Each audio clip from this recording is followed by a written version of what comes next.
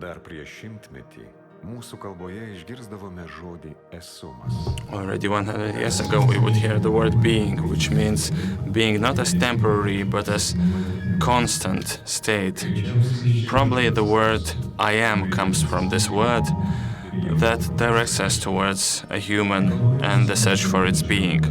The co-students of Mr. Čiurlionis in Warsaw and Leipzig have told numerous stories that the famous Lithuanian composer and painter knew how to interpret.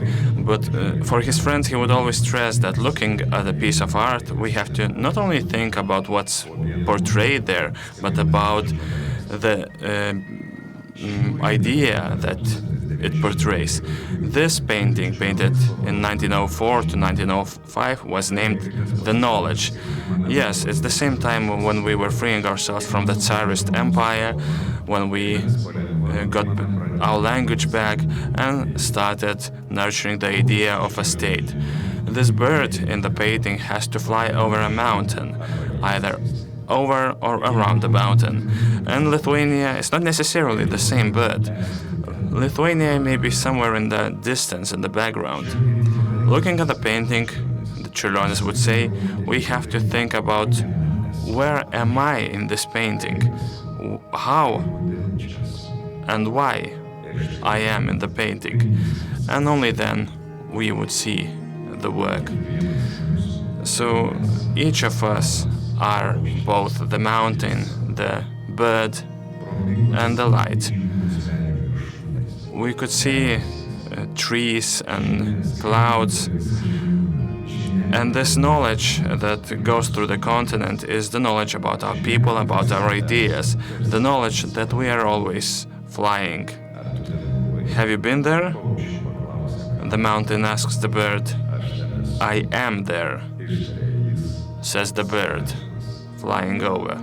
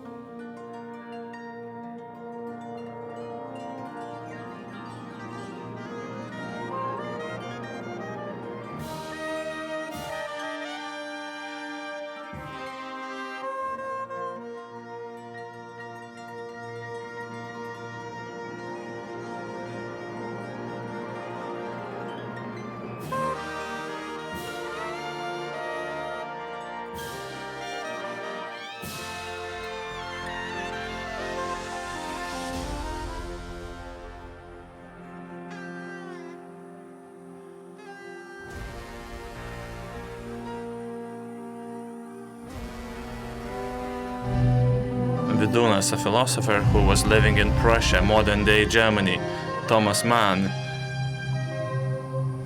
one of the most famous Lithuanian German writers who spent his summers in the Curonian Spit in Lithuania.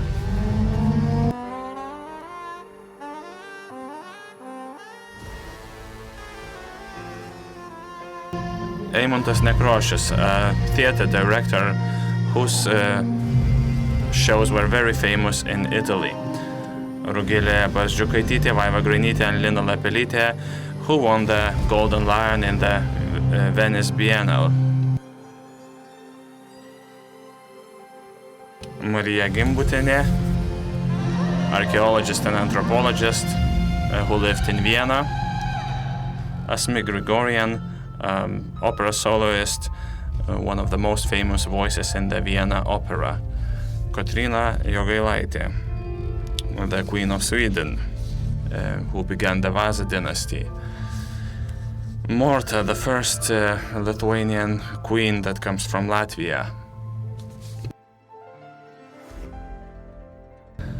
Liudvikas Rėza, a Lithuanian folklorist who also collected folk material in Latvia.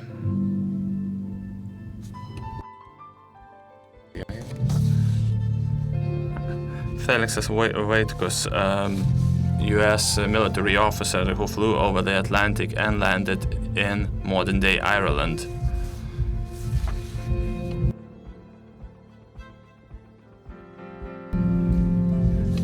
Petras Avižonis, who was one of the most famous professors in the Tartu University in Estonia. Cyprus, Dalia Staponkutė, a modern writer who lives in Cyprus and has published a novel, Vivat Regina. Arvydas Sabonis, a famous Lithuanian basketball player who won multiple awards of the Spanish basketball championship. Mečislavas Rainys,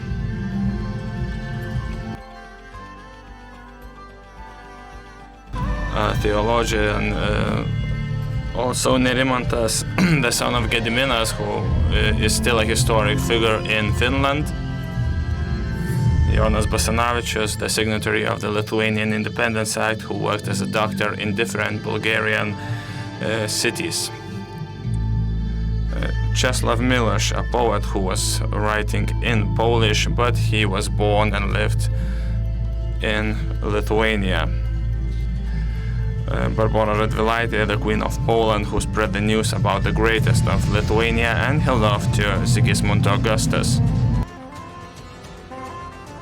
Oskaras Milašius, a Lithuanian poet and diplomat who wrote in French and spread the news about the ties of the two countries. Romain Gary, one of the most famous French writers, who was born in Vilnius, Lithuania.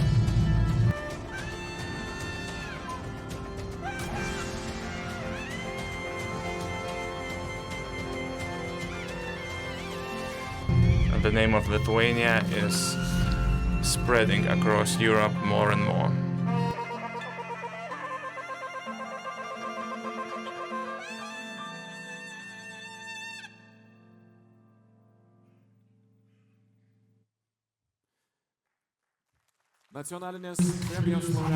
The laureate of the National Cultural Awards, saxophonist Petras Vyšniauskas, a jazz pianist Paulius Zdanavičius, and Aistė Bružaitė, who is playing the Lithuanian national string instrument.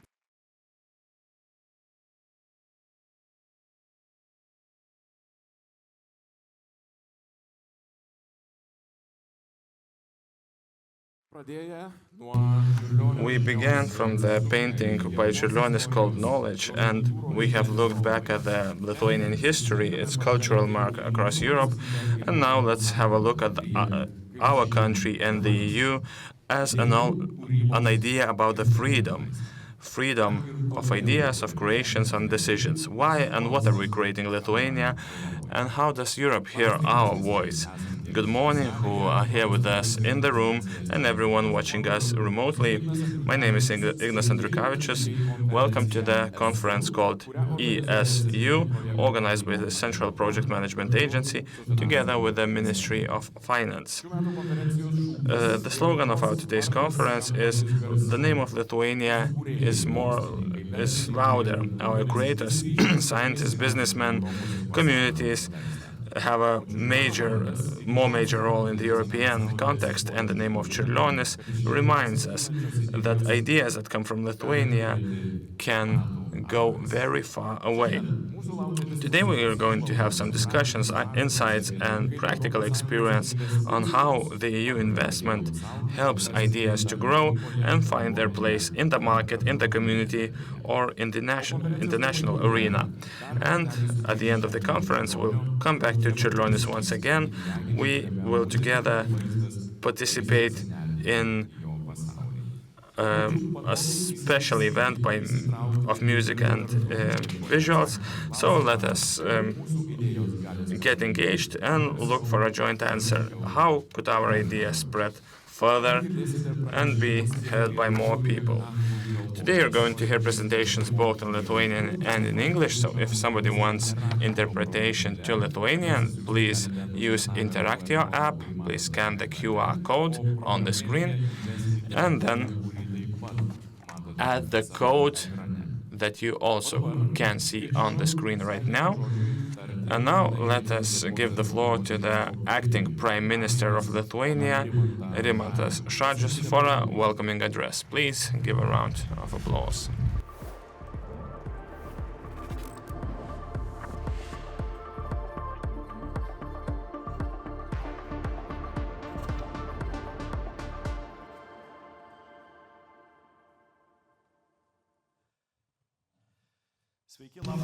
Good morning. Quite an impressive event that reminds us of the 150th anniversary of Mikalojus Konstantinas Čiurlionis that we celebrated this Monday. We have some very distinguished guests. Therefore, let me begin my speech in English. Honorable Vice President of the European Commission, honorable ministers, dear friends, dear colleagues, today is an important occasion for us to gather together and to talk about European investment and in particular, of course, cohesion policy, which everybody now knows what it is. But, dear Vice President, dear Raffaele, believe it or not, it was 22 years ago when I started my political career, the Minister of Social Affairs, that we were sitting together with my colleagues, scratching our heads and trying to properly translate this Brussels jargon into Lithuanian. We struggled with the words like mainstreaming. I still don't know how to correctly translate it into Lithuanian, but cohesion was one of the words that we didn't know how to adapt to Lithuanian reality, how to adopt to our language. 22 years have passed, and then at that moment we dealt with the first period of European financing.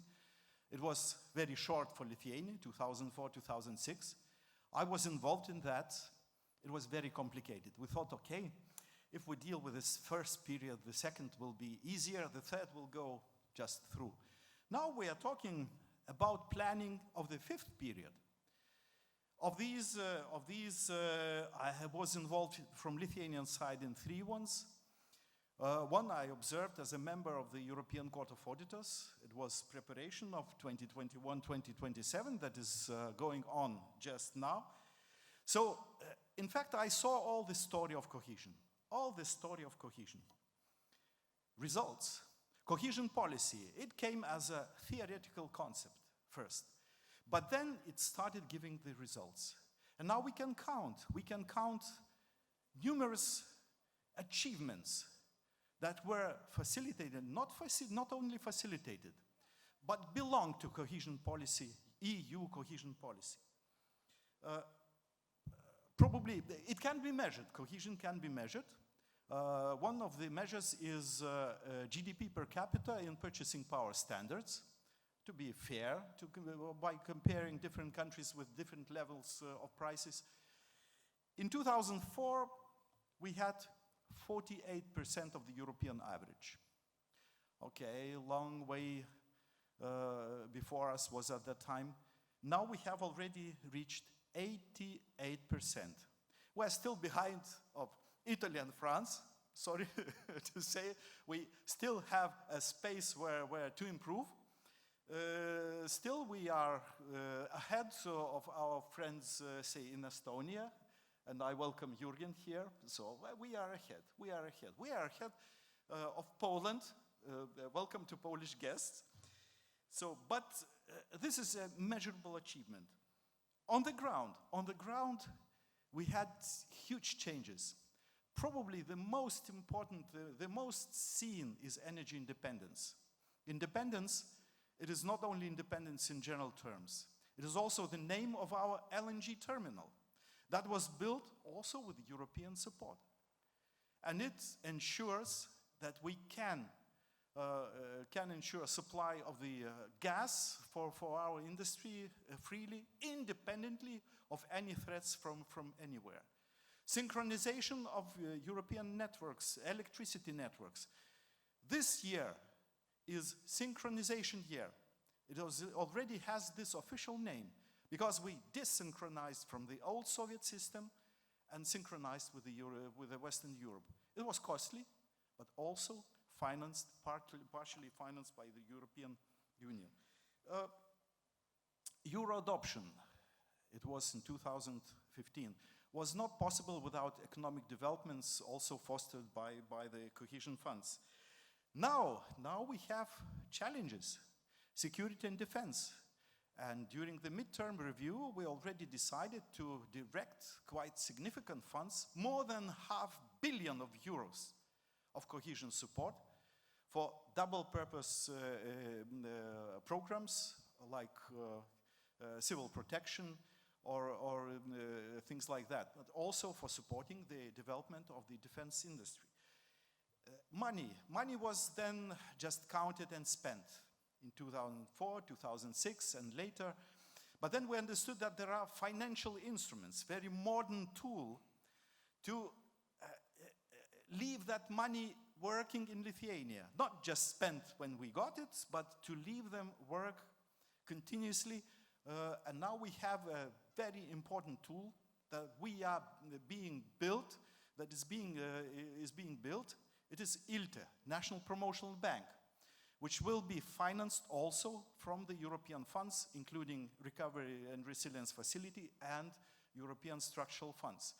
And this money will already turn as a blood in our organism. So achievements are there. But what is the meaning and the importance of the cohesion policy? Of course, without it, we couldn't have these achievements. But it was invented as a single market tool to ensure that less developed regions in the European Union would be able just to purchase products and goods produced by richer countries. Yes, it works this way. It works this way, and I illustrated this by our purchasing, the GDP per capita in purchasing power standards terms. But it is not only that. Not only that. One amazing thing that I learned myself, how small amounts of money in terms of thinking of, say, German economy or French economy or Italian economy can produce magical effects, magnificent things, like research centers in Saulėtekis here in Vilnius. And I think, dear Vice President, you will see something also during your visit to the regions of Lithuania. I have you a very busy agenda today. And of course, peer pressure as a soft European power, but in a good sense, just pushing us to spend money wisely, not to waste it. It was also very important to have. It changed completely the management of our budgetary resources in Lithuania. I should admit this very clear fact. Now European money, European funds are part of our Lithuanian budget, and our Lithuanian budget is under the same strict control conditions as European money. And last but not least, and probably the main issue, now European countries, Lithuania and EU, Lithuania and other European countries are unimaginable separate from each other. Unimaginable. And this is real result, real integration of this big Western world. And this is fundamental. Dear Vice President, dear friends, this is fundamental. Not the rest, which is, in the same Brussels jargon, can be called technicalities. The rest is technicalities. And this is the main reason that cohesion policy should stay, even if Lithuania will not be so favored by cohesion money, differently from other parts of the European Union, and mainly I would say Ukraine that is planning to join our family. And we will need resources to support Ukrainian economy and to support Ukrainian development. So, needs are not gone. Needs are not gone. We are frontier state. Unfortunately, and this is a real economic fact, the needs of a small country in security area are always disproportionately high compared to other countries in the European Union. So it is absolutely impossible to stay secure as European Union without having the instruments that would ensure this collective effort of ensuring security, of financing defense. This is my last appearance before the audience as a Minister of Finance of Lithuania, as a Prime Minister. Let me shift to Lithuanian. Mano paskutinis pasirodymas kaip finansų ministras. My last performance as the Minister of Finance, as an acting Prime Minister, and I see many people sitting in this room who care about these huge flows of money, and that's not a technical task. The money turns into the beauty, strength, economic development and maturity of the society of our country, and it must stay this way. Thank you, enjoy the interesting discussions, and have very useful insights.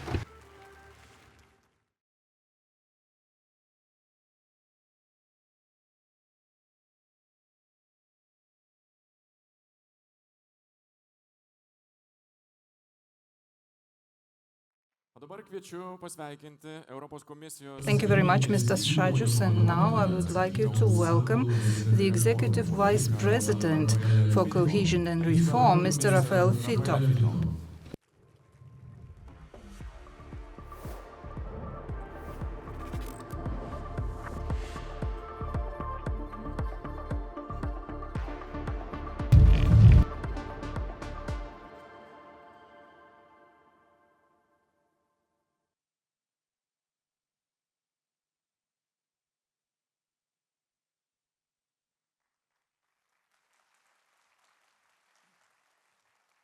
Good morning,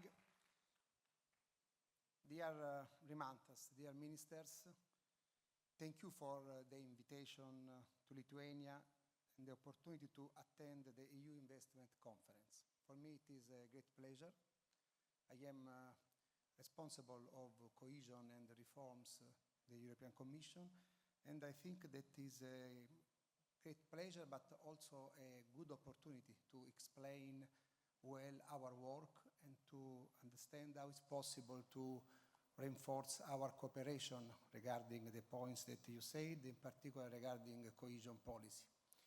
It's important also to mention that I have, together with Commissioner Dombrovskis, the responsibility also regarding RRF, and under the Executive Vice Presidency, I have also the role to coordinate other three commissioners: the Commissioner for Agriculture, the Commissioner for Tourism and Transport, the Commissioner for Fisheries and Blue Economy. I think that it's important to underline this responsibility because this is a new approach of the European Commission regarding this point, to have a common vision also regarding cohesion and all these matters.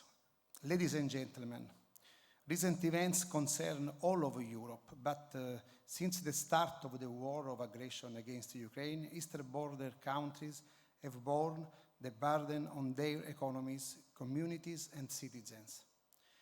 And as President von der Leyen said, we are in a fight for our values and our democracies, a fight for our liberty.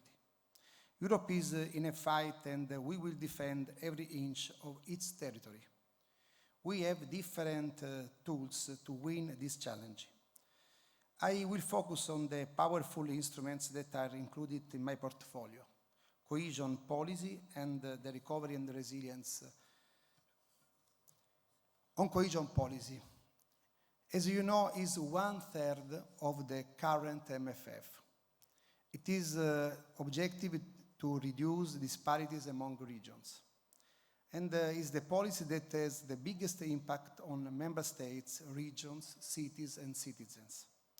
This is why my first act at the start of my mandate was to open a dialogue, as you know, and I met with all the European ministers responsible for cohesion policy. During my missions in the member states, I met also presidents of regions, local authorities, and stakeholders. Everywhere I heard the same message: cohesion policy must continue to provide tailored solutions. And at the same time, challenges and the needs are evolving rapidly. So if we want to have an effective cohesion policy, we need to modernize, make it more flexible and simplified. And it's important to start from the first proposal of the new European Commission. We adopted the midterm review package, already entered into force, to respond quickly and effectively to emerging challenges. From now to December, will be possible for the member states to present the midterm review, to change the current programs and to adapt the programs to the new priorities. Why? Because the current programs were discussed between European Commission and the member states between 2019-2021, because the partnership agreement between the member states and the European Commission were signed in 2022. But the world is changed. It's not possible to use the resources with the old decisions. And for this reason, we create the condition to open this important dialogue. Last week, we closed the procedures at the European level with the Council and the European Parliament. And now we have an important opportunity, because it will be possible also to readapt the programs at the new 5 priorities that we decided together with all member states. The new 5 priorities are competitiveness, more investment in strategic technologies and support for companies, because growth and cohesion go hand in hand. Energy transition, focus on energy interconnectors and recharging infrastructure. Affordable housing, affecting mainly the cities all over Europe. Water resilience, again, this is a territorial issue. We have seen regions facing water scarcity while others are affected by floods. Defense, this is an important news. Defense, we propose that the member states and the regions can use cohesion funding to support certain defense actions. For example, this can include support to companies in the defense sector or critical infrastructure protection, especially for the dual-use project for civilian and military scope. These emerging priorities will be supported by higher co-financing and pre-financing rates, longer implementation periods, and simplified funding options. The elements of simplification and flexibility that we introduced in the midterm review are reflected in the proposal for the next multi-annual financial framework presented by the Commission last July. The proposal simplifies the EU budget structure. The new framework will mobilize for the national and regional plan nearly 781 billion, 296 billion for direct support to farmers, 34 billion for migration and border management, about 450 billion for cohesion, rural development, fisheries, and other objectives. Importantly, the plans keep the 3 categories of regions: less developed regions, in transition, and more developed regions.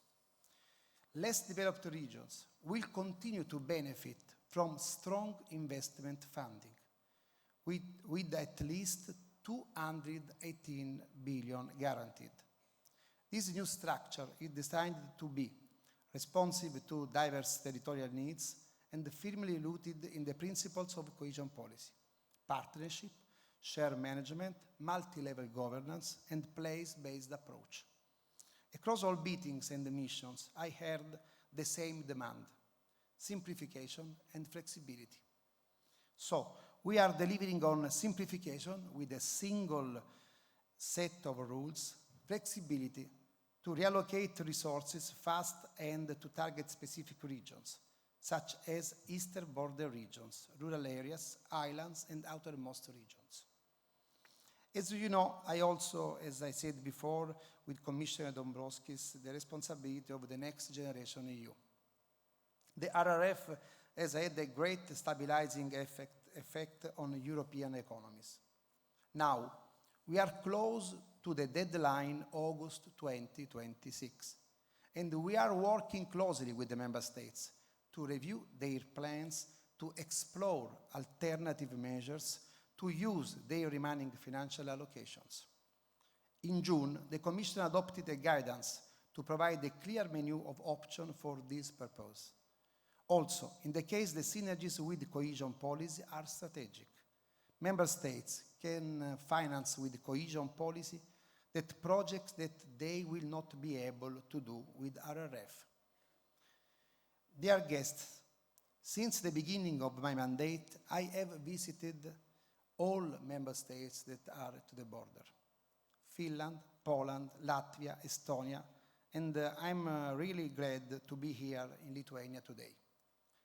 In each of these countries, I have made it a priority to visit not only the capitals, but also the border regions. In fact, after the conference, I will go to Medinka and at the border with Belarus. For me, visiting this place is essential, because only by seeing the situation on the ground, we can fully understand local needs and design tailored solutions. This region faced the dual challenge of strengthening security while revitalizing their economies and societies. Supporting them is a top priority for this Commission. Lithuania and other regions bordering Russia and Belarus are under growing pressure, especially in recent days.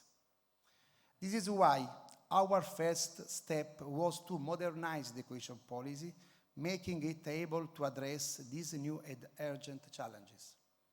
Secondly, in June, we launched together the Pact for Eastern Border Regions. In Poland, during the Polish presidency, the conference in Bielorussia, together with Minister Pelczynska-Nalec and many of you, we launched the Pact for Eastern Border Regions.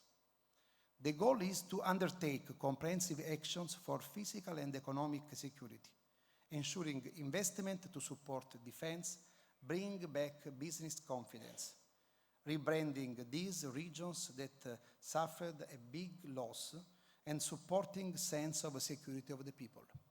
The pact is the result of your input, suggestions, and the meeting we had in the last months with ministers and stakeholders. Last week, we closed the call for evidence. We are very satisfied with the number and the quality of contribution, for which I thank you all. Our goal is to adapt a Commission communication ideally by the end of this year or early 2026. Dear guests, nowhere the strategic context following the invasion of Russia against Ukraine is more tangible than along our eastern border. These regions are deeply important to the Commission, and supporting them is one of my priorities from the very start of my mandate. The eastern border regions do not represent national borders, but they are European borders. Our action in these regions plays a key role to defend our common European values. Our duty is to ensure that the people in these regions feel safe, protected, and supported. Our goal, written in my mission letter, is to guarantee to European people have the right to stay in places that they call home. And we started from eastern border regions. The Commission will continue to work together with you to deliver a strong, coordinated, and lasting response. I am therefore grateful to the Ministry of Finance for organizing this important conference, and I'm sure that it will be possible to continue together our work to guarantee the perspective and the future for all citizens of these member states, but all Europe. Thank you very much. Thank you, Mr. Fitto.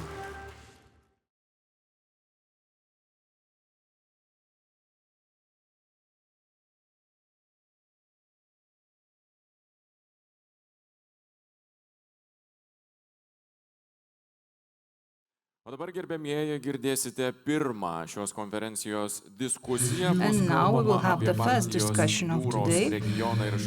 We will speak about the cooperation in the region and the Baltic countries, which strengthens our resilience and deterrence. Cohesion policy is extremely important. It helps reduce regional disparities, creates bridges between communities, and ensures innovation into our joint future. We will discuss these issues, and the panelist will be Janusz Kizenevich, the Vice Minister of Finance, Jurgen Ilnev, Minister of Finance of Estonia, Jānis Upeneks, Parliamentary Secretary of the Ministry of Finance of Latvia, and Margarita Šešelgytė, Vilnius University Professor from the International Relations and Policy Institute, will moderate the discussion. The discussion will be held in English. Those of you who would like to listen to interpretation into Lithuanian, please switch to Interakcija.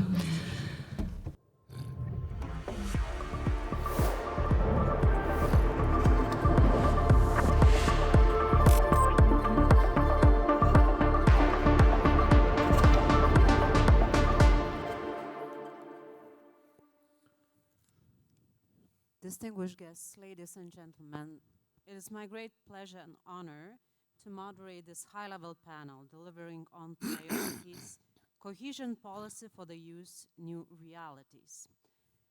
In fact, the EU stands in a very crucial moment at the geopolitical crossroads. We see the global power shifts. Asian and global southern countries are rising. We face turbulence at the transatlantic relations. The technologies are changing. The changing climate is challenging us. And we have a major war in Europe happening just across our borders. During this difficult time, it is very important for European Union to choose right. What measures to take to defend itself, to protect its citizens, at the same time stay resilient, agile, and competitive to be able to compete in the new world that we are facing. And finances are very important in this regard, how the EU will program its future finances to deliver on the priorities that it has. European Union, European Commission just tabled new multi-annual financial framework for 2028-2034. And as we've heard from Vice President of the Commission, introduced several changes. It tried to simplify structures, to integrate policies into a single fund, to strengthen the EU's capacity to respond to crisis, to make European Union more effective, more resilient. We've heard that changes were proposed also in the cohesion policy, which is one of the most important policies of the European Union, alongst with the agricultural policy and others. And these changes are very important because on one hand, the mission of this policy is to ensure the balanced development and solidarity, but also to provide tailored and effective solutions for the future of Europe. European regions face different challenges, and we know that our region has a number of particularly important challenges that we are facing. On one hand, we live in a very, very precarious neighborhood with two, in fact, countries challenging our security, drones flying over our territories. Constant hybrid warfare is happening in Lithuania, Latvia, and Estonia, where our adversaries are challenging our societies, interfering into our information space, challenging our cybersecurity. We face the security challenges, but at the same time we have to develop our economies. And these challenges affect our tourism, they affect the foreign investment that we have. So we look at the European Union for certain particular tailored solutions to help us to face these difficult problems posed by external adversaries, but also internal challenges that we have. So today, in this particular panel, we'll go through the challenges that our region is facing, what the EU is proposing, how to tailor the EU proposals to make us more resilient and more capable of responding to the geopolitical challenges, but also to the internal problems that we're facing because of those challenges. And my first question to all the panelists will be, knowing the proposed changes by the Commission in the cohesion policy, what would you see, what should be the major priorities in this new multi-annual financial framework for 2028 to 2034 in terms of cohesion policies? What priorities and what challenges do you see, and what priorities should Baltic countries and should European Union make in terms of cohesion policy? And I start with our guests.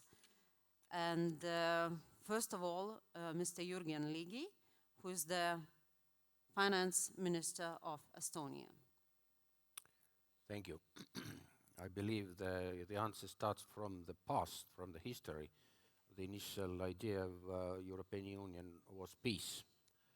And we know there is war in Europe now. And the idea of cohesion policy is very much about overcoming imbalances and disadvantages member states have. And new disadvantage and the imbalance has clearly come out from this situation. That is, border regions are affected most acutely, though security is common and the whole Europe has started to understand that there are just not eastern borders and every others shouldn't have problems with countries like the Baltics and specific problems. Now, a good thing is that Europe has started to use right words about the evil, the aggressor, and about changing policies. But of course, it has to be covered with the resources as well, those words, and it has started. Europe has shown some flexibility, besides the right words, in funding. We have started to reallocate European funds to defense-related issues, but a lot more has to be done in the next period, of course. We believe MFF amount should be increased. Much more should be directed to security issues, to helping Ukraine, to military mobility, to cross-border transaction. That is what should be probably the directions. But when Raffaele mentioned the Border Region Pact, he didn't mention anything about the additional resources. That pact should be covered as well, because we have a lot of our own ideas how to spend, but do not have that much ideas what to spend. So I think Europe has shown the ability to change, but we must go on and be more focused. Once more, the initial idea of Europe is peace and security. Thank you. Thank you very much. And peace is indeed very important pillar in the European Union, and from this part of the region we see that we are extremely challenged. Our security is challenged, but I believe the other regions also face multiple challenges. Of course, I should have mentioned the results for economy and social things as well, but not the only difference. Thank you. Mm-hmm. So the border regions. So these different these challenges and economy and social challenges are experienced all over Europe, and we know that with the money it's a pie that should be divided, and every country of course has its own priorities. I just returned from the Black Sea, and the Black Sea countries, I've been in Romania and Bucharest. They also face a number of challenges related to security, but also related to issues like migration, etc. And I'm just wondering, and my next question probably will be still for Mr. Lygi, what challenges do you see in the negotiations between the European countries? Where are the major dividing lines? Can you see already some potential disagreements? Well, there are still local interests. As you mentioned, the Mediterranean has different pressures than the Baltics. There are also net payers and net receivers still. I, of course, should have mentioned that cohesion policy is not that much about lower prices of Lithuania and higher income of Estonia. Rimantas mentioned that Lithuania is ahead. I add that we are also ahead in incomes, but the cohesion policy is about disadvantages and imbalances. Clearly, Mediterranean has got different situation, where we should show our empathy and understanding that it's not just far away from the Baltics, but nowadays still the evil is more clear, the main enemy to the free world is in the east, and maybe this is not the main challenge anymore, but still, the countries, the net payers probably think more about limiting the expenditure instead of redirecting the European policy to the most urgent problems. Thank you. Thank you very much. Now I turn to Mr. Upenieks, and could you please reflect also on the potential priorities and challenges of the future cohesion policies or the proposal that Commission laid on the table? What do you see the challenges and what should be prioritized? Yeah. Good morning, ladies and gentlemen. Nice being here today with you. And yeah, the European Union is facing a wave of challenges at the moment. As we discussed already, it is war at our borders, climate change, high energy prices, uncertain international trade order, advancement of new technologies, and relatively low productivity that we are facing. Political divisions that questions the usefulness of international organizations, the urge to tackle challenges alone by states rather than in community. But faced with so many challenges, I think the cohesion policy should be razor focused on its core mission to support less developed member states and regions to grow and converge with more developed countries in Europe. And as we have seen now in the context of war, the convergence towards Europe is struggling. And this is needed to strengthen the internal market, the foundation of European Union competitiveness. The convergence process has increased the overall economic potential of Europe by increasing the productivity of all the people, irrespective of where they live. A functioning cohesion policy is important for overall European Union competitiveness and prosperity. We have seen very good results in Latvia from cohesion policy. Our GDP is by almost 10% higher this year than it would be without European Union funded programs. Cohesion policy has a very tangible impact on productivity increases. From the perspective of Latvia, we would like to achieve at least 80% of European Union average measured in GDP per capita when we will be discussing the EU budget post 2034.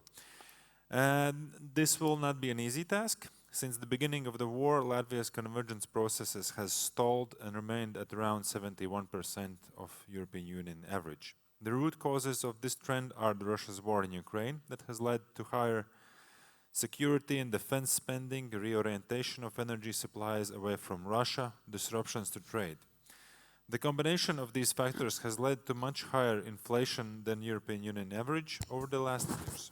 This puts pressure on Latvia's competitiveness in all Baltics in total. At the same time, we face unfavorable demographic trends that makes the task of further convergence even more challenging. So it is important that cohesion policy recognizes the asymmetrical impact of the war and demographic trends, especially in the countries bordering Russia and Belarus. Our government has done a lot to ensure that Latvia is a good and safe place to invest and develop businesses. And this is done by investing much more in security and defense capabilities while safeguarding the sustainability of public finances and clear communication. The task is still ahead of us. Reduction of administrative burden for businesses, better access to financing and capital businesses, improved effectiveness of public spending, broad investments in human capital that include education, healthcare, labor market participation, investments in security, energy independence, innovation and business support that leverages private investments, regional development, strengthening of transport security sector and connectivity. I believe if cohesion policy is in place to support these processes and broad investments in Latvia, we will be on a good way to achieve our objectives and continue to move forward with our journey towards a more prosperous country for our citizens and stronger European Union overall. Thank you. If you could name two areas which are by far the most important for Latvia and where you would say, put your priorities on those two areas and fight in the European Commission for those priorities?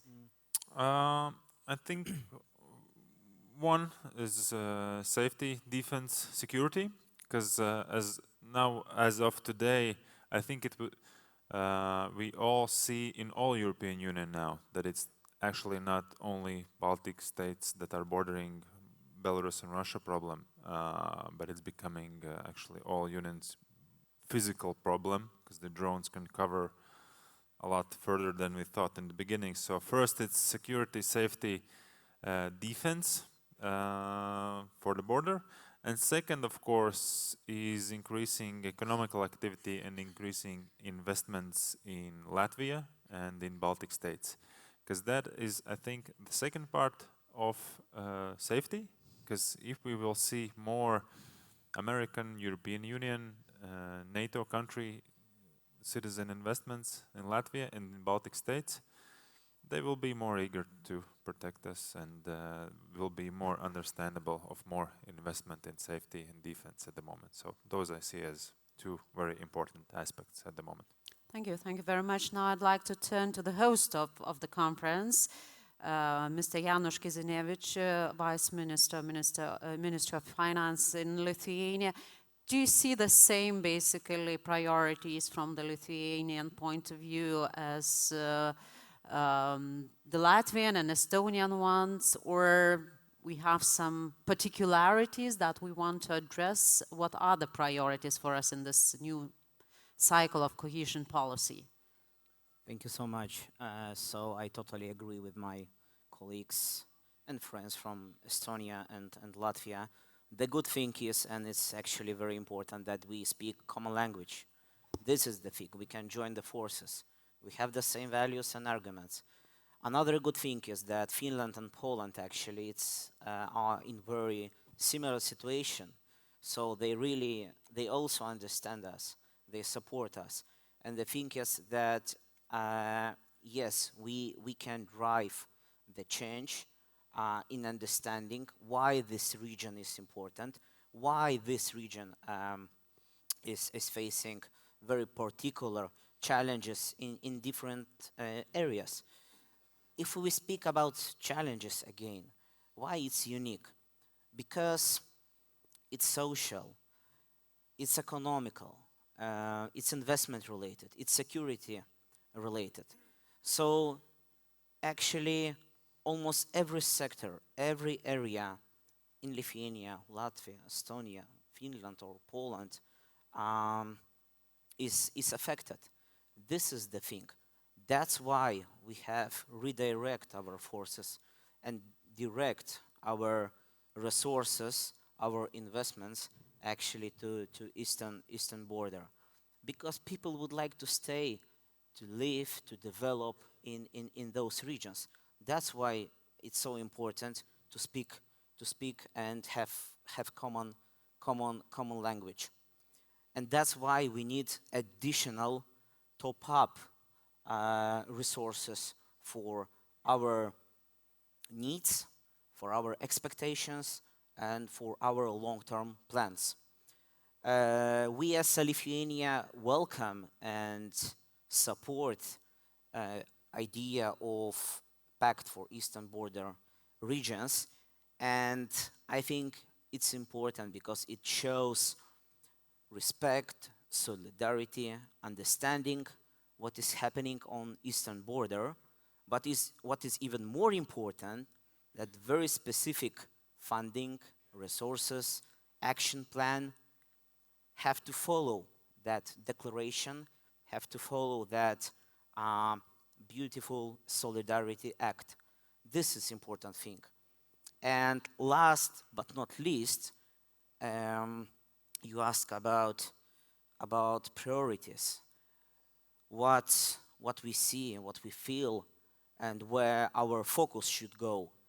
So I think top priorities for the next cohesion policy period should be resilience and security. So my colleagues also share this idea.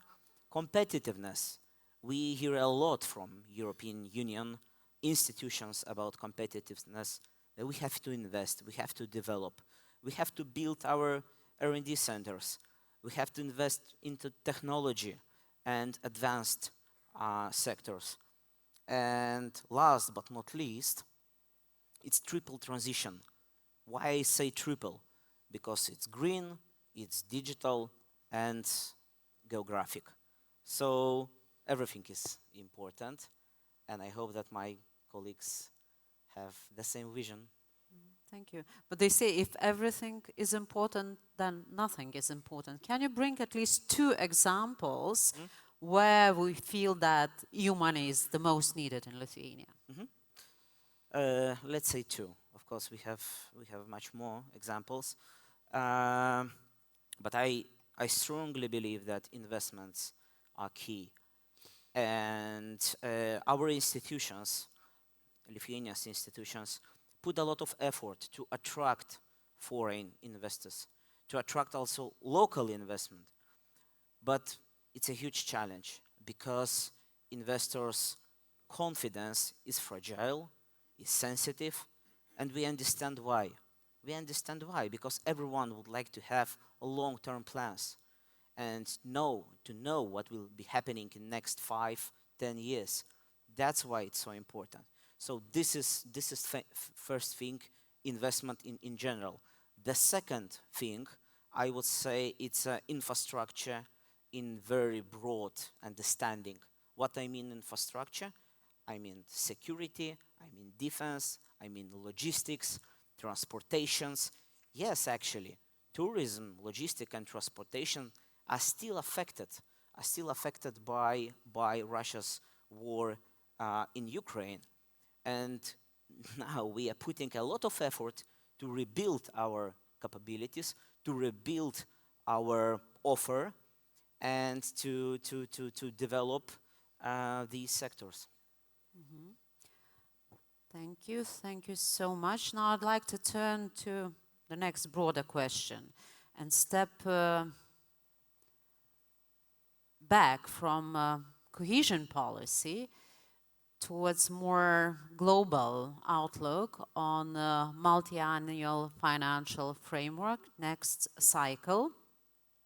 We've heard from the Vice President of the Commission that certain reforms have been introduced or should be introduced, or will be introduced in this new framework. They were trying to simplify the structures, integrate policies under a single fund, merge some policies. And of course, the reforms should be effective and bring the best result. Probably, as very often in European Union, there will not be a country who wins everything. Everyone has to lose a bit and to win a bit. So looking from the more bird's view, global perspective, what is needed for the European Union in terms of the reforms to reform its financial framework, financial programming? What are the core elements of these reforms that you could point from the general European perspective, not looking on particular member states? And I, again, would like to start with Mr. Ligi. Thank you. I'm afraid Rafaela has used all the necessary words already about this, and there is nothing left for me, but I have to repeat that I believe the big change here is flexibility.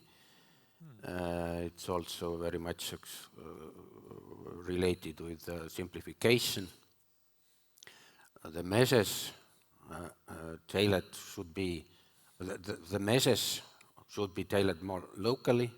You also mentioned it very correctly. And in this company, we once more, and not only here, have to stress the border problems. We have much more direct pressures on military issues, on social and economic problems because of the war and because of cutting us away from Russia. But still, it is not a local issue, it is European one. Thank you. Thank you. What is your perspective on that? Yeah, a few more aspects. Of course, it is evident that different member states and regions will have different starting points and different needs to ensure for their economic development. So cohesion policy should respect this, and this means broad investment options without unnecessary limitations and specific earmarks.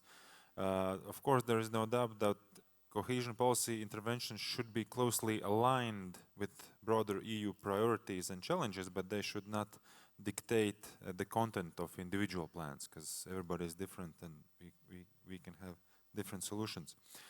Second, of course, the need for structural reforms makes full sense, but the tricky question we need to answer here is the discussion on reforms is how to build the incentive mechanism in a way that it respects the member states' competency and democratic processes.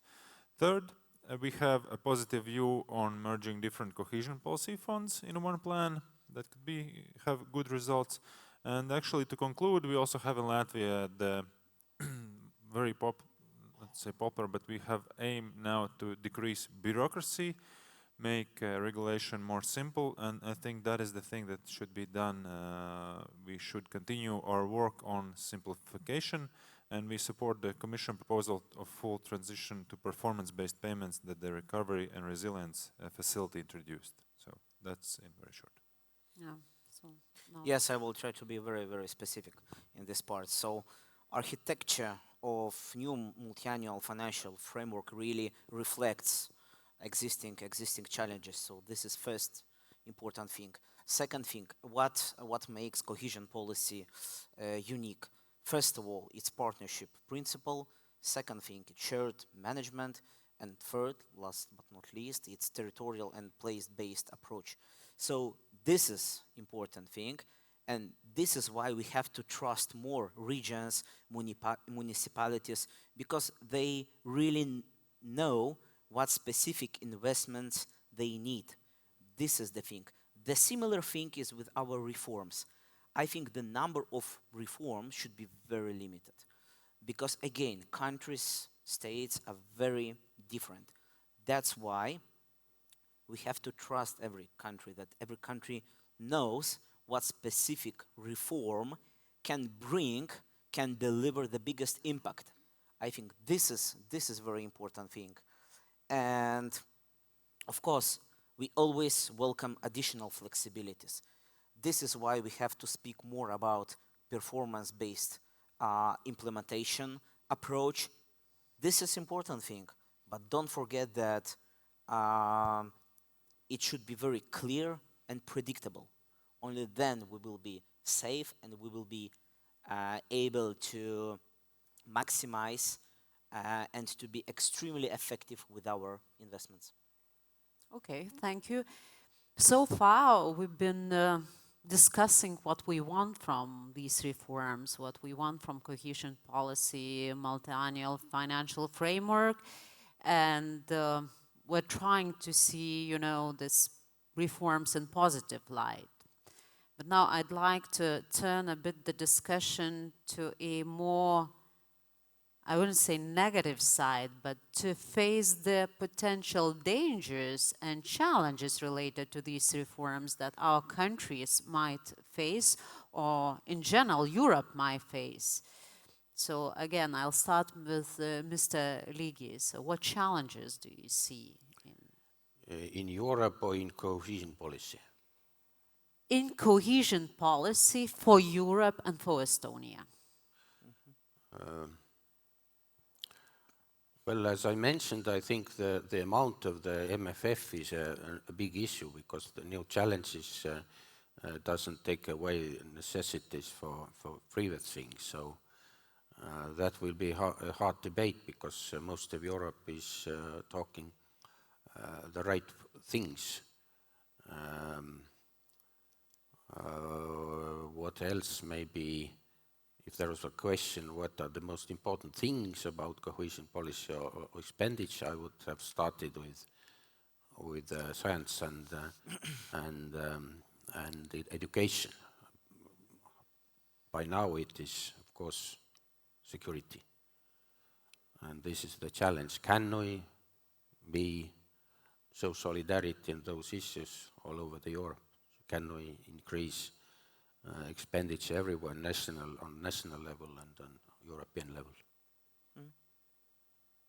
So who is the most against that? Because it's a sort of it's universal. Everyone should agree. In expenditure, in budget, you can see huge differences. I wouldn't mention anyone. Certainly, the enemies are not sitting around me.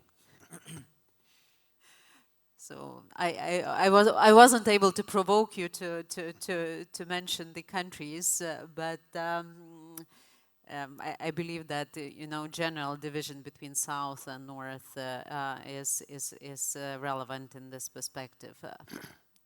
Mr. Upenieks. Yeah, some challenges. First, I think we should introduce more flexibility, less bureaucracy and strictness, because need for reforms is very important. We can create solutions, but sometimes we need more space to create the best solutions. And second, I think we need more focus on the objectives, what we want to achieve. Like for the cohesion policy, it is economic, social, and territorial development of less developed member states and regions, and all the actions should flow towards this objective. Okay, I will share two quick things. First of all, I have a joke.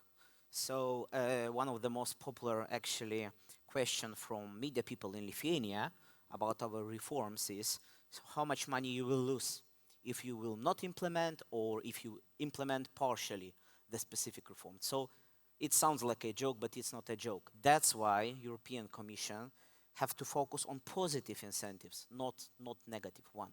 I think this is important thing. Second thing is that we really need transformation. We really need simplification. We really have to beat our bureaucracy.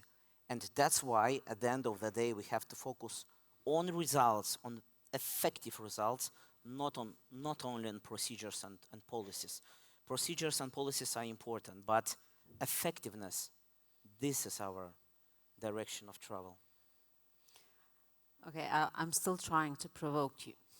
So, a short question. I'll frame it in a different way. What Estonia, Latvia, and Lithuania is the most afraid to lose in this new cycle of multi-annual financial framework? I don't think we are cowards, but we are very much afraid of anything. We are. Where you will fight the most? That's the question. We have ambitions. Estonia is ready to increase the budget to meet the new challenges and to, of course, shift in the qualities in the previous budgets already. When infrastructure, for example, was mentioned, then clearly in the future it has less and less importance, that like things like roads. But in broader sense, it is, of course, pan-European things, infrastructure, military connectivity, such things which are also issues of infrastructure, but more shift should be redirected from, instead of material assets to the immaterial ones. Do you agree? Yeah, I would like to agree. And as colleague said, I think we are not cowards. We are not afraid. But we are ready to do everything that is necessary to create the reforms and to make the reforms. And also in the situation of defense, I think we are ready to stand our ground for all European Union safety and defense, and we just need to work together. If I can choose only one priority, so it's to have enough resources, financial resources from new cohesion policy period for the defense and security. This is top one priority. Thank you. Ukraine.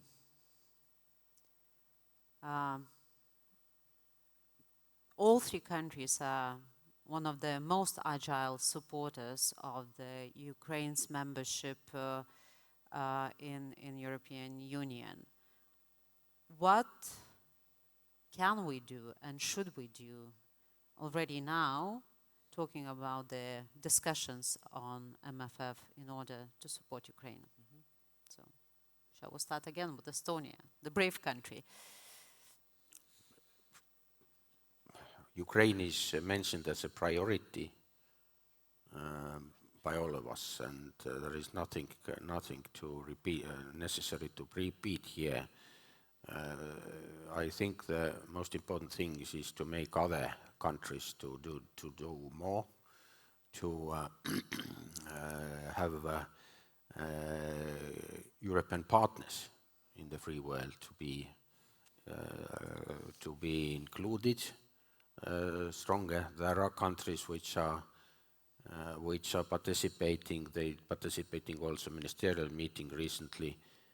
I think it was even last week. Like Canada, Norway. There are others, but who was missing was America. I think our biggest challenge is to make America the leader of the free world again.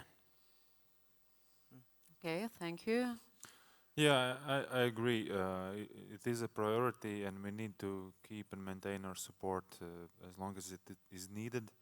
And and we need to also create understanding for other countries more and more what kind of problem is the Russia, Belarus, this whole situation, and to create understanding and necessity for investments in defense and security. Yes, so I think we have to work on two directions. First of all, indirect actions. It's to mobilize our friends and allies in Europe and around the globe. This is the thing where we will be able to ensure that Ukraine will get solid funding, solid support from European Union, from NATO and other international organizations. So these are indirect actions, but direct actions are also very important. A few days ago, CPVA, Central Project Management Agency, opened the first office in Ukraine, in Kyiv.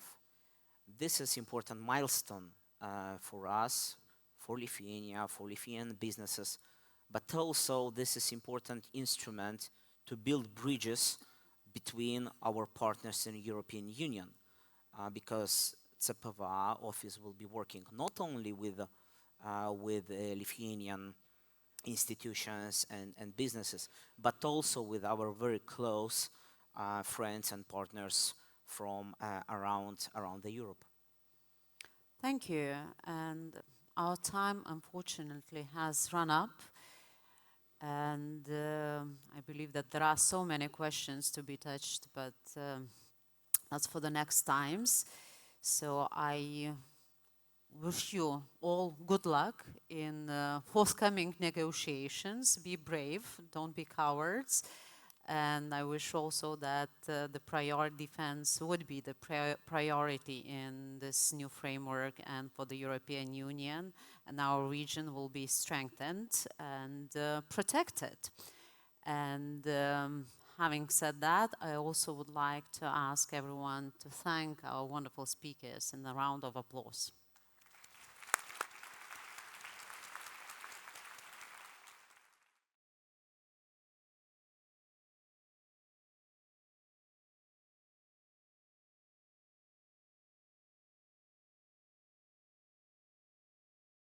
Now let us move on from planning and future visions to specific actions that help us to enable both the state and each of one of us. Now we're going to have a presentation, Building Unshakable Business Resilience in the Face of Geopolitical Risk. We would like to invite Kilisman Murati from the UK, who is the founder and CEO of investment research consultancy Pareto Economics. Hello everybody. Thank you so much. Thank you so much.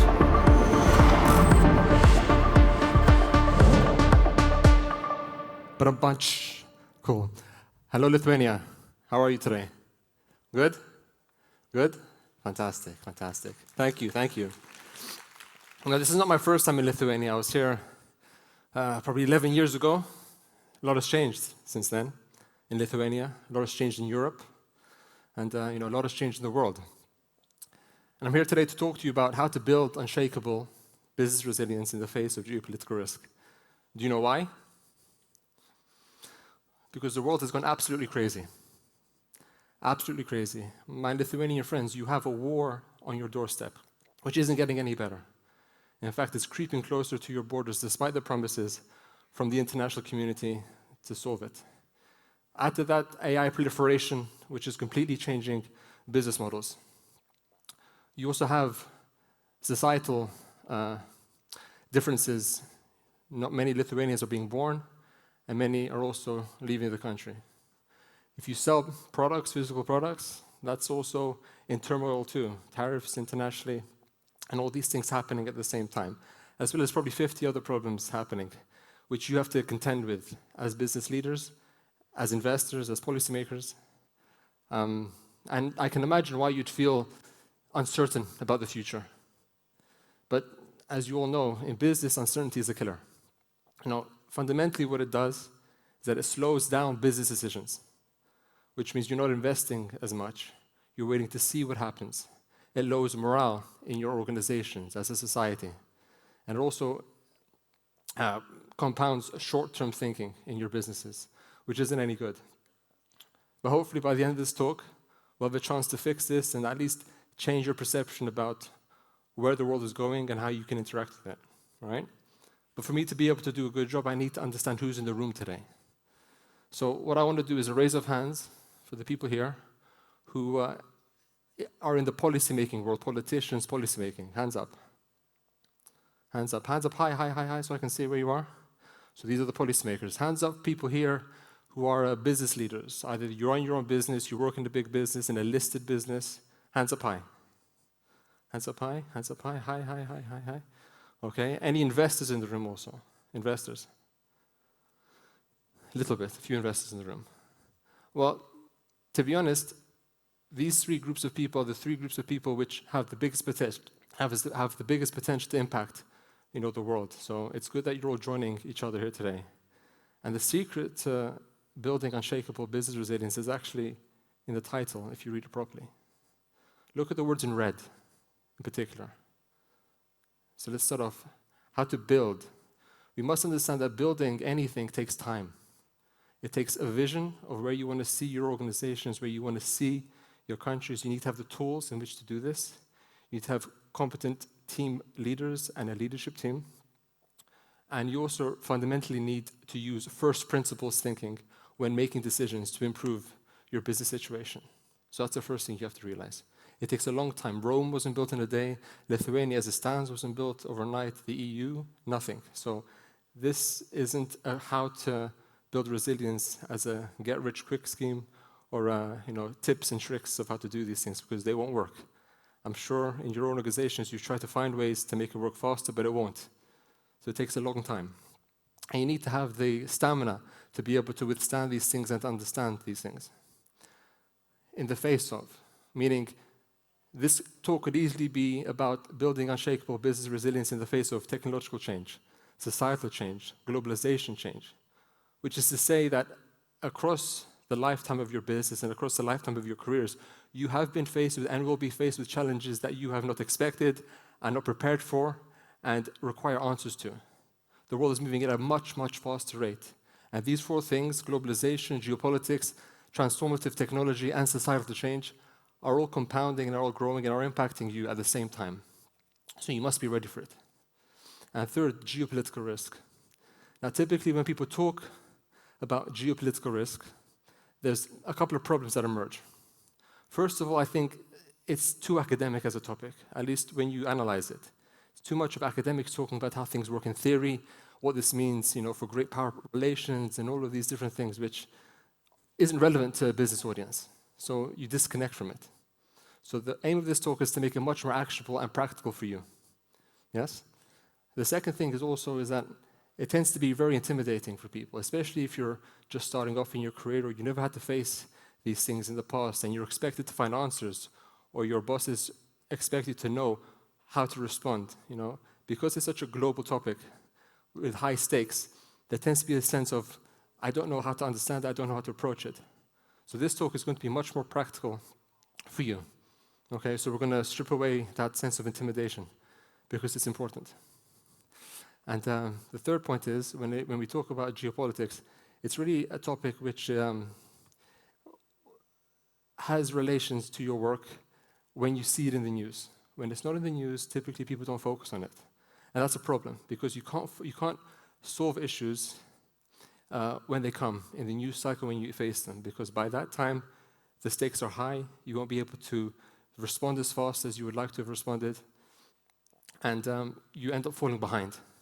So this talk is meant to prepare you so that no matter what happens now and into the future, you're given the tools to help think about these things in a much more clearer way. Because if you can think clearly, you can make decisions more confidently. If you can think clearly, you can make decisions much more confidently.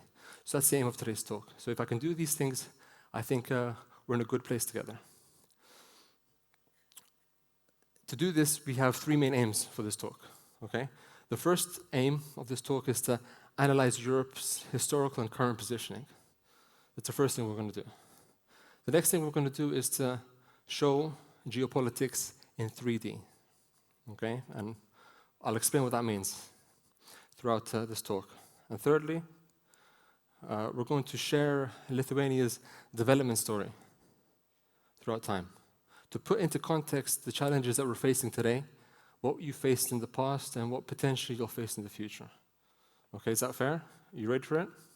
So what I promise to you is that if you give me your undivided attention for the next 23 minutes or so, what I'm going to do is give you the tools which you can use to make sure business decisions are made in a much more confident way. Because geopolitics is something that impacts everyone, and in particular, it's impacted me in my life. Now, this is a picture of me and my daughter, maybe a few years ago. But what I want you to focus on isn't the two people in the front, but what I want you guys to focus on is the building in the back. Because that's where I was born. Where I was born, it was a very volatile time in my country. It was the fall of the Soviet Union, the fall of communism, and the birth of new opportunities and a new political system, economic system. And fundamentally, my family, as well as many of your families perhaps, had a very important decision to make. Now, their decision was, do we stay in our country and experience new developments that we're not going to be used to, we may not agree with, or we may not be ready for, or do we move to new lands, new places, and to see where life takes us there? Many people took the second option. Many people decided to leave, and leave in a hurry. It was a very famous story where an Italian ship docked at a port in my city, in fact. And there, many of my countrymen decided to hop on the ship and force the captain to sail the ship to Italy by force. Through negotiations and through pressures, they were able to do this. 20,000 people jumped on that ship to go to Italy back during the fall of communism. And if you haven't seen what 20,000 people on a ship looks like, it looks a little bit like this. Now you can imagine what went through the minds of the people doing this. The desperation that they faced, and the sense of uncertainty that you may face as a business today, they faced even back then, 35 odd years ago. So Europe is very used to these kinds of pressures across time. Very used to it. But for me, when we moved to the UK eventually, the conversations around our dinner table were never really about the weather or about what's on TV or about sports. They're always about what's happening back home. What are the politics back home, the geopolitics back home, the economics back home. So I was born into geopolitical chaos. So for me, this isn't just an academic practice. This is something we went through, and this is something that I try to answer myself throughout my studies and throughout my work. What drives human affairs? What drives business? What drives the mechanisms of world affairs? Which led me to develop the company I have today, and we advise, governments across the world. We have meetings and we negotiate and we work with, we have the Turkish embassy here, Tunisians, the Canadians, Hungarians, the Uzbeks. There's actually the Lithuanian diplomatic representative in London, for those of you who don't know, South Africans, UAE, and many, many more. And the reason I share this with you is because how geopolitics evolves impacts the world. So you're not in it alone. So when you're looking at Europe and how Europe is facing these issues, we have to break down what do we mean also by Europe, right? Because there is no one Europe by any stretch of the imagination. There's different Europes for different people. What do I mean? We have the Baltics, where you're from. We have the Balkans, where I'm from. We have the DACH region and the Nordic regions, where some of our clients are from. We have the Iberian Peninsula. We have the Mediterranean also, which overlaps with the Balkans. Western Europe, Eastern Europe, Eurasia as a landmass. We also have the Euro-Atlantic.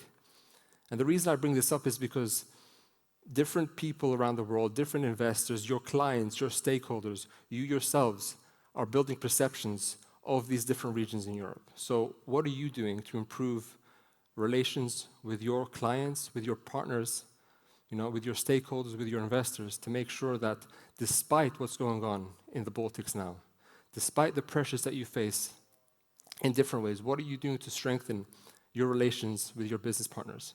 Because that's fundamentally the best way you can build unshakable business resilience, by helping your stakeholders understand what pressures they're going through, right? What pressures you're going through, and keeping communication lines open and building and continue to build a good brand, Lithuania, good brand in terms of the Baltics, so you can withstand these things.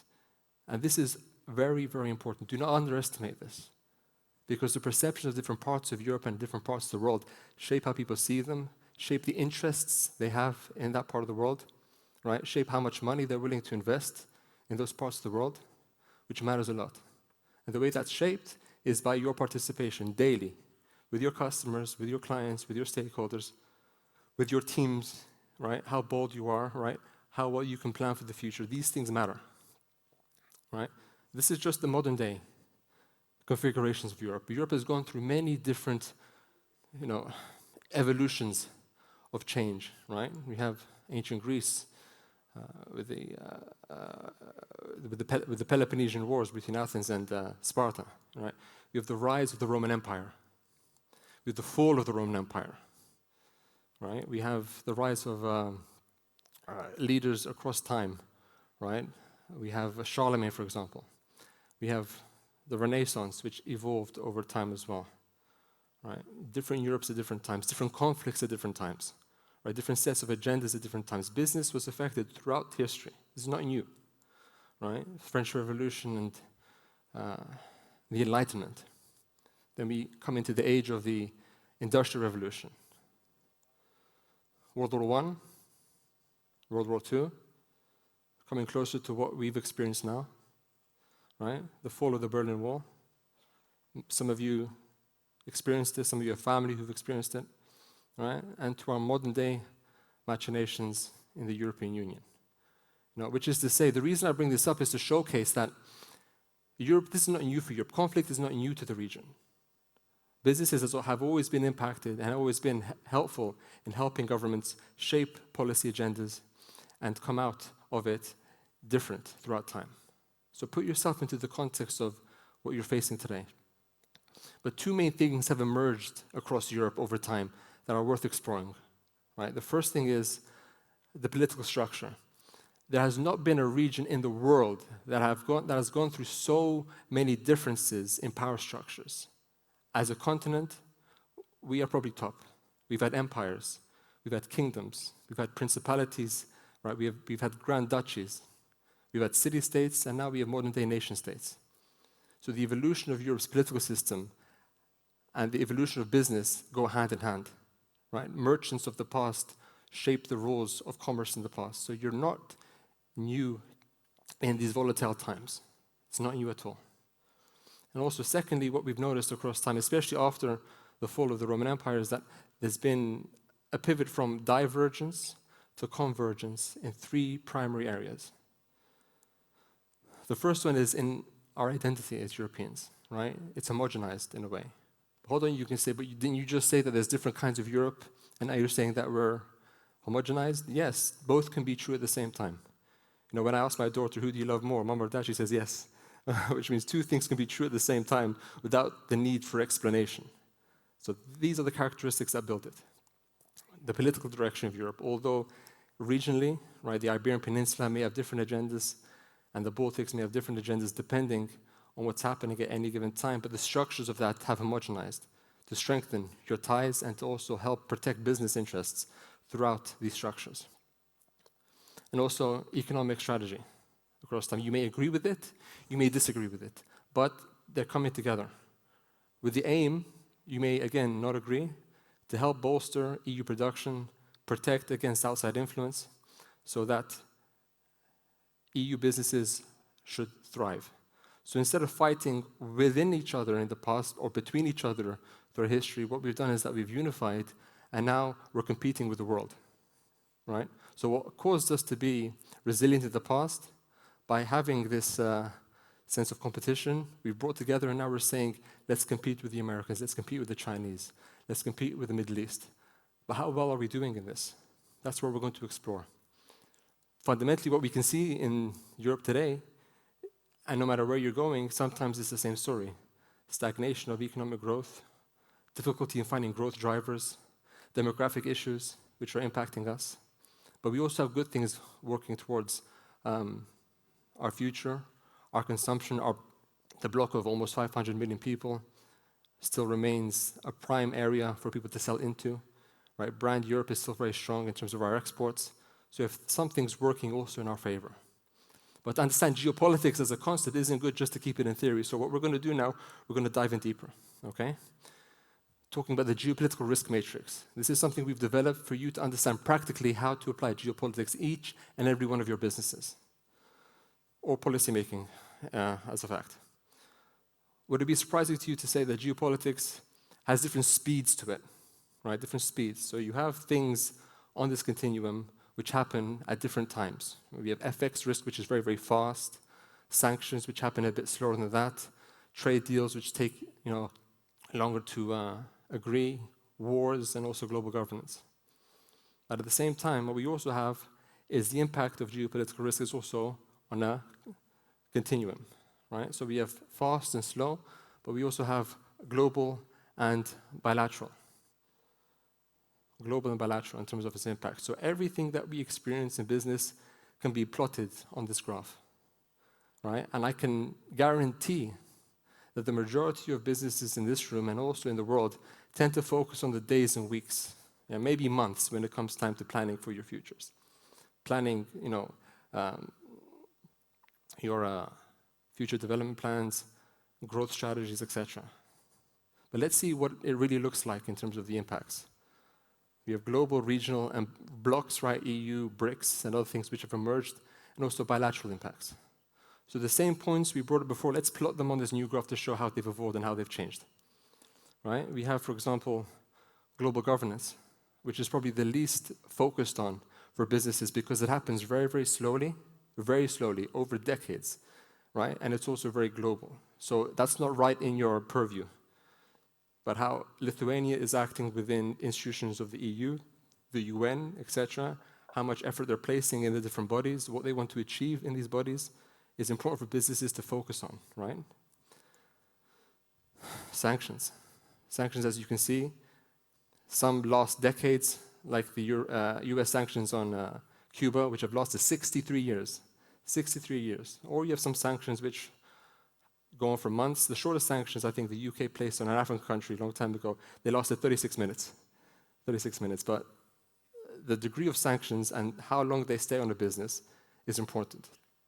Again, they're global to the regional level, which is easier for you to understand as businesses because all you need to do is not do business with them.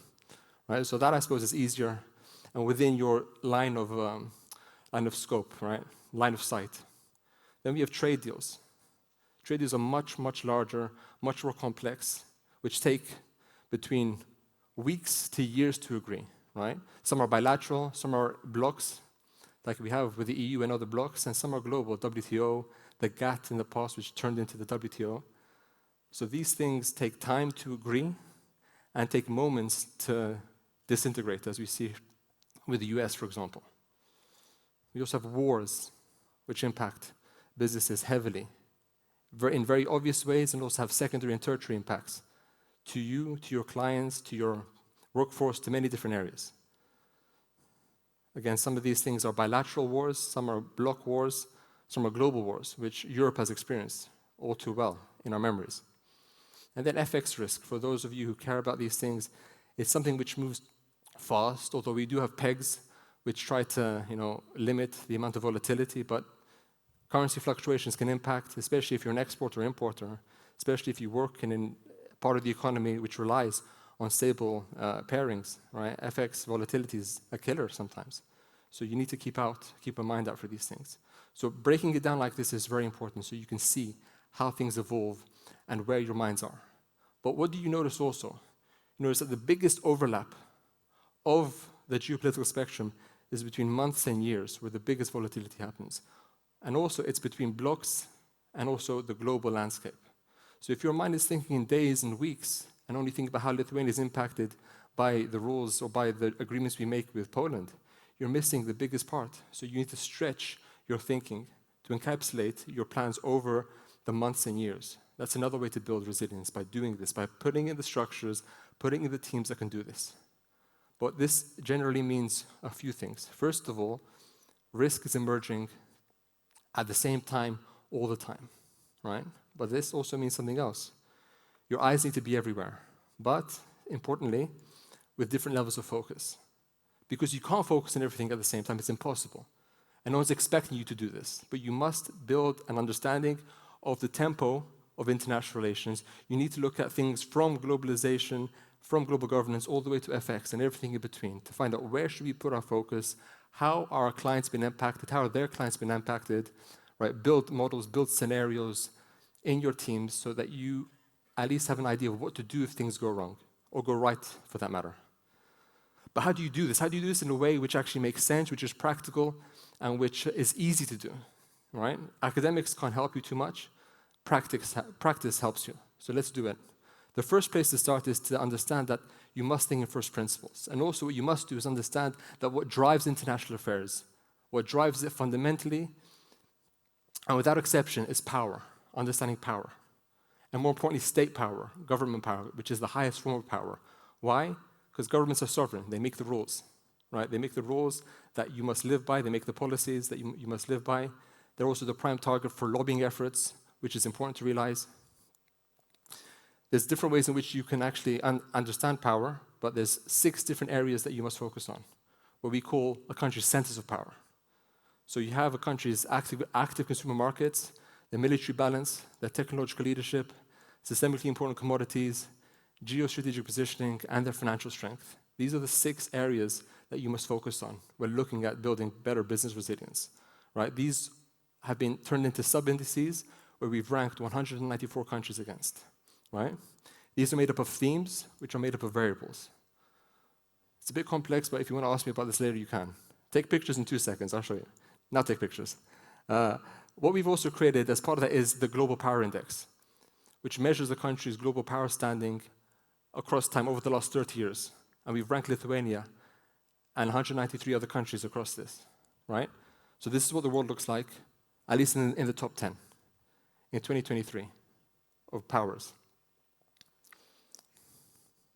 See it? You can also see it like this. Now, what do you notice here? You notice the power differential, right? Out of 100, the United States is first, China second, India third. But look at the differences between India and China. Look how far behind China is, or how far behind India is to China, right? They may be ranking third, but the differences are stark. Let's zoom into the Baltics. How do the Baltic countries look? Have you got any idea? Got any interest to see? Let's see. So this is how the countries rank in your region. Poland, Estonia, Lithuania, Latvia. This is where you stand. So Poland ranks 31st in the world, Estonia 60th, Lithuania 67th, Latvia 68th in the world. Those are great powers. Right? And these are their scores, so very close together. Okay? Across time, this is how your region ranks. So what we can clearly see, for example, is that Poland has consistently remained top, between 40 and 30 in terms of their score across time. Right? And there tends to be a sandwiching of the other countries. What we also see is that the biggest dip has come from Estonia from 2011 to 2013, where they've lost a lot of their power. Right? The biggest winner has been Latvia, with a big jump up from roughly 81st to 70. All right? What we also notice is how do your countries rank across the sub-indices? What do you notice here? Right? So the shorter the line, the better it is. So what do we see? We see, for example, Poland consistently winning in terms of the sub-indices. In fact, 58.3% of the time, all the countries across all indices rank under 80, right? So between 1 and 80 in terms of their rank. 20.8% rank under 40, so between first and 40th, 20%, 21% of the time. That's how your country goes. That's how your region is developing. So the main aim of this is to bring your countries up, to make sure that you push all these sub-indices up so that you're doing better, to make your businesses better, to make your resilience better, to build this unshakable business resilience, as I mentioned before. So we notice that Poland is winning consistently across the board, consistently, right? But we also notice that there's no clear second place in the Baltics, which is good because this inspires competition, this inspires learning, this inspires case studies for your country and other countries in the region to learn from successes. And also, healthy competition is necessary to drive growth and innovation, and that should be a priority. So this competition amongst the last three countries should not be seen as, oh, well, we're doing okay, we're not doing okay. It should be seen as, what can we learn from each other? What can we learn from the region? What can we learn from countries across the world from us through this model so we can improve business resilience? So thinking in first principles, understanding, placing yourself in context to your history, right? And also thinking, what can the future hold and how can we think about it by using a model that's more applicable? That's what I want you to leave here today with. And we're going to end it here, and we're going to open up to Q&A. So thank you so much.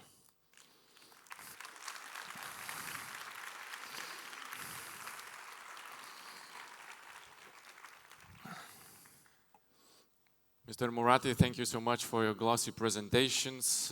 Gerbėmieji, jeigu turite klausimų, mūsų salėje yra kolegų. Should you have any questions, you're most welcome to ask them. We have staff with microphones. Should you want to ask a question, please raise your hand, and we will approach you with a microphone. You will be able to ask a question. Yes. What do you think Lithuania can do to improve its score in the Global Power Index? Because probably you know, in 2023 we stepped up, we took a huge leap, 27 positions. So what we can do more? Now what determines what you can do more is what you want to do more. Because you have many things at your disposal as a country to improve. Lithuania has developed their vision plan for the future of where it sees its country over the next decade or so. So that's a good place to start. Policymakers, the ones that were in this room today, and the business interests that represent the countries in all the rankings that we've seen, you must decide for yourselves, what do you want to strengthen? Some things are more immediate. You know, you have, as I mentioned, a war on your doorstep, so military preparedness is key. A lot of startups, a lot of funding going into that area, right?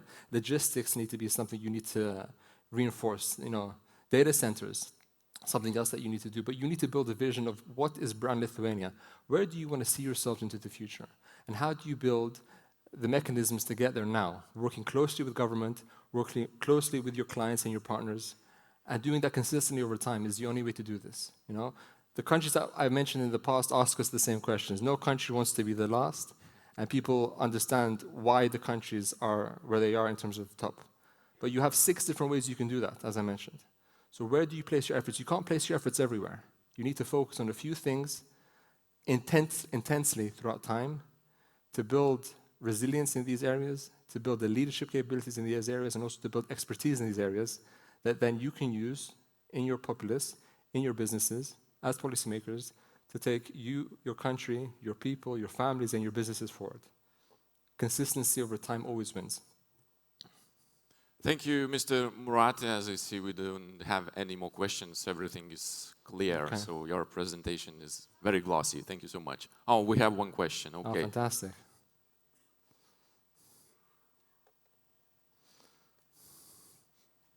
Thank you very much. I'm sure that many of us have questions, but I would like to ask about demography. What is your view and recommendation for Lithuania?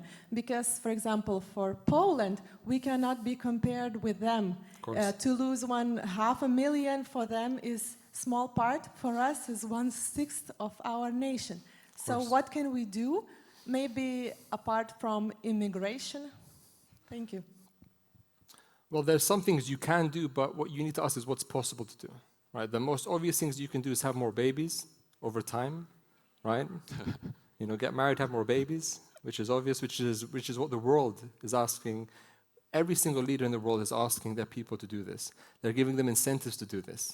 But this is not happening across the board. So demographic decline isn't only unique in Lithuania, right? We see it in almost every single part of the world. Birth rates are going down, okay? So why they're going down, some obvious reasons, right? It's getting more expensive across the years to actually have kids, to maintain children. Families are living globally. You can't rely on your parents as much anymore because you may be in Lithuania tomorrow, but you may be in New York the next decade. So family structures have changed, right? Which means costs have risen to meet these demands. So apart from that, what you need to do is you need to upskill your people. Productivity needs to increase. So for the people who leave, you need to find ways to double your productivity at the same rate as people leaving, which is hard to do, especially in an economy where services and manufacturing play equal and important roles. So find more clients, charge more money for your services, and find ways to do this. It's a very hard question to answer because what you should do and what actually happens and what policymakers are incentivized to do and what businesses are capable of doing is hard. So I'm not going to give you an answer which you can implement now, because will you actually do it? Will you be incentivized to do it? It depends. But these questions that you ask, and I'm sure that you'll have in your minds, is something which is shared by everyone, right? So the most obvious thing is have more babies, right? But again, by the time they reach the workforce, it'll be 20 years from now. So sometimes you need to face what you have. Right? You will face more demographic decline. Right? Trying to incentivize people to come back and work in Lithuania should be an imperative, and I'm sure it is an imperative for the government. So finding ways in which you can raise wages, living standards, educational standards for your people so people want to come back and participate in the labor force in Lithuania so that your GDP increases, you can keep cohesive families, right? Keep family together, which is people don't talk about this too much. Economics strips that away from society, but economics is meant to serve societal needs, not the other way around. So if you can find a way to do this within your own families, within your own organizations, that's what you should do. Any more questions? We don't have any more questions. Thank you, Mr. Klinsmann Murati. Thank you. Padėkokime plojimais. Thank you. Thank you. Well done.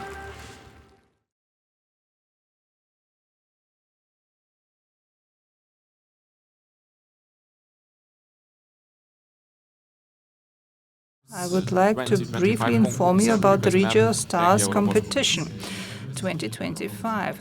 Regio Stars 2025 is a competition on regional development, and it is up to the European citizen to select the winner. Among the 25 best European projects, we also have 2 Lithuanian projects. Please vote for them. United Europe is one of the categories, and Connected Europe, Effective, Safe and Responsible Digital Society is the project that is competing there, and Mobilite is yet another project that provides more opportunities for those who cannot read the usual text, and the Lithuanian Library Network is participating in that competition. During the breaks, you are most welcome to read more about the competition in the hall outside. Please support the Lithuanian projects by voting. And now we are breaking for a coffee break, and please come back at 11:30. We will continue then. Thank you.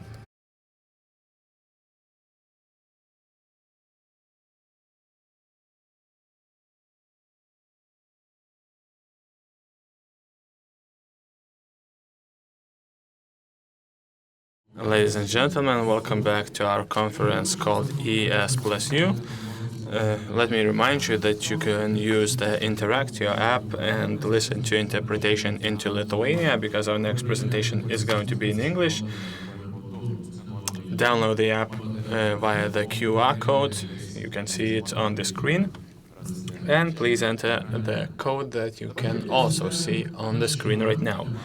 The next presentation is called Leading Through Crisis and Change, Building Resilience at the Human Digital Frontier.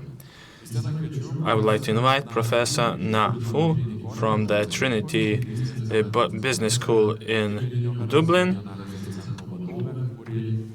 a fellow Trinity College professor, ISM resident lecturer, who has already visited Lithuania.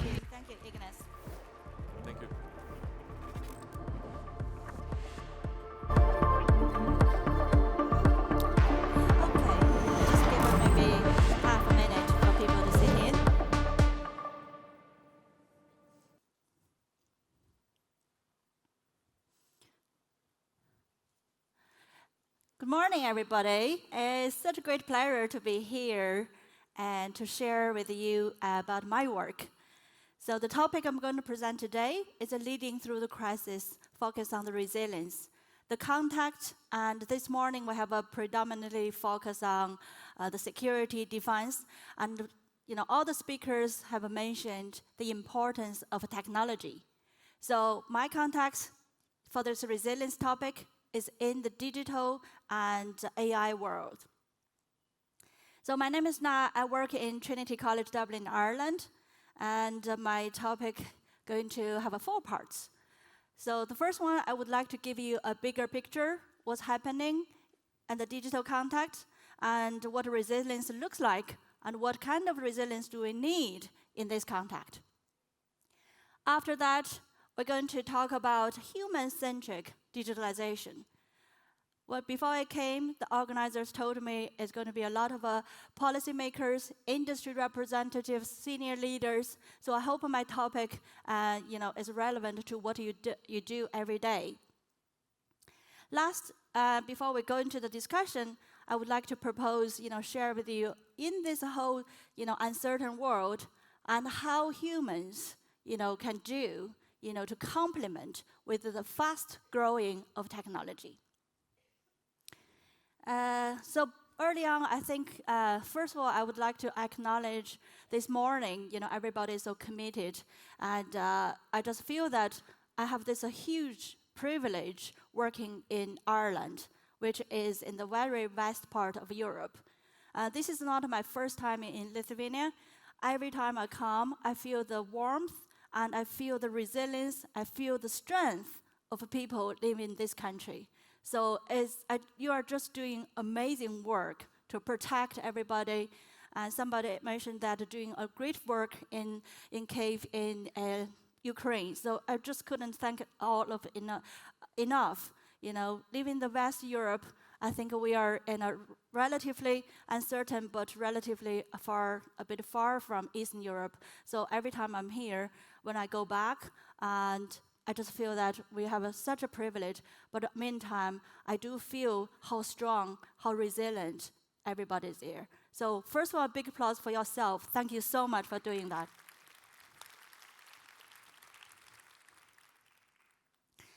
Coming to the West Europe, has anybody been to Ireland? Okay, great, thank you. Thank you very much. Similar to Lithuania, Ireland is a small country and about 5.5 million people. And so we are kind of, calling each other. And why Ireland? Where I started with Ireland, of course, I work there. So ministers and already, as the early-on speaker, and already mentioned GDP per capita. So Ireland is ranked second in Europe, okay? Lithuania doing great as well, you can see that. And the gap is because, I think, because Ireland is the digital hub. I don't know if you heard about the tax, promotion incentives. So attract a lot of high-tech companies to come to Ireland to set up the headquarters in Ireland. As you can see, Ireland is the home for a lot of high-tech companies, and then also pharmaceutical companies. Whether you have a high-tech of knowledge, those knowledge-intensive firms, of course, the professional service firms, legal firms, and accounting firms, consultancy firms, all boomed. And then think about all the, other functions like a restaurant, like entertainment. So everything just go with when you have a population growing. So this is Ireland. But despite the, fast growing of technology in Ireland, Ireland and Lithuania share, parallel path. So the years are different, but all, both countries experience, becoming independent, entering the EU in different timelines, and both countries require, FDIs in digital hubs. And then both countries had a huge emigration, but are currently trying to attract people coming back. Also, both countries share the challenges. Early on, the question was about the declining of a population. The demographic shifts, yes, declining population, but on the other hand, immigration, including myself. Talent retention. I'm from HR perspective. I work in the intersection between human and technology. So that talent retention is a huge topic. Regional disparities, I think early on the Prime Minister, Vice President of EU already mentioned that. And then lastly is the need for massive digital scaling, digital upscaling. That's a really important point for both countries. Actually, it's from the EU level. When we talk about the challenges, we look at resilience as a driver to cope with those challenges. In this uncertain world, we talk about the geographic, we also talk about digital disruption, AI interruption. The resilience is more important than ever. When we talk about resilience in any context, we have called a resilience wheel. The first one is anticipate. Anticipate any disruptions. You know something is coming, always prepared. Respond. Quickly respond what is coming at the door. Adaptivity. So once the challenges are there, the disruptions are there, how quickly we can adapt, change ourselves. Lastly is to ability to keep that, a mentality and mindset. So this is a resilience. Resilience requires a lot of levels of support or structures. So on the left-hand side, we have organization level, maybe institution level, even national level support, to support business, to support people to be resilient. We also have an environment. We need to have infrastructure. I think a lot of people talk about investment in the security. That's for security. For digitalization, we also need a lot of strong infrastructure. And then look into the organization level, into organizations, your people, the workforce. How do we upscale, rescale our current employees? I'm working in a university. How education can shape, can transform education, people have more digital skills and to come to the industry. But if you look at the university we educate, I'm trying to update my curriculum to the industry needs. But sometimes we are playing a catching up game, which means that we need to prepare our students with more resilient skills and more prepared, have the mindset to accept changes in the workplace. Lastly, is the most important factor is leadership. As a leader, I don't mean that you have to be expert in digitalization. You don't have to be, the wizard knowing everything. You don't. Your job as leaders is to encourage, to empower people to be able to adapt to new challenges. That empowerment is really important. And then we look at the bigger picture of the digital disruption, the AI part. So the market for AI development, implementation, is just growing like, flying speed, right? So from people from finance background or any senior leaders, you probably hear about this indicator, CAGR indicator. So for a mature, well-established industry growth, we're talking about a 3 to 5% is already really good. But then if you look at AI growth, it's a 36%. So can you imagine this is a whole landscape growing? In a recent McKinsey report 2025, and AI is not something new. It started in 1950s, even before we knew that. So the data shows that companies are steadily increasing use AI in the past few years. But since ChatGPT came out, OpenAI came out in 2022, and then you see the growth of companies using AI there. So before I'm going to the next, AI investment, I hope it's okay that I ask you if anybody has used AI, generative AI, before, okay? Pop up hands if I've used AI. Great, thank you so much. I love it, so I don't need to talk anymore. You know everything. Very good.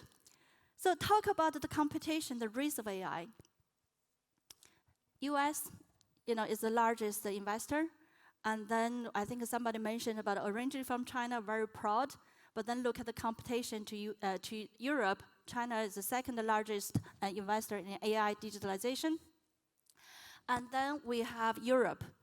So to respond to this, AI risk, March this year, EU launched 200 billion AI investment. May this year, and EU launched the Union of Skills. So this particular focus on skills, this particular, if you are from industry, this is really good news for you because this call is different from previous call, in strategy is that including a lot of industry as key players in this whole funding call. When I talk about, this Union of Skills, we are talking about 150 billion euros. Where will those investments go? So driven by the 2030 digital decade, and EU is pursuing a human-centric, sustainable vision for digital society. So not only the people, we're talking about the men workforce, but also from very junior levels. When I say junior means age, and then very senior levels as well. So it's a whole digital society. Think about healthcare, education, public service. So it's everything. The 4 main pillars in digital decade, we have infrastructure. So of course, for tech development, you cannot run away from a tech, infrastructure. On the right-hand side, the goal is to have e-government everywhere. And then the last 2 pillars are business. So it's not just those leading companies. It's actually to try to support small, medium-sized firms.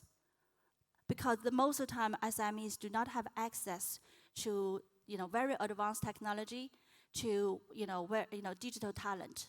So supporting business and supporting skills. Skills are really important. What skills are we short of at the moment? By 2030, EU need another 20 million ICT specialists. Those ICT specialists, not those people who can program, not like that. They need to have a digital mindset, digital AI literacy, and be able to apply technology at workplace as well. Based on my EU project, working with the partners, so those are the skills we need in the next few years. If you look at, we have a lot of AI and IoT, cloud computing, right? But what is really interesting is the skills we're going to grow so fast. 4 times faster is the data analytics. It's not people analyze data. It's actually people can translate data into insights, into decision making, make a better decisions. Of course, we have AI development, no doubt about it. What is equally important is AI implementation. Given the generative AI, so fast growing, actually the barriers, the access to technology, the gap between large companies, smaller companies, both type of companies can get access to generative AI. So that gap has been closed. But what is needed, what is the challenge we are facing, is the people who are able to lead the AI adoption. When we talk about AI adoption, we are not just talking about, here's the lessons you can use in your daily work. So this kind of tiling or informing from the company level is not going to work. There are some positive adopters. Oh, I'm going to give it a try. But also there are companies, organizations, people, they have a resistance to change, right? And then the majority in the middle probably wait and see. So as leaders, you have to consider everybody. We have conducted case studies in business organizations. What we found again is sometimes companies say, we're going to have an AI strategy, and then we are safe. And everybody, now you can use AI. Most of the time, that leads to failure, because nobody wants to do that. We have seen that in even high-tech company, even themselves develop AI, that top-down approach didn't work. We have seen healthcare hospitals, they just put machines into the theater, and then they ask, maybe train some people, but not the whole team. Now you are okay to use this machine, using this robotics surgery in your theater. That didn't work. So what we need is to lead and to AI implementation adoption in the workplace, to make sure that your employees, your people are ready, and from this resistant to this middle, and for people from middle to adopters. Looking into your own country, it's a very positive message. You have your own strategy, you have your own investment, and then you have your own companies. So I got this news from the internet. Your government, have a green lights for AI factories, and there's a starting up company. I know later on we're going to have a startup company to showcase their brilliant work. Personally, I also I did a bit of research on your company, Nord Security. Has anybody know that company? Very impressive, very impressive. So this is our positive side. Next, I'm going to talk a little bit, but everybody talk about AI from engineering background and then entering HR, look at human and technology interaction. So I like a simple stuff. AI is not new. The father of AI, John McCarthy, defined AI as making intelligent machines. There are so many different categorizations. To be simple, either AI is automation or it's argumentation. Automation means, human put input. If you're doing a lot of repetitive work, and then this can automate process. Argumentation, so it's a co-creation. the technology becomes so intelligent. Sometimes it may give you suggestions. If you ask for advice, they maybe give you advice. I'm going to give you an example of what's happening in the HR, because I'm from the HR research and teaching. Taking recruitment, for example. Recruitment used to be paper and pen, post there, that's a long time ago, and then when you apply for a job, and then you can just fill in a form, and before that it was a posting, but nowadays you can send emails. But now, what my students are doing, most companies are doing, okay, just put a job advertisement on LinkedIn, and then one click, apply. The person's LinkedIn CV will be fed into the system. You don't need to fill in that form. You even don't need to motivation letter. You just click one button, apply, and then everything will go there. From the company side, so this is automation. From the company side, assessment, selection. So sometimes people need to do screening and then maybe organize interviews, maybe a few rounds of interviews. So there's some automation there. But what I have observed is the move to AI-enabled recruiters. How does it work? Candidates put a CV in, and then they are sent into the assessment center, and where they talk directly with the pre-programmed, you can call them robots or chatbot. So you don't talk to recruiter directly. And then if this recruiter, digital recruiter, is AI-enabled, the AI-enabled recruiter can analyze what the candidates just said. And then based on that score, move to the next round. Okay. So this is from automation argumentation. Of course, we have questions. Why we people, becomes algorithms, algorithms-led candidates. So we can talk about that during the discussion side. And then I can go more complicated AI. There are so many types of AI. If you look at the current AI, the evolution, so we experienced very first wave, and then it's about coding. Second wave is more simple chatbot, and since the conversational ChatGPT came, and then we have other companies as well, Google's Gemini, and there's a DeepSeek. There's a lot of more powerful generative AI. So that's currently we are in the third wave. For this one, you can use, ask questions, and then, you ask with one AI. So the future, what companies are doing is to develop called agentic AI. One example, you can ask a generative AI if you want to book a holiday. Okay, I've never been to the country, how I'm going to do it, right? So you can, talk with a generative AI and then get a plan. Agentic AI means that they can talk with a different agent themselves. If I say I go to a country I've never been before, give me some suggestions, help me to do the bookings. So then the generative AI agent can talk to the booking agent, maybe the restaurant or maybe the hotels, something, and then you have an agent to talk to agent. So that's something I haven't seen company have a product, but that's where we're going.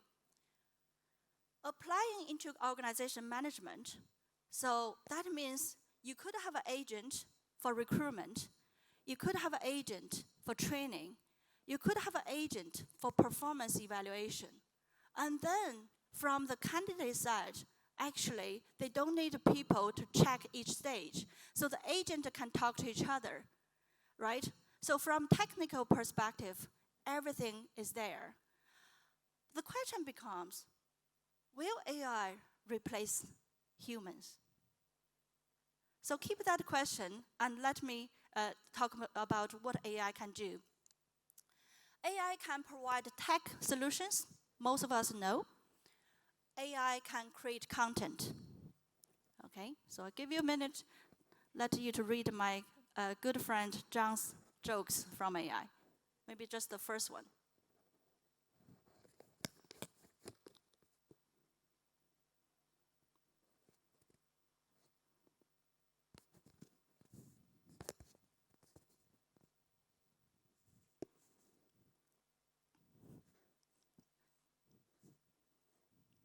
Not so funny, huh?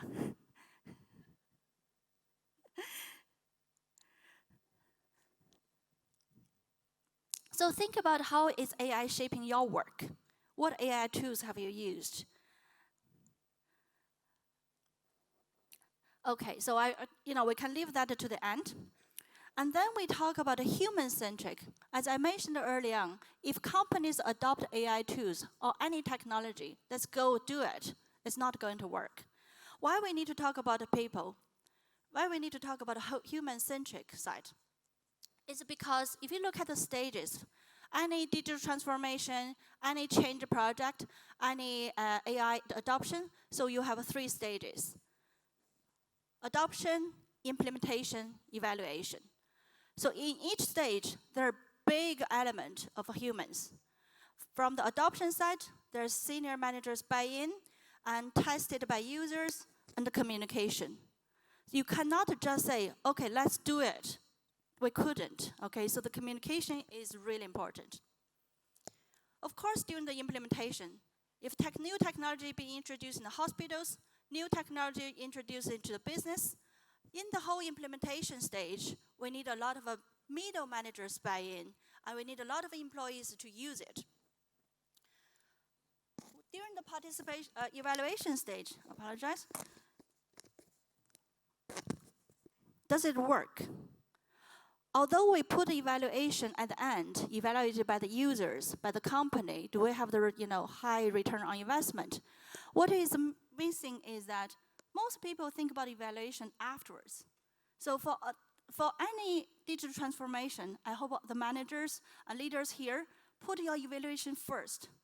Because that evaluation is not just productive gains, or not just the employee well-being go up. I think you need to start something the business needs. So put the evaluation actually forward. Then we look at digital transformation. Technology is nothing from Steve Jobs, who is really pioneering technology development. What is really important, you have a faith in people. Look at other research. Digital transformation is not about technology, it's about people. Do not start with technology, with people. So in this AI and world, we talk about will AI replace humans? Actually, if you look at data, maybe you believe that, agree on this as well. What really drives innovation, what really drives resilience is human skills, leadership, communication, empathy, empowerment. Those human skills are more important than ever. How do we build human skills? Traditionally, we think human and tech interaction is that we tell the computer, we tell the calculator, we tell the phones what we want to do, and then computers produce the output, right? Now, because of technology evolves, as we said, it becomes more intelligent, and that means humans couldn't stay there. Humans also need to evolve. So what is going on now? Most companies, organizations we have worked with, is actually doing the task categorization. What do we mean by task? AI is good at speed, AI is good at analysis. So we ask AI to do the task on the screen, let's say spotting fraud patterns, summarizing really long documents. What are the advantages of humans? Humans are good at emotions, empathy, good at judgment. But that assumptions have been challenged. Are we good at judgment? Are we good at empathy? Going back to the automation argumentation, distinction. I'll give you one example. If one person comes in to say, I don't feel really well, okay? And then good managers do check in to find the reasons why this person is not feeling so well, right? This is because this person told the manager that person wasn't feeling well, but if you use AI we have a VR, XR. If you use algorithms correctly, they can actually predict the person's true feelings, feeling well or not. So if you say humans are good at empathy, good at knowing people's true feelings, but the argumentation part, algorithm part from the AI can actually judge people's feelings or evaluate people's feelings. Again, going back to the human technology, before that, we think as humans, we have very strong cognitive skills. But now the technology and the algorithms develop so fast, they can also have some cognitive evaluation. So what does this mean for humans again? That means we need to continue to develop ourselves. That's the EU project I'm currently working on with leading scholars in the field, where we look at how human and technology co-evolve in a dynamic manner to have a human-tech complementarity. We are not arguing humans are better than AI or technologies. We are not arguing AI is so good, going to replace people, going to get jobs, and people lose jobs. So this is not. We want to build how human and technology can complement, right? Think about yourself. If you are using a new app, new tool, of course, yourself is evolving as well. So that complementarity. How do we do that? For this research project, we work with the academic and also hospital partners. We work with hospitals in 4 countries: Sweden, Spain, Netherlands, and Ireland. We work on in-depth case studies, looking at the robotics process, look at integrated AI-enabled diagnosis, and look at other generative AI applications. The goal is to produce a very solid index. We want to know what went well and what didn't go well. And after that, we build a prediction model to find the causes for complementarity. This project is really amazing because we don't just stop by finding stuff. We actually, after our findings, we go back to the hospitals to do the interventions. If we find it's a tech issue, we're going to talk with the tech developers. If it's a human issue, we need to talk with the senior leadership and then to do some interventions. So hopefully for that, we're going to transform hospital, healthcare to, great to say that we hope as a social scientist, and we also hope to help them to save more lives. And then coming to education, what we are doing. So I'm setting up a new AI XR lab in Trinity College Dublin, where human skills always come first. People come first, always.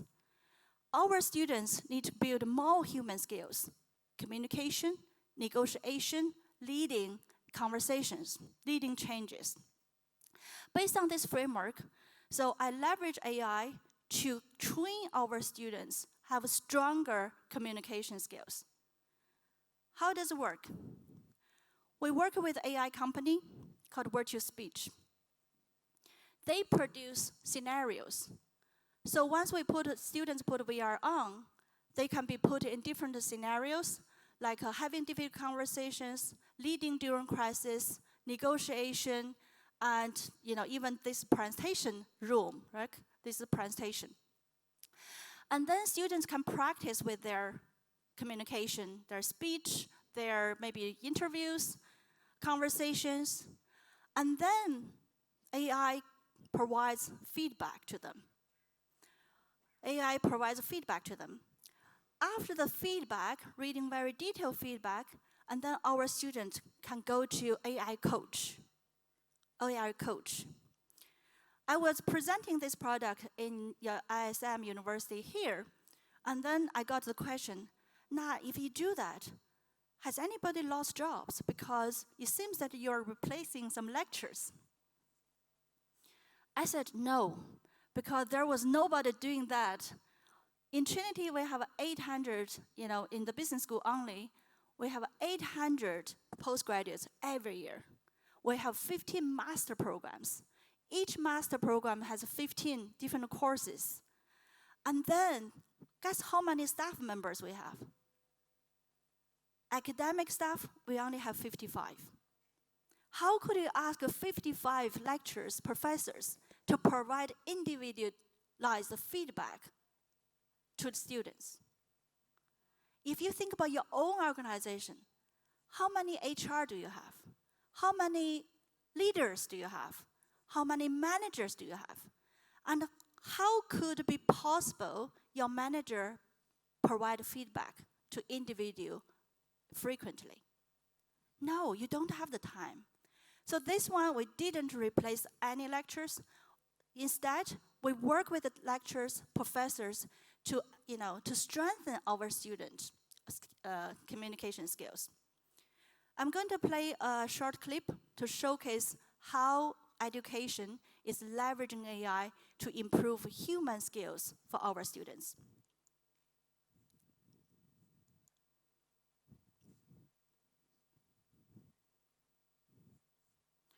I'm just going to pause for the moment.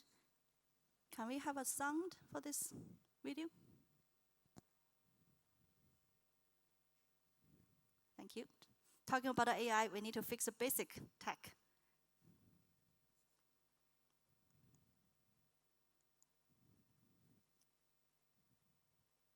Okay.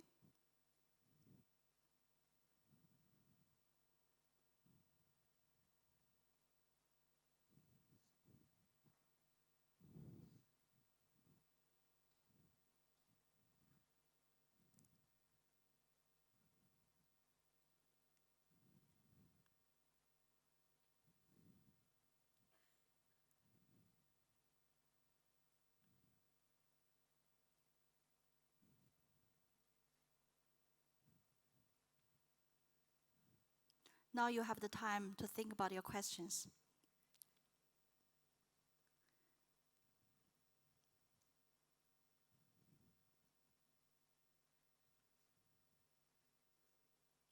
What is going on in your own world? What's going on in your organizations? How have you tried to upskill, reskill the digital skills among your people?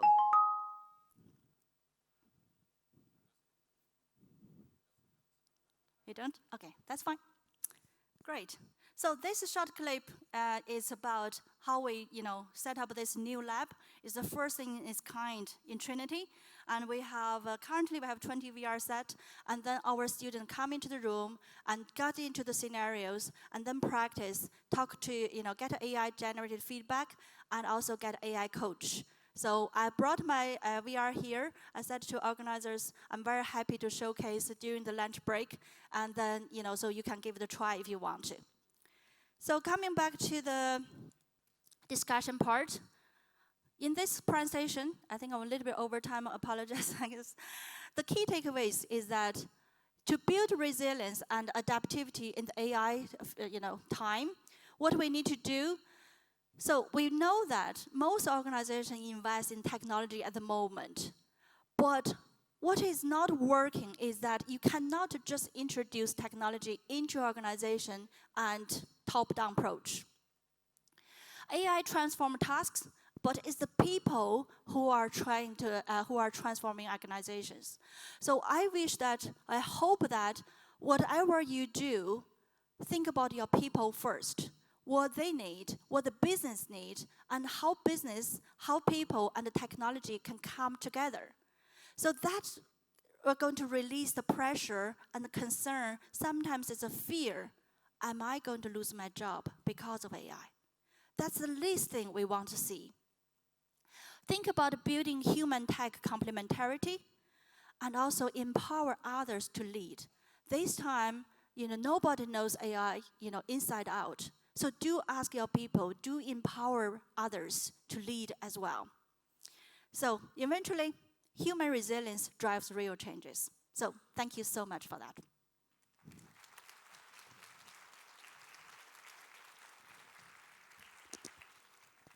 Thank you for sharing your experience, Professor.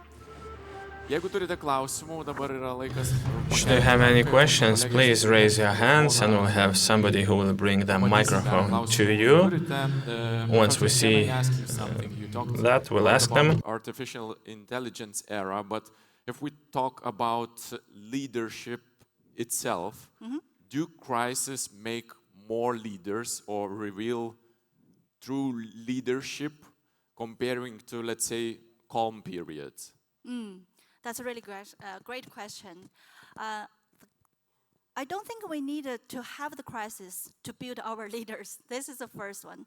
I don't have a scientific research, but it seems that during the crisis, during the calm period, and we need different types of leadership. So leadership, you know, if you do leadership research, there are different types. I'm going to talk about directive, empowering leadership. So during the crisis, such as COVID, we have to shut down, That time, we do need a directive leadership. For this war in Ukraine, we do need a direct leadership that we need to build more security, we need to build more defense, right? And for the, there's never a calm period. So during this AI, technology advancement period, this time we need a more empowering leadership. What I mean empowering leadership is that you need to show the confidence, you trust your people, do the right thing, right? And then you also give them space, let them to perform the way they want. So a recent report, 2025 from McKinsey, they found employees are 3 times readier than leaders to adapt to AI. Where leaders are so concerning about, okay, how am I going to adapt AI, how am I going to introduce AI? Well, the report found your people are actually much more readier than leaders. So directive leadership, empowering leadership, make a good balance. Yeah. Thank you for the answer. Do we have any more questions in the audience? We don't have any questions. Thank you, Professor Naflu. Padėkokime jai plojimais.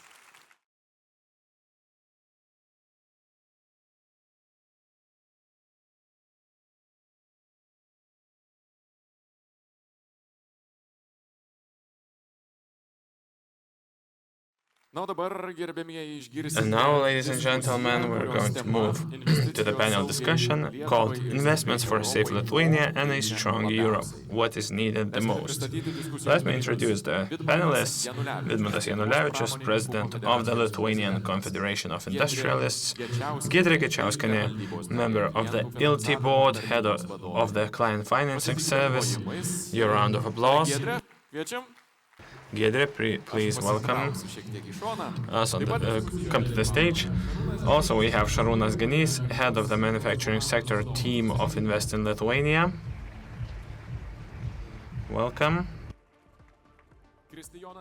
Kristijonas Vizbaras, co-founder of high-tech company Brolis.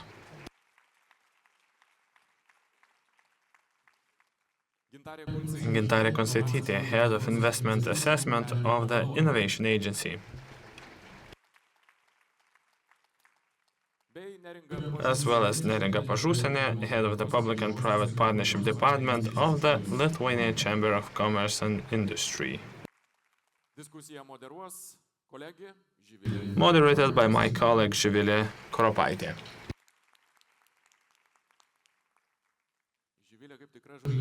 Živilė, as a real star, is not in a hurry. One more round of applause. Živilė, welcome. Thank you, Ignas. Thank you. Please, I didn't have a microphone. I needed some time to put one on. But now let's take up our seats. Thank you for your applause.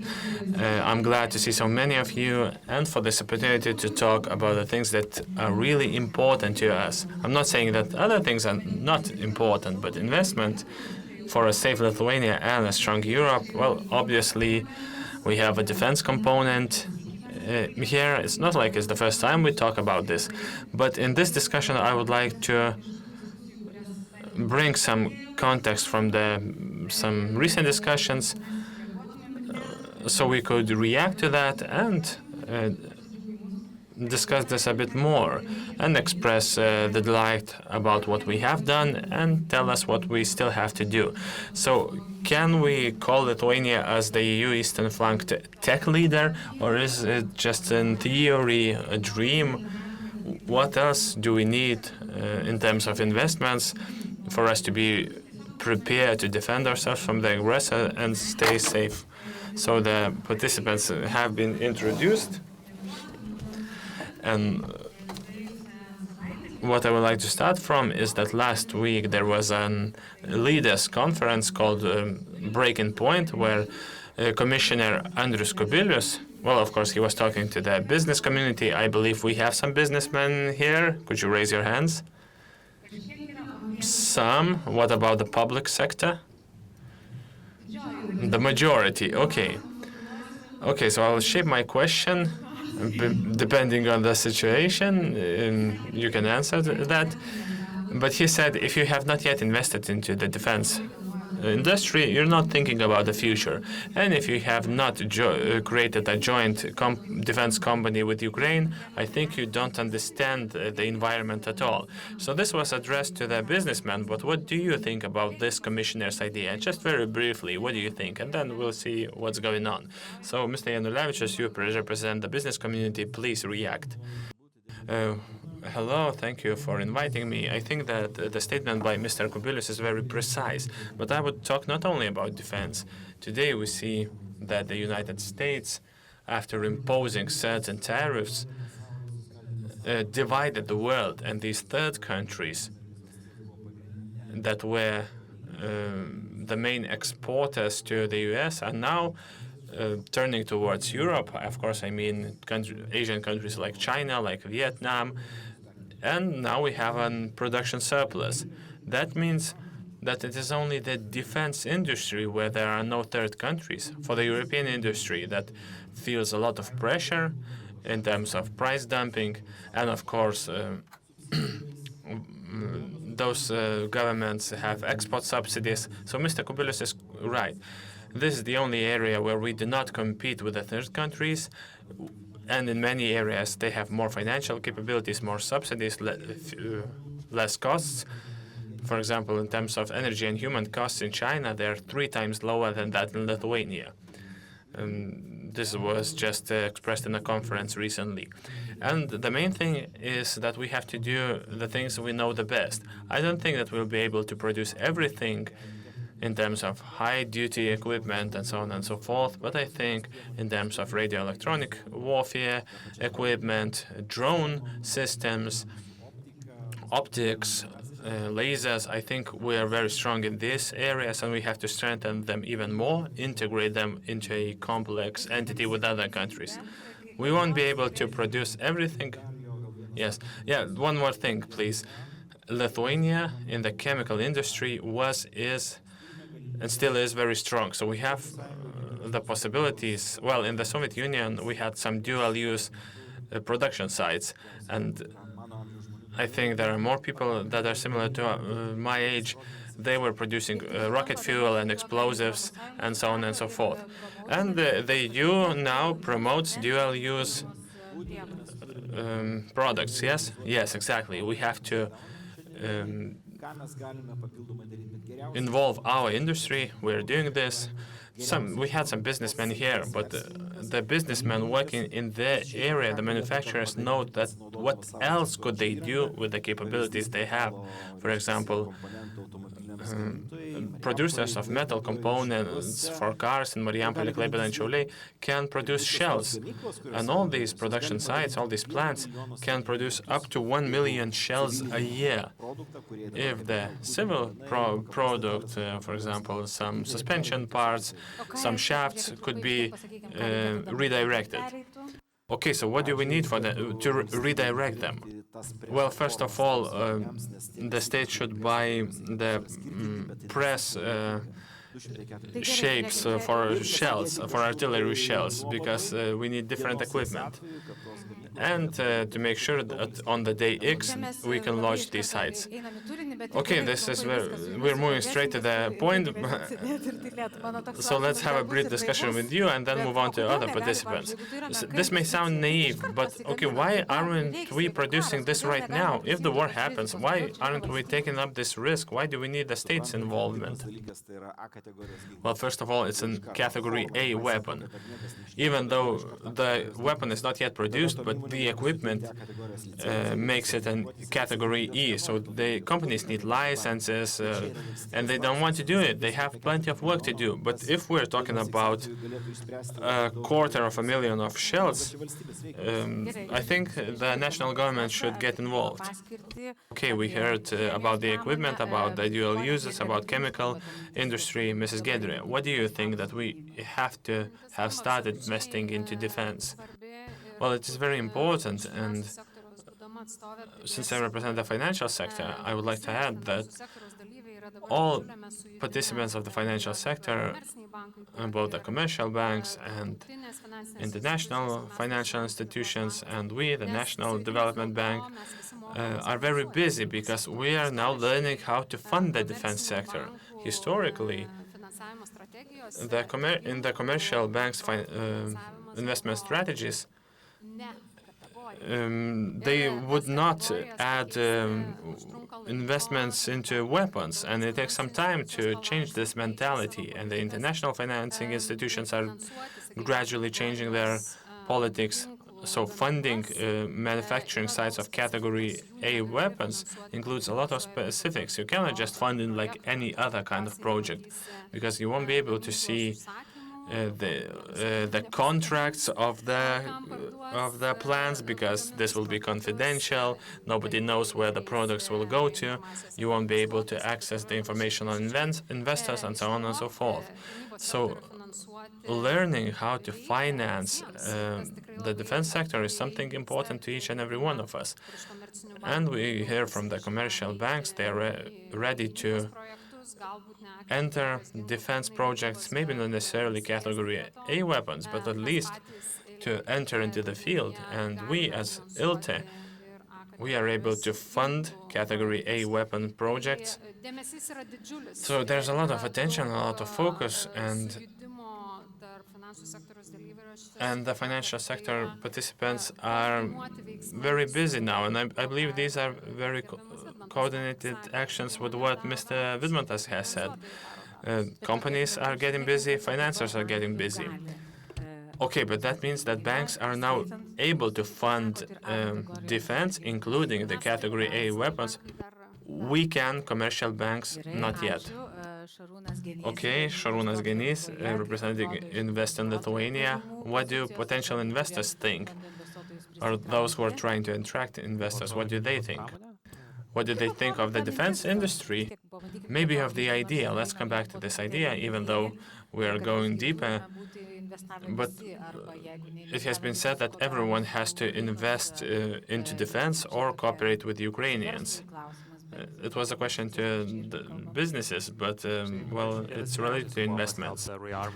Well, the plan Rearm Europe with 800 billion euros was launched several months ago. Investments into the defense industry, of course, there are safe mechanisms, and Lithuania is planning to use them. So one thing is the national support. Another thing is pressure felt by companies which will have to implement their orders, because when it comes to major defense companies, we see how much the Rheinmetall shares have grown, but their orders, their contracts are not in millions, but in billions or tens of billions of euros. So these companies are obliged to start supplying ammo, weapons, and they have to increase their production. So this is one of the best opportunities for Lithuania. With our speed, with our regulation, we could attract these companies, because if we don't supply their production, they will be fined and will have to pay default interest. So they're looking for ways where to divert their investments. Okay, so when companies are looking at us, defense companies, What are they worried or glad about? Well, in any case, there's only one purchaser, national governments, and our Ministry of Defense plays a crucial role here, so this is very important. Of course, on the other hand, there's a lot of interested parties from Ukraine, and we are discussing this with ILTA, how to support such projects. So Lithuania's relationship with Ukraine makes sure that we are a country which can produce weapons. But so far, there is still a tech exports prohibition in Ukraine. Their technology cannot leave Ukraine. This is changing, but this will change on a bilateral basis, on bilateral agreements. So I think Lithuania is a place where Ukrainians could establish themselves, not only just entering the Lithuanian market, but NATO market as well. Kristijonas, you're not the one who should be asked this question. Your company is famous in the defense industry. I liked your words. You said we were not innovators, we just were the first ones to understand the threat after the Crimea annexation, and we started working in the defense industry. If somebody is not aware of you, tell us what are you producing and how long? Yes, we are producing different electronic systems of military purpose for defense. And we moved towards the security sector in 2014 after the Crimean annexation. And our first products, of course, it took us years to develop them, and the first contracts appeared only in 2016, at the end of 2016, at the beginning of 2017. But we launched our activities a bit earlier. And I think we are the example that did this before it was cool. And today, we are among the fastest growing startups in Europe, in the defense sector. For the third year in a row, we have grown more than threefold. We entered the markets of 36 countries. And coming back to the words of Mr. Kubilius, to rephrase these words, yes, this is correct, what he has said. But this investment, I would say, well, today is the golden age for the defense sector and those who want to play in the defense industry. The attention of Europe, of the whole world, is focused on defense. And the security crisis is not a short term, it's a long term, because America is going away. Well, maybe after one president's term, it will come back. But, well, one thing is clear, that there's no stability. These trends are long-term, and Europe has to learn how to defend itself, meaning that more money will be spent to defense, there will be funding, and those who want to play this game have to invest if they want return on the investment. So the startups, the players, have to become competitive, have to make sure they do attract investment, because the market is very competitive, everyone is competing with everyone. And reacting to what Vidmantas has said, well, it was weird saying that this country has to buy some pressing forms because the companies cannot buy them. I think that those companies that will not certify with their own funds will not receive the category A certificates, will not go through bureaucracy in order to play the game. Well, they can just shut their doors, because they're dead already. There's nothing to talk about. We're talking about 240,000 euros, these forms. This is not a sensible amount of money. I'll go back to you in a moment, but I would like to ask Mr. Yanulev just to react. So to respond, well, the point is not that they don't want to produce, but they have plenty of offers from Volkswagen, from Porsche to produce shafts. The question for the state is, if on a day X, if we're not able to bring shells from Spain or somewhere else, we have to be able to manufacture them on site. And before, 2 years ago, they couldn't even produce shells because their shareholders, Germans, the Spanish, didn't want to invest into the defense sector. So it's a matter of national concern. Okay, Mr. Visberas, atseit Kristijonas, now Mr. Visberas, you select how to address you, but the question is, do you feel that the market is busy, what Giedrė has mentioned, that everyone's very busy, the new opportunities are opening up, everyone's trying to call it an opportunity and something unavoidable. Do you feel it? Do you feel this competition, this unwanted competition? Well, obviously, now what is going on in the last 4 years, the scale, the investment into defense, the purchases, the procurements, well, we are playing in the European market, in the NATO countries, which is not America. We are competing with the American companies. The scale has increased tenfold, the production, the programs, the plans. And this is the field we're competing in. Of course, there's plenty of competition. But we have to stay competitive ourselves. We have to maintain our competitive edge and play this game. That's why we are working. That's why we're creating our business. Gintarė, what do you see? Do you feel that the market is busy and there is a willingness to invest into defense? I represent the Innovation Agency. We are only working with dotation grants.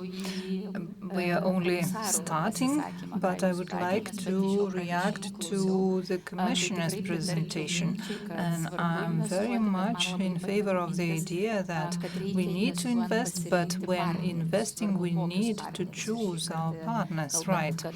And why is it important to be partners with Ukraine? Those who are on the battlefield now know best what is needed here and now. And if we developed or created a drone, we shouldn't sleep on our laurels because in a couple of years' time, our enemy will create a better drone, a more intelligent drone. Therefore, we need to stay agile and grow together with technologies and work with those who know the situation best. What kind of opportunities were you talking about? The Innovation Agency is not a new entity. It's a result of several agencies that were merged, but what's new about it? Previously, EU funds were not investing into projects that are meant for double-use projects or military objects. Export measures were developed in 3 stages, and there were companies who wanted to produce dual-use products and would want to go on exhibitions and shows, but they were not allowed to do that because of the regulations that were in place.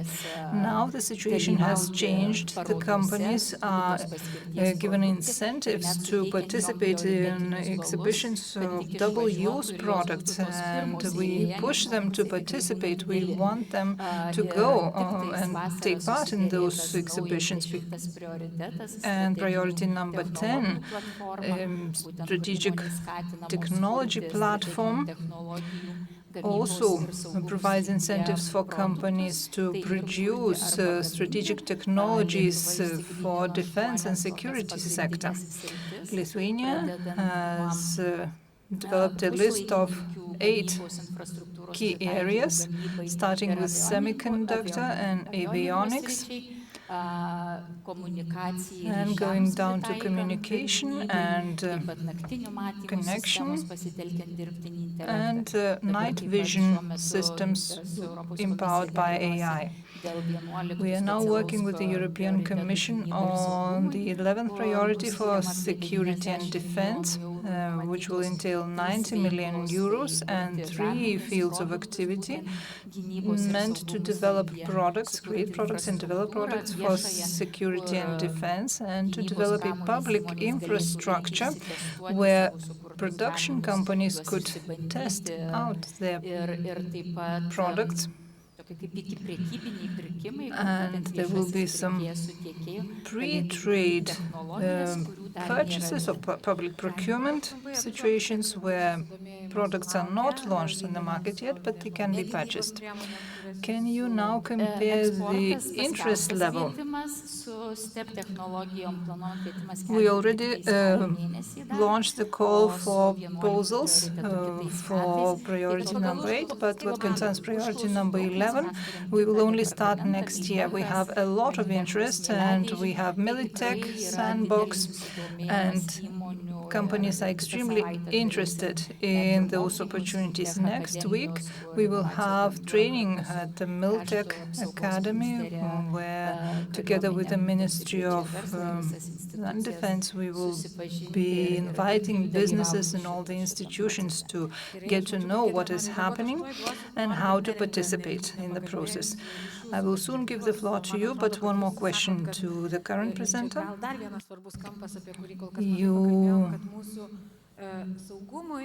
touched upon some of the things, but we didn't talk much about the fact that guns or arms alone are not enough to ensure security. What else is important? Well, I should say that not only businesses or government should think about their future. Every single inhabitant of Lithuania should think about their future. If we inhabitants are not ready, nothing will save us, neither arms nor military infrastructure. Therefore, first and foremost, we have to invest into our people, into their education, into educating them to be patriots. Finland is a wonderful example. 80% of inhabitants are ready to take guns and go protect their country. The majority of the Finns agree to going and help other neighboring countries to protect themselves. Every single Finn is honored to take part in the defense cause on an annual basis. Do we have such kind of approach or vision? No. Therefore, when we speak about investment, we have to involve the government, the business, and every single person on the street. We shouldn't only invest into arms. We have to have warehouses to keep them in. And we have military campuses in Lithuania. 3 military campuses are operational already. We will sign 3 more agreements for one of the camps, military camps. Kairiai military camp is a wonderful opportunity for Lithuania to use. Therefore, when we speak about security, when we speak about defense, we shouldn't limit ourselves to arms. We should speak about everything that's related. What do you mean by saying that Lithuania has unique experience to use? Neither Poles, nor Latvians, nor Estonians have such a partnership with business in building military infrastructure. We are among 7 strongest countries in Europe in that respect. And we should use it for military infrastructure and for civil infrastructure. If we were to do it all on the central level, we would have enough infrastructure and suitable infrastructure both for military purposes and for civilian purposes. And we would involve then people, and the infrastructure would be ready for the civilians. They require the biggest amount of protection. I saw your hands. Have I interrupted you? No? I will give the floor to Giedre first. Yes, you have a big group of fans giving you a round of applause. Neringa, this question goes to you. You are speaking now about the PPP projects, public-private partnership projects, and that they have to be used for civilian purposes as well. I'm now directing or redirecting this question to you. Maybe ILTE could also get involved in the PPP projects. I will start from a different point of view, or from a different angle. Gintarė mentioned double-use products for a number of times. And when we speak about defense and security sector, we often imagine speaking about artillery shells, drones, you name it. But double use is a rather comprehensive product. It can be a mere pencil, for example.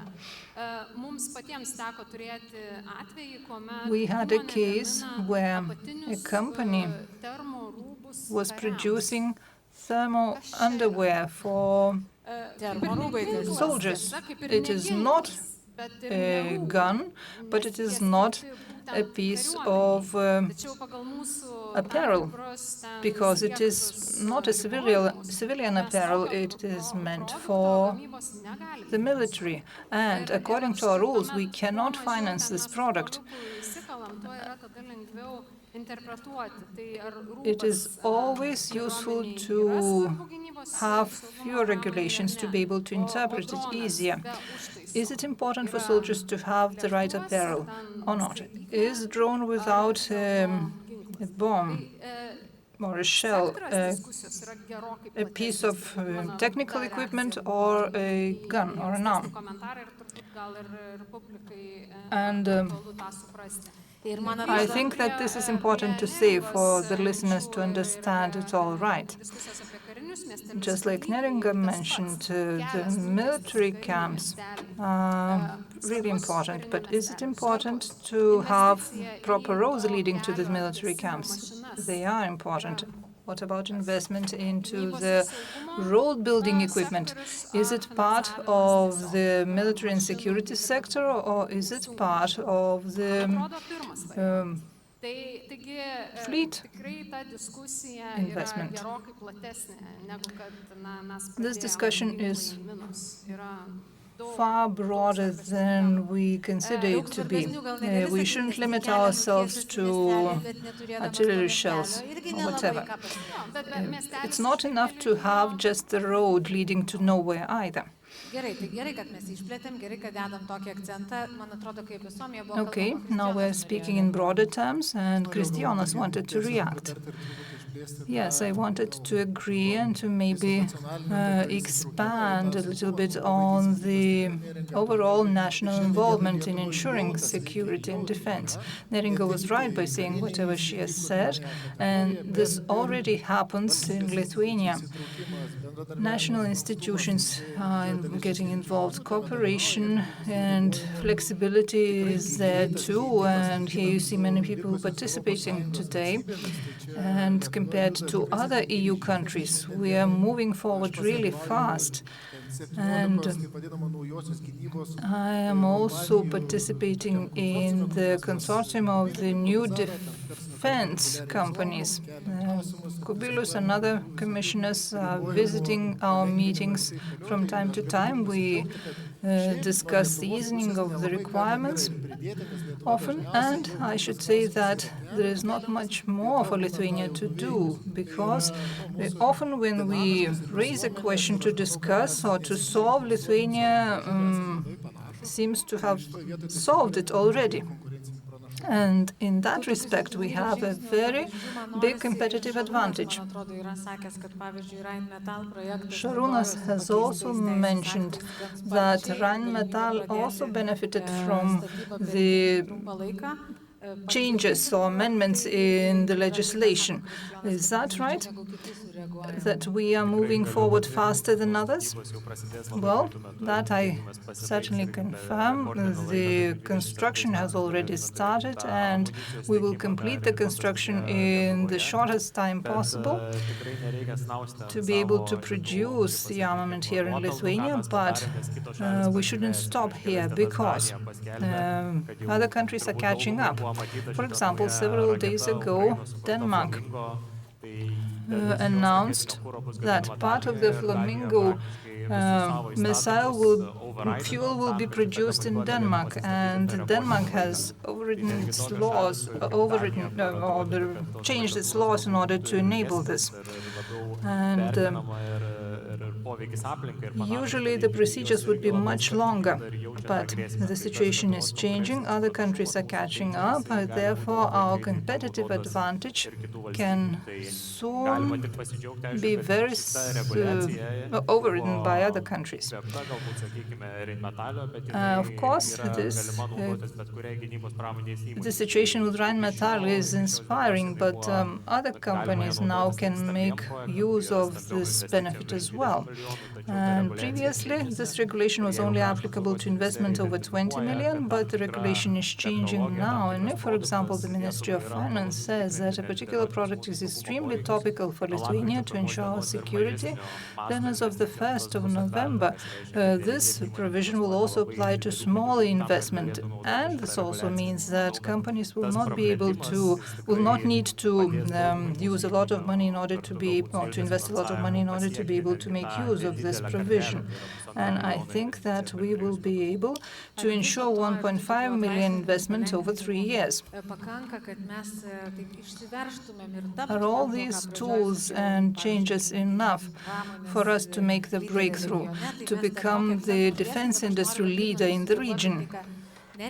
I would like Vidmantas to react to what Neringa has just said, that military components or equipment is not the only important thing here. Yes, that is right. But just to remind you, in autumn 2022, 74% of the surveyed businessmen would go and defend Lithuania. Other people from other groups or other groups of respondents had different types of replies, but we are very much like Finland here, and of course Lithuania can ease up some of the requirements even further. Lithuania is moving forward fast, and small countries have to move forward fast, otherwise we wouldn't have managed to achieve the changes in the GDP that we have achieved. And now we have to solve the issue with gun permit, and it's up to the Ministry of Interior to solve this issue. And many people complain that this issue has not been solved for a long period of time. For example, the Rifleman Union is complaining about that, and others. We started moving in the right direction, but it hasn't been solved yet. Category A guns is a problem. What else do we need, Kristijonas? Anything else that we need to change? Maybe the overall perspective or understanding of the situation. Maybe we need more reliefs or to adapt even quicker and to change our legislation even further. What else is needed? Well, both Lithuania and the rest of Europe, well, speaking of security and defense, both Lithuania and the rest of Europe should keep the same attention focused on defense, because defense industry has only one client, the state, the government. Nobody else can purchase the products that military sector is producing. Therefore, the percentage of GDP allocated for defense should remain just as high, and this would ensure that the production, the military production, will be purchased and will be used. And the rest is up to businesses to adapt, to think of solutions and ideas. It's up to the business. And the best thing the state can do is not to interfere where it's not necessary, and to ensure consistency so that companies can organize their activities and develop projects and make sure that the financing is there. And all the grants and the rest, they can be there, they can be missing. It doesn't matter, because when we started our business, we had no EU projects available, no EU financing available, and we still continue doing that. Are you skeptical? No, I'm not skeptical. These were the rules back then, and therefore I'm saying that a healthy business shouldn't be worried about the support from a side.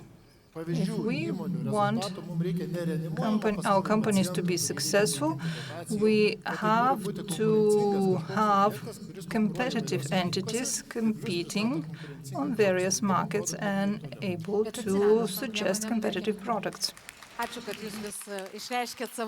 Thank you very much for expressing your support and your opinion.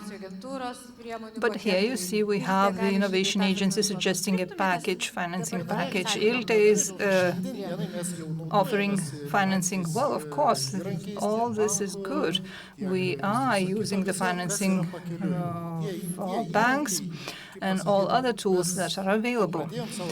But when we started our business, and back then we were not working in the military sector, and we had more opportunities to make use of. Still, we were always thinking of doing something ourselves without any projects or additional financing or cheaper loans. We would continue doing it even without those things. Of course, if there is an opportunity to make things cheaper or quicker, you always make use of that opportunity, but it doesn't change anything in the essence of the word. Well, you said that the best thing for the state to do would be not to interfere, but some of the institutions have to monitor the financial flows. Well, I want to react. The budget cannot expand to the sky. When we were told that we will have to allocate 5% of our GDP, I couldn't imagine where from could we take this money to allocate for defense. The government has to decide where they need money here and now. For example, armaments. Here, there will be no place for PPP projects. But there are also other things that the state needs. For example, warehouses, training centers, training grounds, where PPP would work, and where there is no such a big stress for the budget of the state, because the state would have 15 to 25 years to pay the businesses for building whatever it builds. But the result is here now, and that new fresh result will be paid out over the period of 15 to 25 years, and that would be good. Financing is important.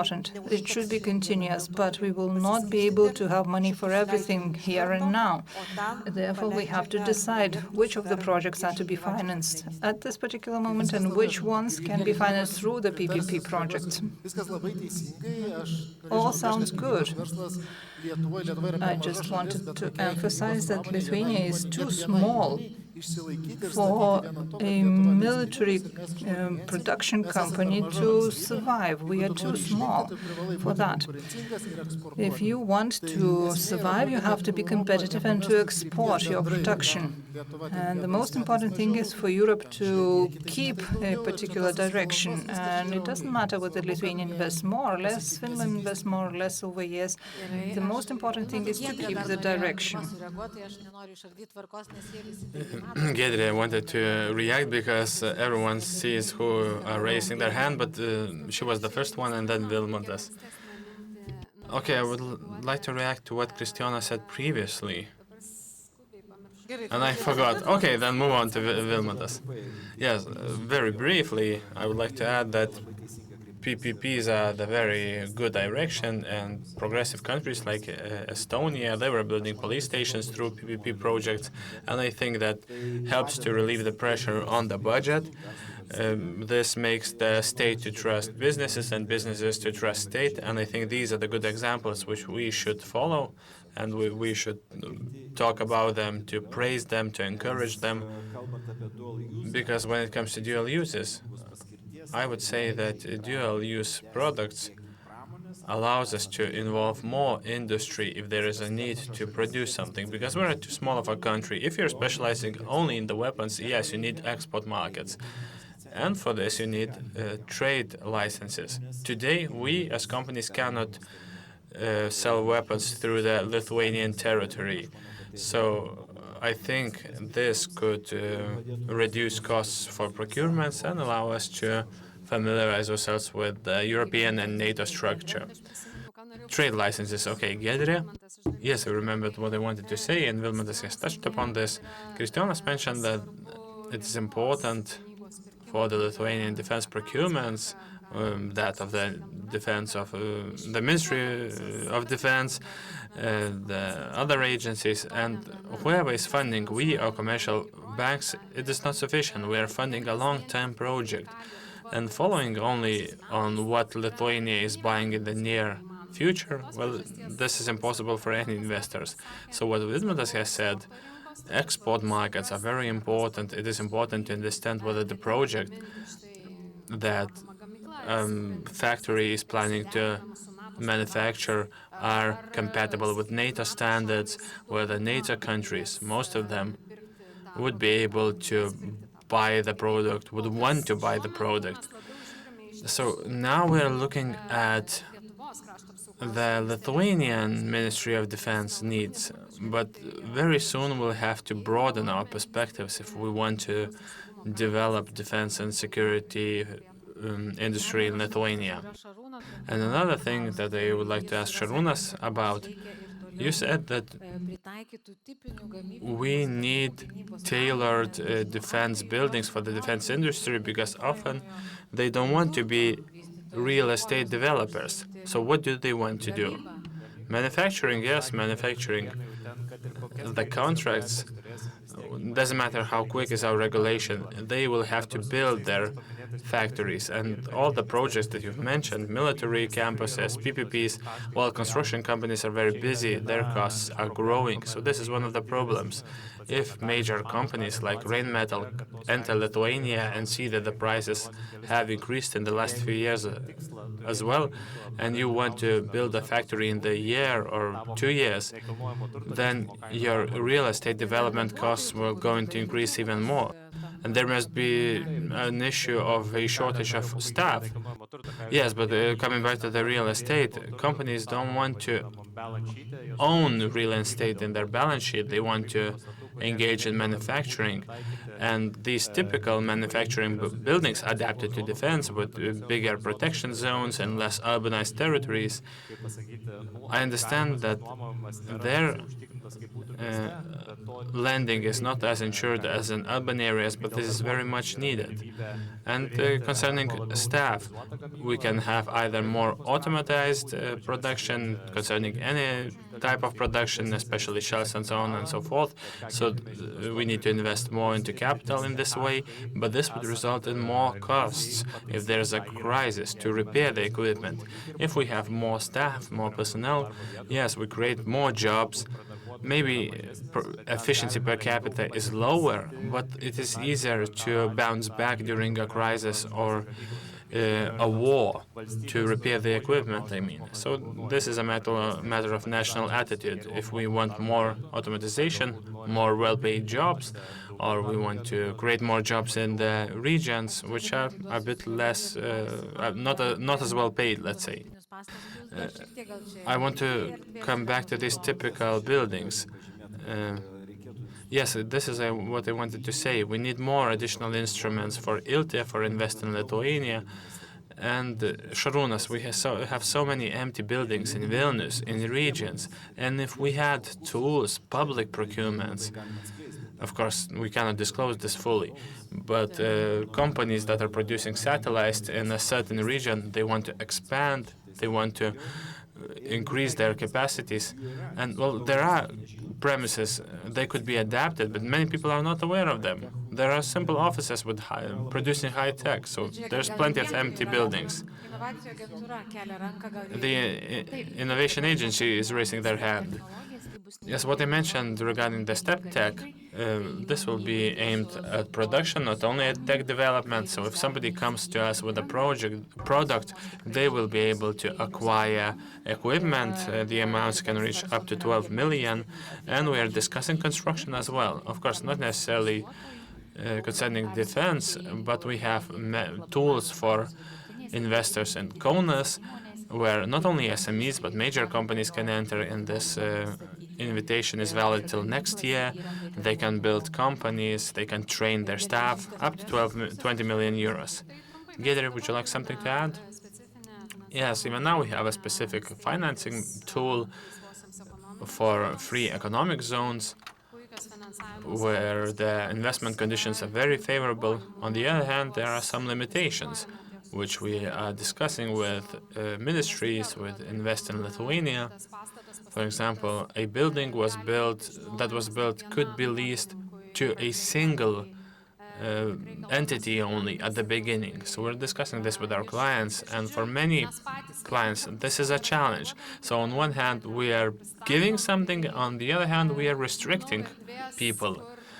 So I'm sure there's plenty of room for improvement in this regard, and we as ILTE are very courageous concerning our comments. Well, another thing we haven't yet touched upon, and let's try to summarize everything. So this thing is defense innovations, startups. It seems that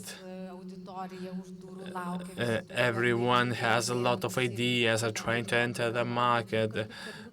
But to have a lot of new startups, well, I'll give you a chance to express yourselves, but I would like to ask Kristijonas. What do you think?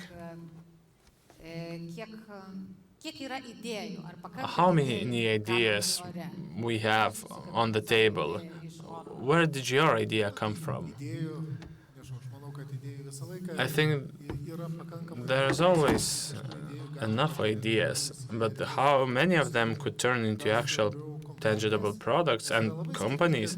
Because there's one thing to have a fantastic idea,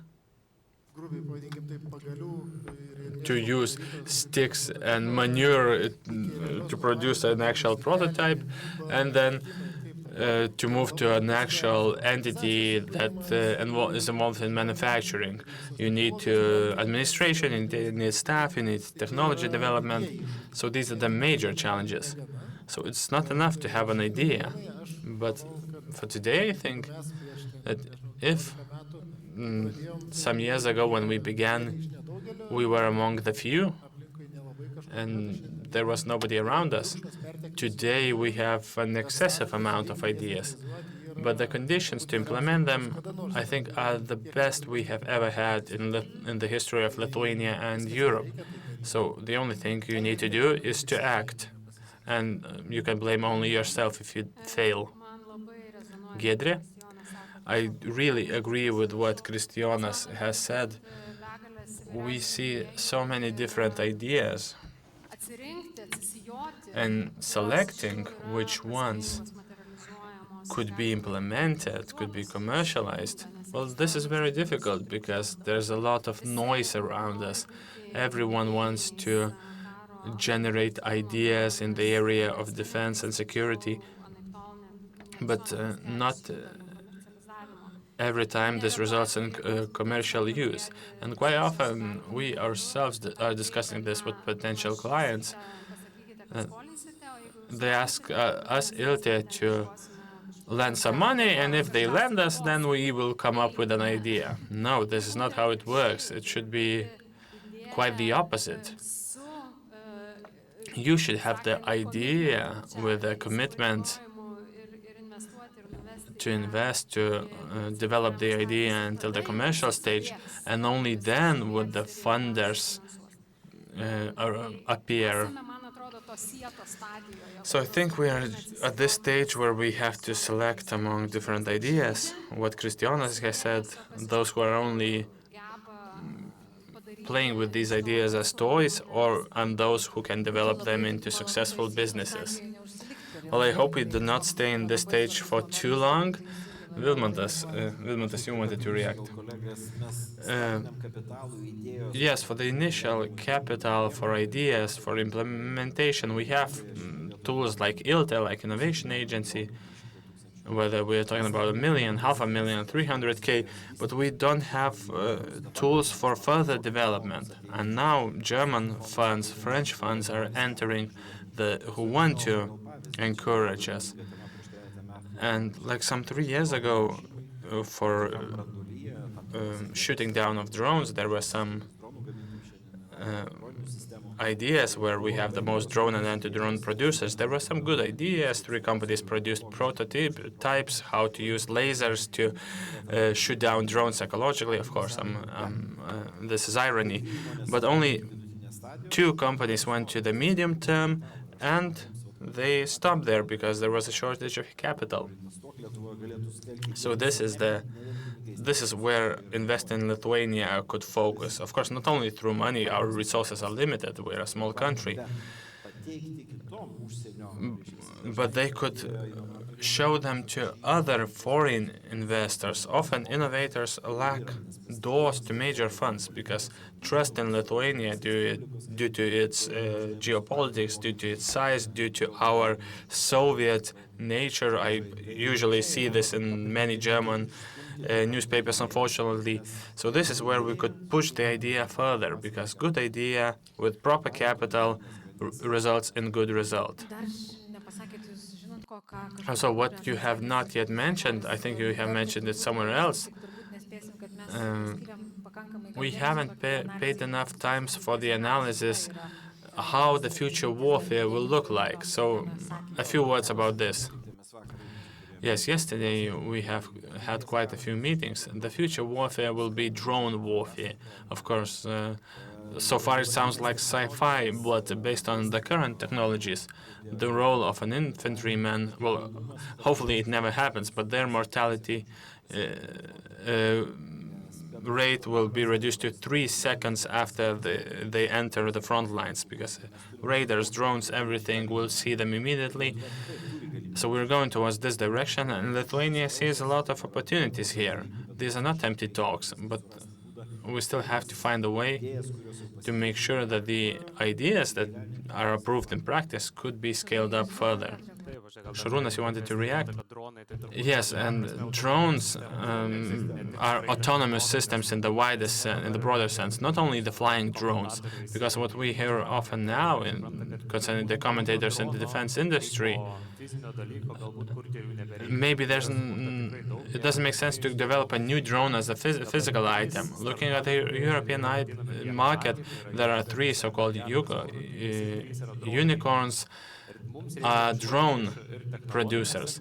So we need to find niches in technology sectors like drone swarms, like autonomous application of drones. And there's Activus Photonics, a Lithuanian laser company that entered into agreement with Quantum Systems, a German drone unicorn, to make sure that their laser systems are integrated into their drones. So we have to find these niches where we can actually play a role. Because, as we have said, we cannot produce everything, but to integrate ourselves into global supply chains through critical systems and to become key players in defense prime supplier markets, I think it's a very important step to develop the Lithuanian market. And application technologies, this is what Brolis is doing precisely. Yes, drone is a platform, and sensors, autonomy, well, this is brains, these are eyes, and so on and so forth. And if you put this on a flying, driving, crawling drone, it doesn't matter. The future war will be a high-tech war. What form will this technology take? It's a separate thing. We can talk about bio-robots, meaning humans. They will play a role, but the warfare will be different from what we're planning for. Vidmantas, very briefly. Yes. So what are we going to defend? A human being is a value. We have to protect, by a robot. So we don't need a soldier that can run 100 meters in so many seconds. No, we are part of the drone warfare, so any person can defend themselves, their family, their country. And we're coming back to the 19th century, when Mr. Colt said, we have stronger people, we have weaker women, weaker people, but I made them all equal. So this is precisely what we have now, but instead of pistols, we have robotics. Okay, one last question to everyone. Let's call it a soft question. Maybe it's not good to call it this way, but you agreed with Neringa's idea. We don't have to think only about weapons. We've talked about weapons, not comprehensively. We could talk more. But what is the element that, besides the weapon industry development and besides investment into defense industry, what else can we do in order to make sure that we are safer? What does a safe Lithuania and strong Europe need the most? Neringa, you mentioned defense. You talked about patriotism. Maybe this comes under the umbrella. What else can we do besides weapons? Well, I always like to turn to our citizens, our population, not only citizens, but all people who selected our country as a place to live. Therefore, patriotism, awareness on how to use, how to act, what to do, not only if we participate in some trainings. No, this has to be in practice. We have to have centers. This has to be our daily lives. So investments into our human security and safety and their education is crucial. I'm not sure if it's correct, but maybe, well, civil resistance lectures are well paid. Many people attend the courses. You could hire these people. They work on a semi-voluntary conditions, at least from what I see. This is going on, but maybe it's difficult to see whether it's tangible or not. But it's a good thing you mentioned this, Gintarė. Yes, besides the weapons, besides the dual-use products, I would like to talk about people. And just like last week, we had different presentations in the Breaking Point conference, where which means that our people believe in disinformation, and there was a invitation for companies to raise awareness in their companies how to select, how to see truth from lies. So this would help us to ensure that we are less afraid. And I think, besides the weapon, this education is important. Kristijonas? Yes, I agree with this idea, what Neringa has said during the discussion. First of all, we need civil resistance of the society, the willingness to defend your territory, country, nation, region, whether it's Lithuania or the EU, because we're an integral part of the EU. Whenever we have this willingness, this understanding to defend ourselves, that this is ours and nobody can take this away from us, then the industry will create the measures we need, the tools we need to defend ourselves. We'll have financing, both in terms of economics and society and so on. Whenever this disappears, then nothing can happen. But maybe this could build the other way around. If businesses create so many measures, then the public will think, well, maybe we have to be afraid of something. We must be resilient. Well, I think that without the society's willingness to treat security as a key thing, no government will not pay for the defense. So this is what Europe had to reach. That's why we are facing these threats. Thank you, Šarūnas. I think one of the most important things is that not to think that we cannot do something, and what Vidmantas has said, we have a global level companies that are creating satellites, we have startups like Astrolight that are developing technologies of laser communication, naval communication. So we have the tools, but we need to decide where we want to apply the competences. So we shouldn't think that there's something we cannot do. Thank you, Giedrė. Me and Vidmantas have a difficult task. We are the last ones and still have to come up with some ideas, but I would like to share something else. I think it's important. We are in a unique geographical position. Bombs can reach us very easily, and when we think how to build up our defense sector, we should decide whether we want to have several major production sites, and one shell would be enough to destroy them, or we want to have many smaller but dispersed entities across the country, because destroying such a network is much more difficult. And I think that this discussion is not yet present. We are talking about major ammo or shell factory, but in the context of an actual war, they are very easy to destroy. So I think we need this public debate. Okay, Vidmantas? I'll go in a different direction, but we have the idea of the drone wall, the Vytautas Magnus defense wall. These are the things that have to be implemented. Yes, Commissioner Kubilius said last week that in 1 year we must have had some major achievements. Yes, and the recent discussions in different councils turn a green light for this movement, starting from the government, cabinet's approval, and in order to implement these directions, well, we will see some progress. But I would like to turn back a little, turn back to the days before the Second World War and right after the war.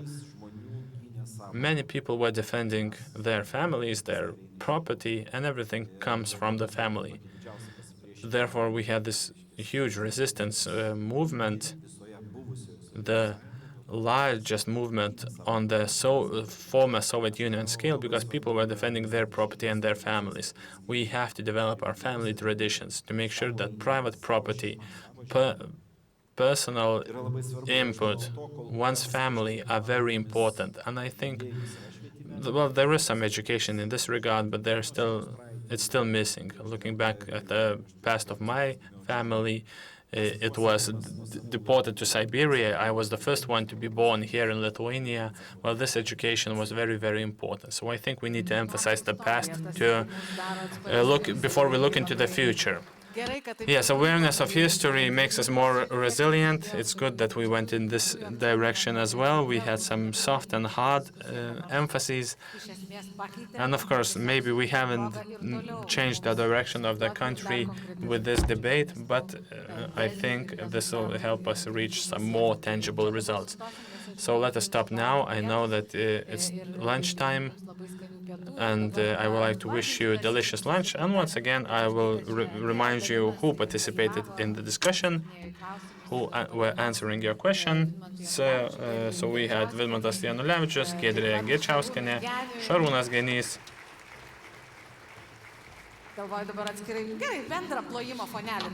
Okay, just keep on applauding. Šarūnas Genys, Kristijonas Vizbaras, Gintarė Kunsaitytė, as well as Neringa Pažusienė.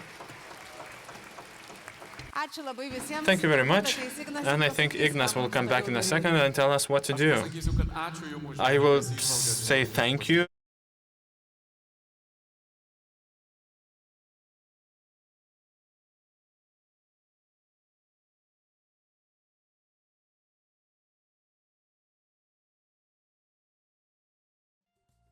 Gerbėmieji, sveiki sugrįžę, tęskime konferenciją po pertraukos, tikiuosi puikiai leidžiate laiką. Ladies and gentlemen, welcome back. Paklausti, ar kada nors susimąstėte, kodėl mes Lietuviai esam tokie gražūs ir kuo mes esam tokie ypatingi, kuo mes skiriamės nuo kitų Europos tautų. Kodėl mūsų paveldas, genetinė sudėtis ir sveikatos.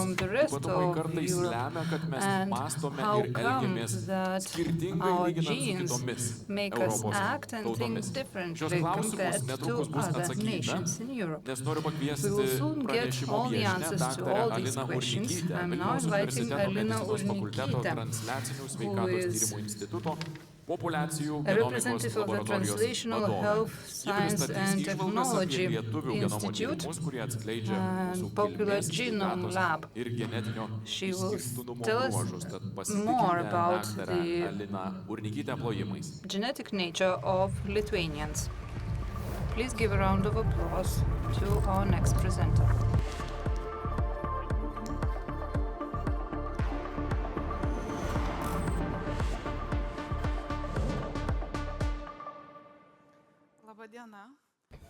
Good afternoon. First and foremost, I would like to thank the organizers for this wonderful opportunity to give a presentation about the uniqueness of the Lithuanian genome to such a large audience. Have you ever thought of the heritage of our ancestors and how much about it can our genome tell? This will be my topic for today. I will do my best to make this complex topic as simple and understandable as possible.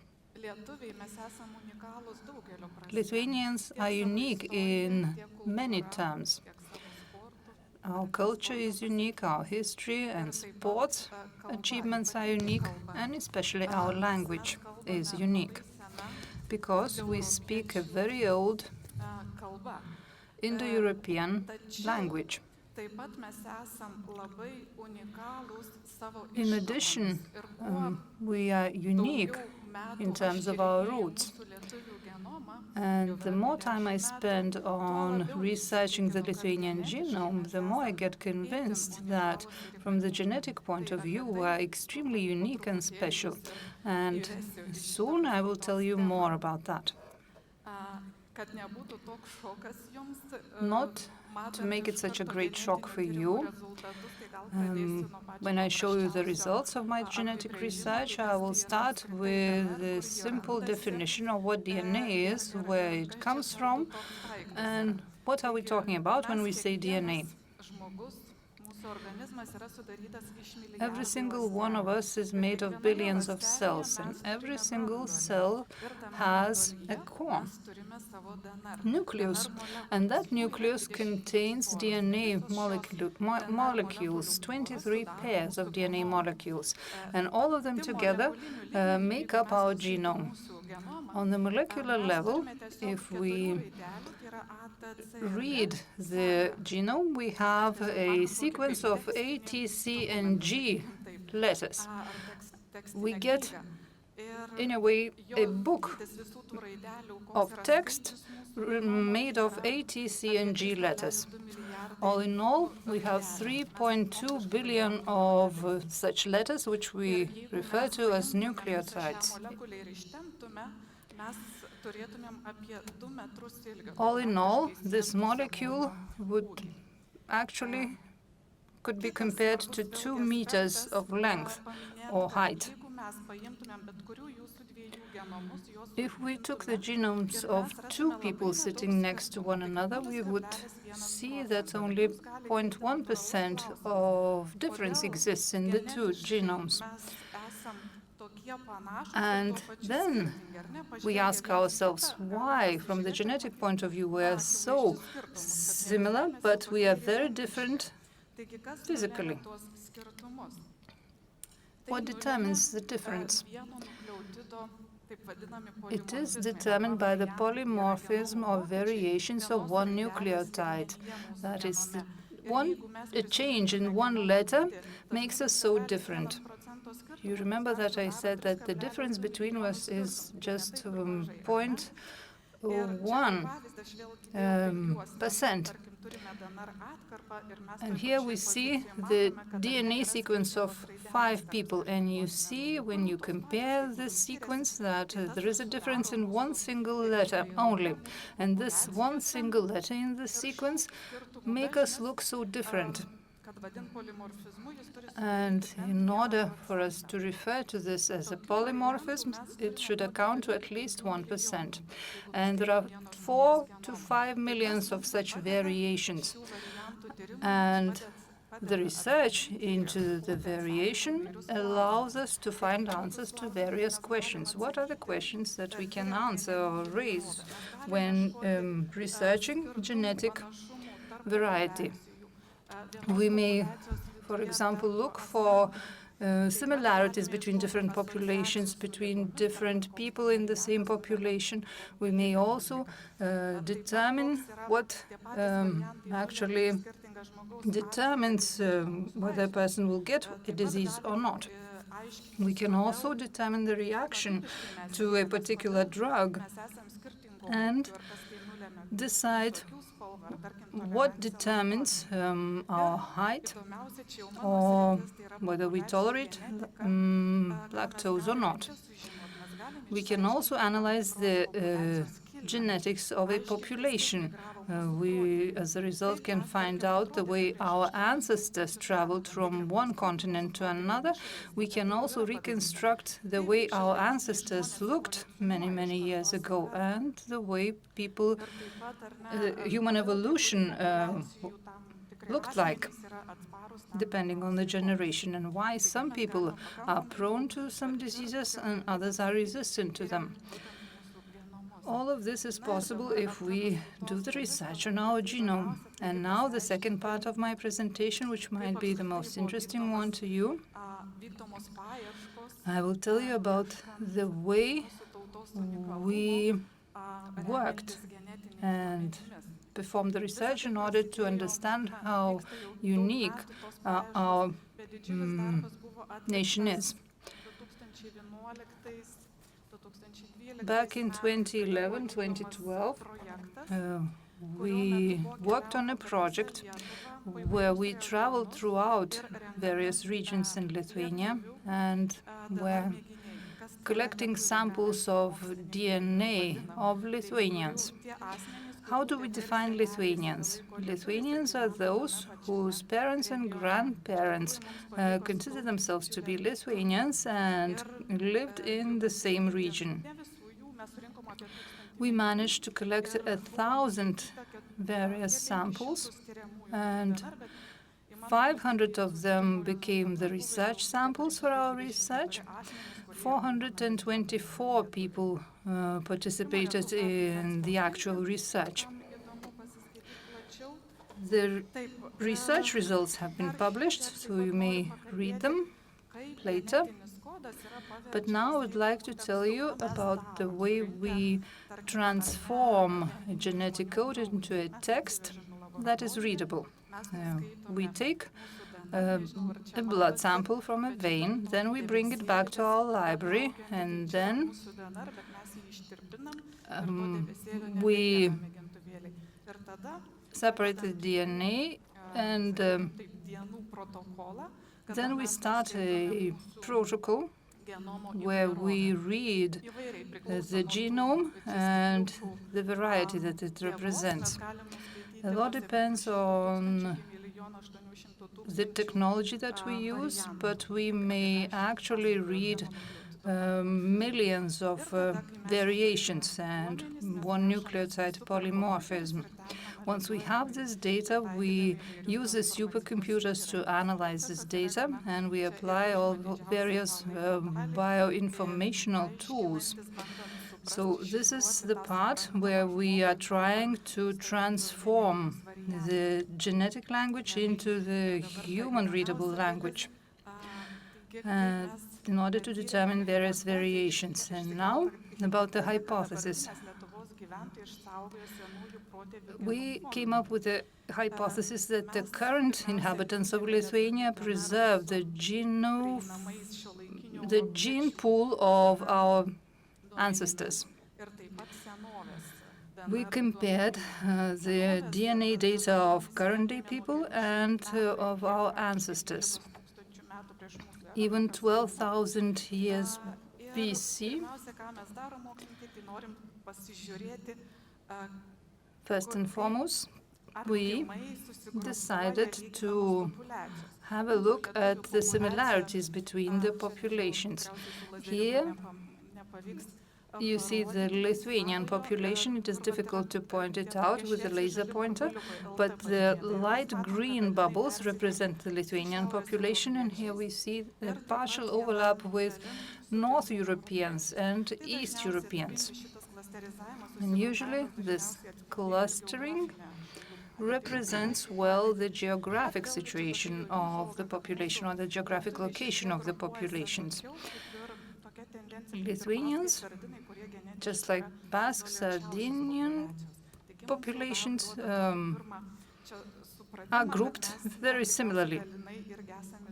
It might be that we are partially isolated here and demonstrating some kind of genetic uniqueness. we compared our current gene pool with our ancestors' gene pool. And we saw that the Western hunters-gatherers, Scandinavian hunters-gatherers were included, and we also have Indo-Europeans, inhabitants of the steppe, and also the late Neolithic Bronze Age people. And here we see a very close connection with the ones who lived in the steppes and the hunters-gatherers and the late Neolithic Bronze Age. Then we applied a very specific method to research the population, to analyze the admixtures, and we saw that, we noted that the red circle represents a line in 3 colors. What does that mean? What do other lines represent? Well, they represent other populations, for example, West European, North European, Caucasus, East European populations. And here we see that the biggest part of the line is colored in green. And this again represents the hunters-gatherers population.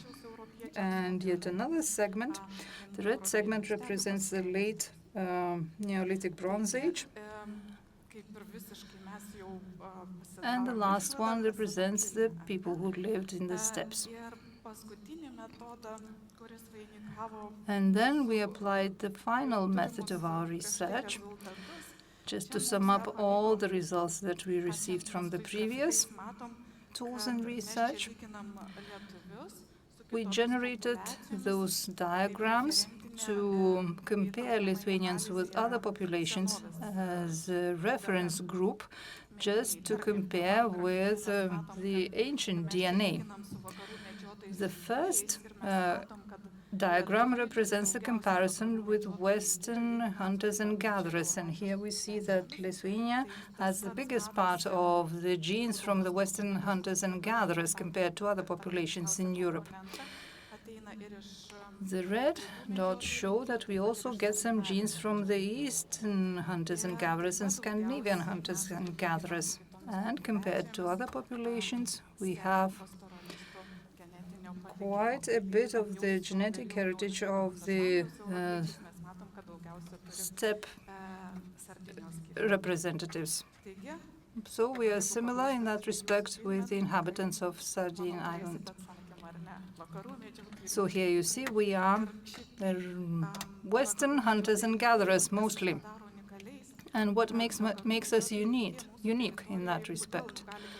So you might ask why we have such a big component of the Western hunters and gatherers in our genes, because they spent a lot of time in our territory before the Indo-Europeans arrived, some 3.5 million years before, 1,000 years before us, and they were assimilated by the Indo-Europeans, and this component is still present in our genetic pool, and this makes us unique compared to other genetic populations. So we should share this unique we share this unique feature with Latvians too. So what is the description or definition of a typical Lithuanian? Often people ask me this, but gene specialists cannot define this 3-color gene in a particular sequence of words. Still, we managed to determine that adaptation to local pathogens is something characteristic to us. And our research showed that throughout the 3 generations, and one generation is 25 years, so throughout generations we preserve the genes that are responsible for the metabolism of food fat, or fatty food. I can't tell you that now you can continue eating our special national dishes that are fat, or contain a lot of fat. Still, these genes are inherited by the Western hunters-gatherers, and It was important for them to have those genes, to have the enzymes to digest the meat and the fat fish that they ate. They didn't have the heating at home back then, so they had to make sure to stay warm. There were also other genes that we discovered, which are responsible for our light-colored eyes and light hair. We also discovered some genes that are responsible for our immune response. That is why we have such a good immune system. And the genome doesn't say all about us, and it doesn't explain why we are so happy to eat our national dish, zeppelini. To sum up, I would like to explain why it is important to research the national gene pool and genome. We are now developing a referential pan-genome of a human being. We are working on the collection of all the samples, and it is very important for Lithuanians to be part of it. It is important in terms of personalized medicine, but we also need to know what the genome looks like in order to understand the reasons for diseases and to develop preventive measures. This promotes our further development and advancement in various fields. And I would like to invite you to join the action and the movement, the Living ABC of Lithuania, that is organized by the Population Biobank. Please join us. Scan this QR code, and you will find more information about this process that we are organizing, and you can, as a result, contribute to the promotion of science and research in Lithuania. That would be it on my part today about how unique we are and how our roots look like. Thank you. Thank you very much to Dr. Alina Urniekytė. If you have any questions, please raise your hand. We'll bring a microphone to you. And I would like to ask a question myself. Are there any differences between Lithuanian genome and the genome of a Lithuanian living, let's say, in the USA? And maybe throughout generations, the genome will start to differ? Well, yes and no. I think that it will be mostly Lithuanian, so to say, the genome, the one I was telling you about. But for the genome to change, to see any changes, we need 2 or 3 generations. And if a generation is 25 years, then it takes some time. What about mixed family? What impact does it have on the genome? Well, there is an impact, of course. Okay, thank you. Do we have any questions from the audience? If not, then let's give a round of applause to Dr. Alina Urniekytė.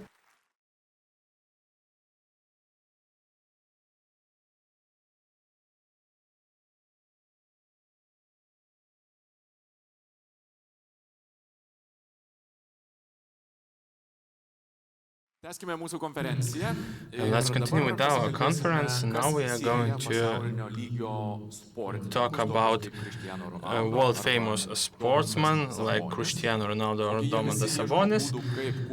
Well, all of them are looking for ways to sleep well, to restore their powers well, and to show the best possible results in the court. And one of solutions is a vagus nerve stimulation technology created by a Lithuanian startup. And let me remind you, the slogan of our conference is "The name of Lithuania is heard more loudly across Europe." So this is a great example. Pulseta technology is used by thousands of people across the world. I saw that Jonas Valančiūnas joined Domantas Sabonis. And another important thing is that EU investments expand more possibilities for the developments of such technologies. So let us hear about this from the co-founder of the startup, Mr. Vitalijus Majorovas. The floor is yours. Hello.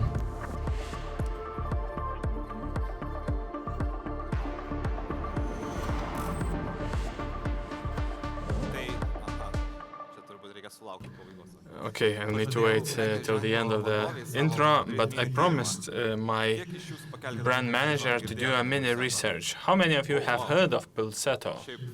Oh, wow, some 60%. Well, that is cool. Even though we perform our operations abroad in Lithuania, our turnover is some 3% only, but that's still nice to hear. But I'll still tell you about the technology itself. Who are we? Well, we are a stimulator of the vagus nerve. It's a device that is worn on the neck, linked to a mobile app. It is sending an electronic signal and activates the vagus nerve that has a big branch, so to say, in the neck. And once we activate this nerve and do this quickly in some 5 minutes, the so-called parasympathetic nerve system responsible for relax is activated. So our tool helps against the stress. People use our device before they go to sleep. And we are a so-called wellness device so far, but we plan to create a medical device as well.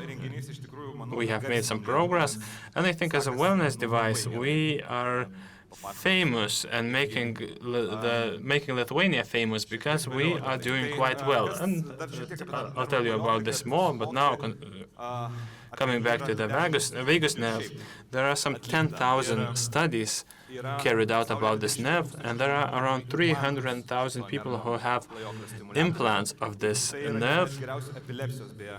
And by the way, it's one of the best tools of treating epilepsy. This has been researched for some 10 years, and in the last 10 years there have been many studies about non-implanted device and their impact not only on relaxation but treatment of such diseases as migraine, cluster, headaches, depression, and so on and so forth. So me and Povilas, my partner, met each other 5 years ago, and on the 5th of October we're going to celebrate 4 years since our establishment. We survived the period when most of the startups go bankrupt. So why did I come in this area? Well, my wife was diagnosed with cluster headaches. It's some 10 times stronger than migraine.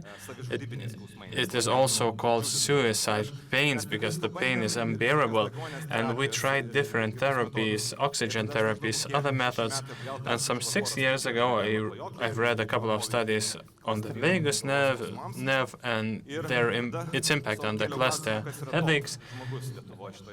And I asked myself, who is the best expert in this area? Well, Povilas is one of them. He was working on the invasive implanted vagus nerve stimulators, also stimulators that are implanted in one's brain or spinal cord. And then we realized that there aren't many non-implanted devices.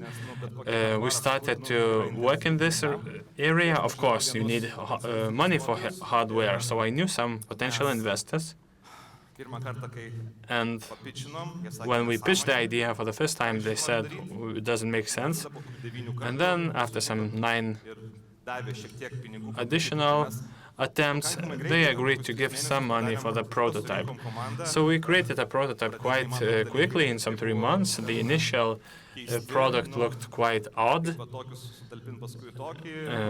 All these chips had to be then designed in a more smooth way. These are the first designs we have, the first 3D printed versions.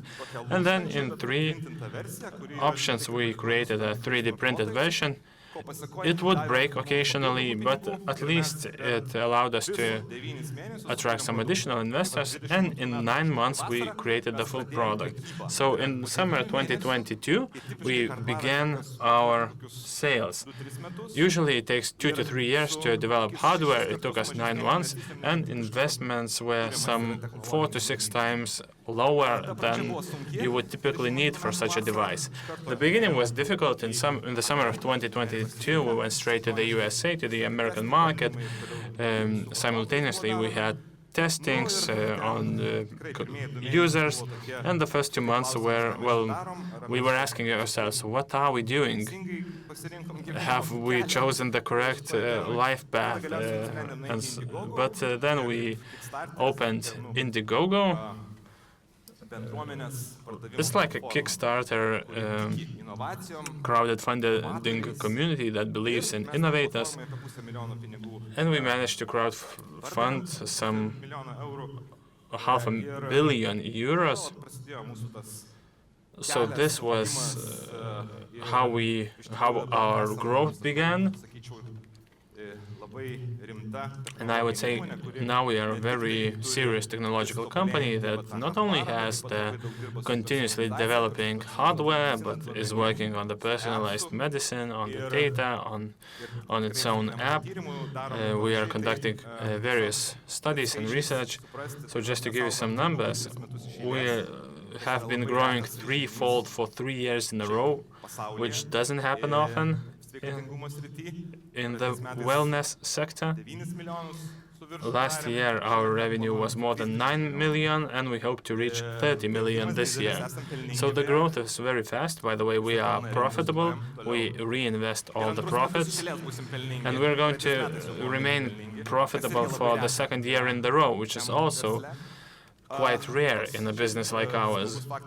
Another fun fact, on the 1st of January, I was going back from Palanga because I was celebrating the New Year's Eve, and on my way I received 2 calls. One of them was, did you hear that Cristiano Ronaldo said that he's using Pulsetto on a podcast? I was like, what? And they tell me, yes, you can find this on the internet. And then in another hour, a movie by Brian Johnson, a longevity guru, was published on Netflix, and in the 3rd minute of the movie he was wearing a Pulsetto. So these 2 news on the 1st of January, well, showed me that we have created something serious. That is cool, but looking at the whole movement of the wellness technologies, for example, maybe you're aware of the Aura ring, this ring that had 2 rounds, Series E and Series D, and attracted 1 billion funds. It was not its valuation, it was the amount that they attracted in 2 years. So this is the game we were playing.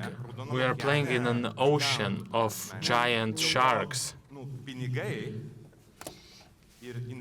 Therefore, the money and the investments into R&D are enormously important. This year we will invest some 3% of our turnover into R&D, because we must reinvest our profits. And also, it happens thanks to European funds, thanks to ILTE. It is enormously important for us in order to compete with these giant sharks. And for example, NASDAQ tech companies invest from 10 to 15% into their R&D, and the more they invest, the more successful they are. So in the long term, we are going to lose the war if we don't innovate. So of course, all the profits are reinvested, but we need to perform clinical trials, implement R&D, invest into branding, because so far it's been only a short-term marketing, and we need some working capital for warehouses. For example, now for $1.5 million, we purchased, we installed warehouses for components because we're getting ready for the Q4. So it's money intensive and very difficult. On the other hand, we do understand that the market is big. The market is enormous because nearly everyone has Everyone's household has sleep problems, anxiety disorders, and of course we are competing with lots of different players.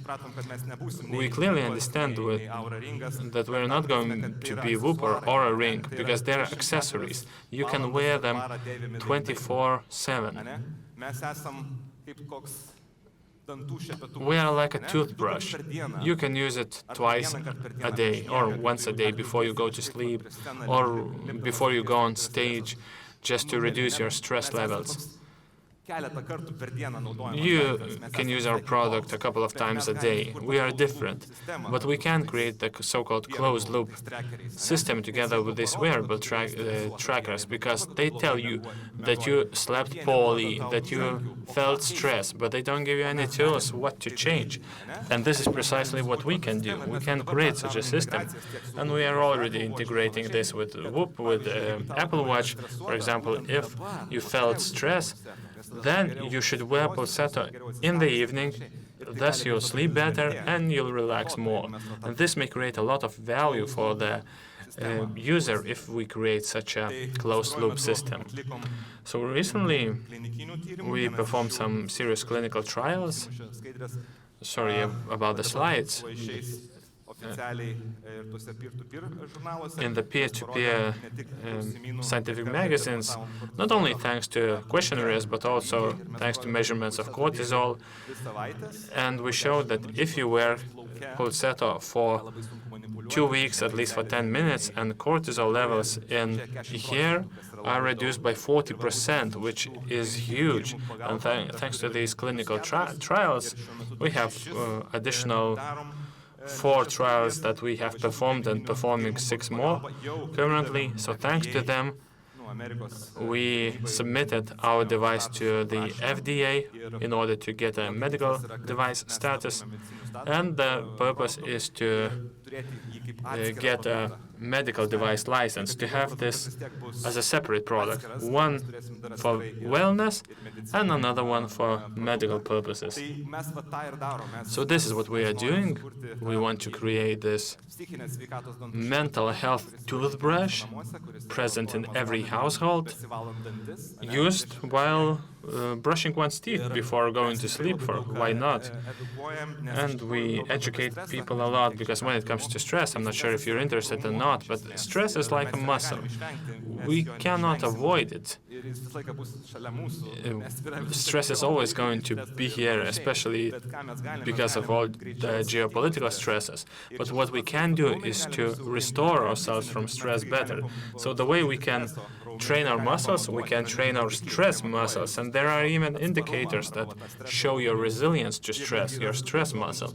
And there are studies that show that if you enter the menopause with higher stress muscle, the menopause symptoms are lower. Or if you experienced a big stress in life, a close person to you died, but your stress muscle is very strong, then the impact on sleep will be much lower compared to somebody whose stress muscle is very weak. So if a relative dies, then for them they find it hard to sleep. And the vagus nerve consists of a major part of this stress muscle, and we want to be the leaders in the field. And besides Pulsetto, we want to have other solutions how to train the stress muscle. So these are quite ambitious. The device itself is the second generation. Now some of our R&D budget is allocated to develop a third generation, to have no gel, because now you need some conductive gel before you wear the device, but you need it to conduct electricity, and this is a new innovation globally. All the echoscopes, everything use conductive gel. Now the patent is pending. We hope to get one soon enough, and this will be one of the elements for the category 3. So we are just like Apple. We want to issue a new version of the wellness device.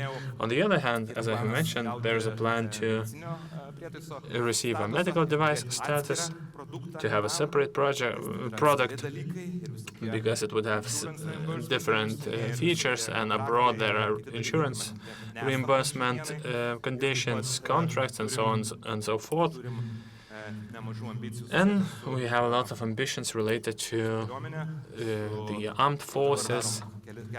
We are already conducting some tests, because there are quite a few studies that show that returning soldiers with PTSD,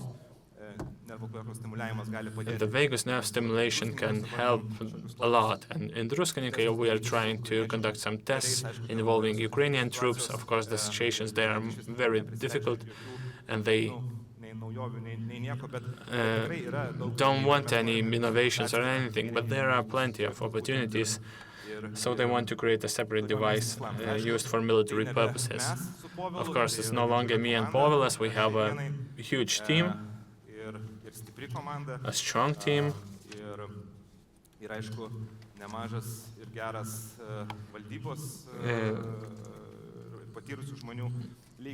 and we have experienced people in our board. So a lot of work to do, and our DNA, the DNA of Povilas and me, is that we do what we promise. Many people don't in the startup world. We do. There are investors with whom we have been collaborating for a few years from America and elsewhere, and I'm talking with them, and they tell me, when you texted us for the first time, you told us that, well, you had 3 million, you wanted 9 million, and we didn't believe you, but you did this. And then, at the beginning of last year, you said 25, and now you're saying 30. So this is how we foster credibility and trust, because we do what we tell that we would do. Of course, this takes a lot of effort, a lot of dedication, but this is the drive that moves us forward. And in general, why is this important? And why such tools like ILTE or, for example, the EU funds? And I'm very glad that I'm working with the agency, because they're very flexible, they understand us, and this is very important for us. We have to have all the tools to compete globally and to be a serious and reliable growing player, just like Finns. And by the way, Aura Ring is from Finland. Why cannot we be like Finland? Why we in Lithuania cannot establish a unicorn in the wellness field? I think we can, because gadgets will become part of our daily lives, just like food supplements. I read a study. 5 years ago, 3 out of 10 people were consuming supplements like vitamins. Now, 7 out of 10, because it's just a daily life now. The same will happen with gadgets. In 5 years, there will be a lot of people with Neuralinks, with Pulsetto, with measuring devices in the streets. This is the future. And depending on our funding sources, either we will be part of the future or won't. Thank you for your attention.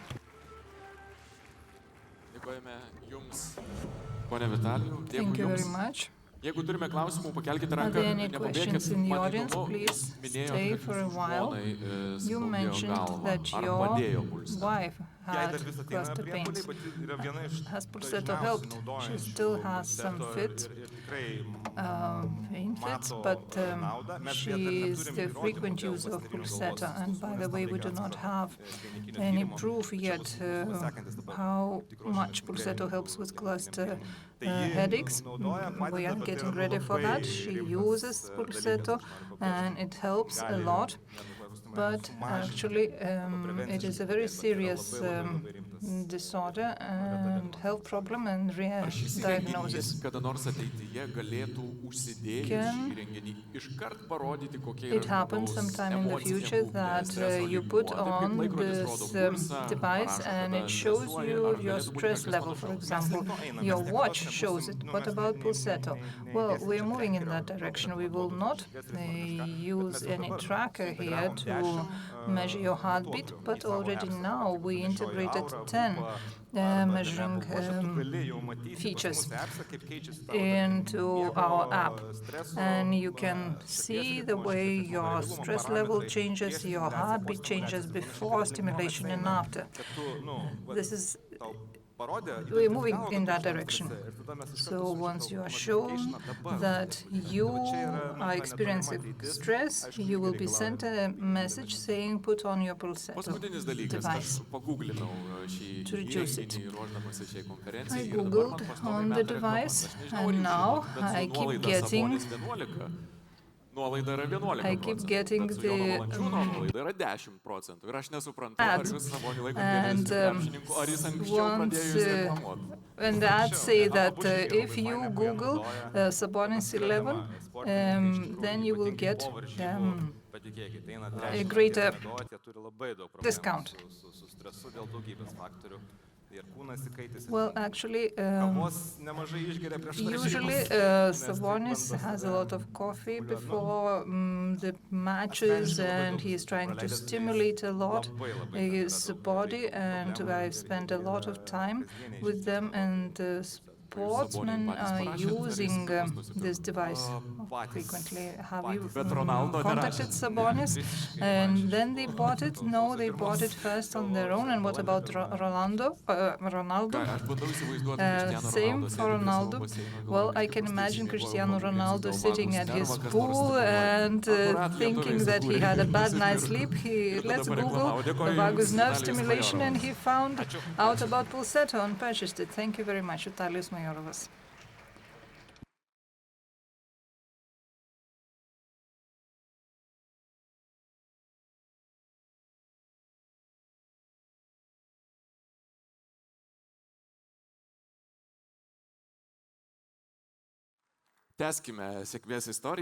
Let us continue with our success stories, and now we will discuss energy independence. On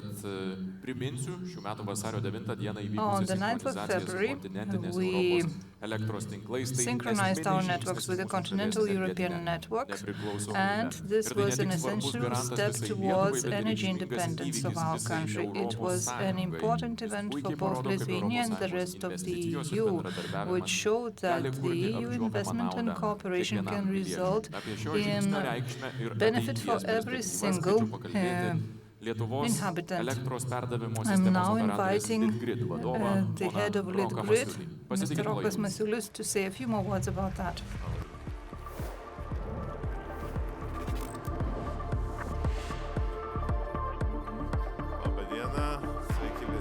Good afternoon.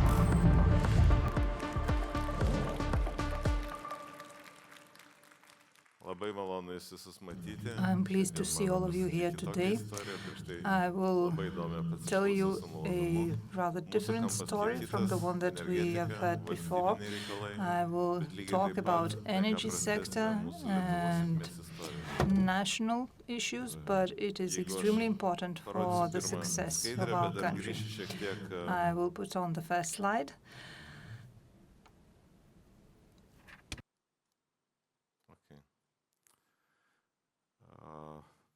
I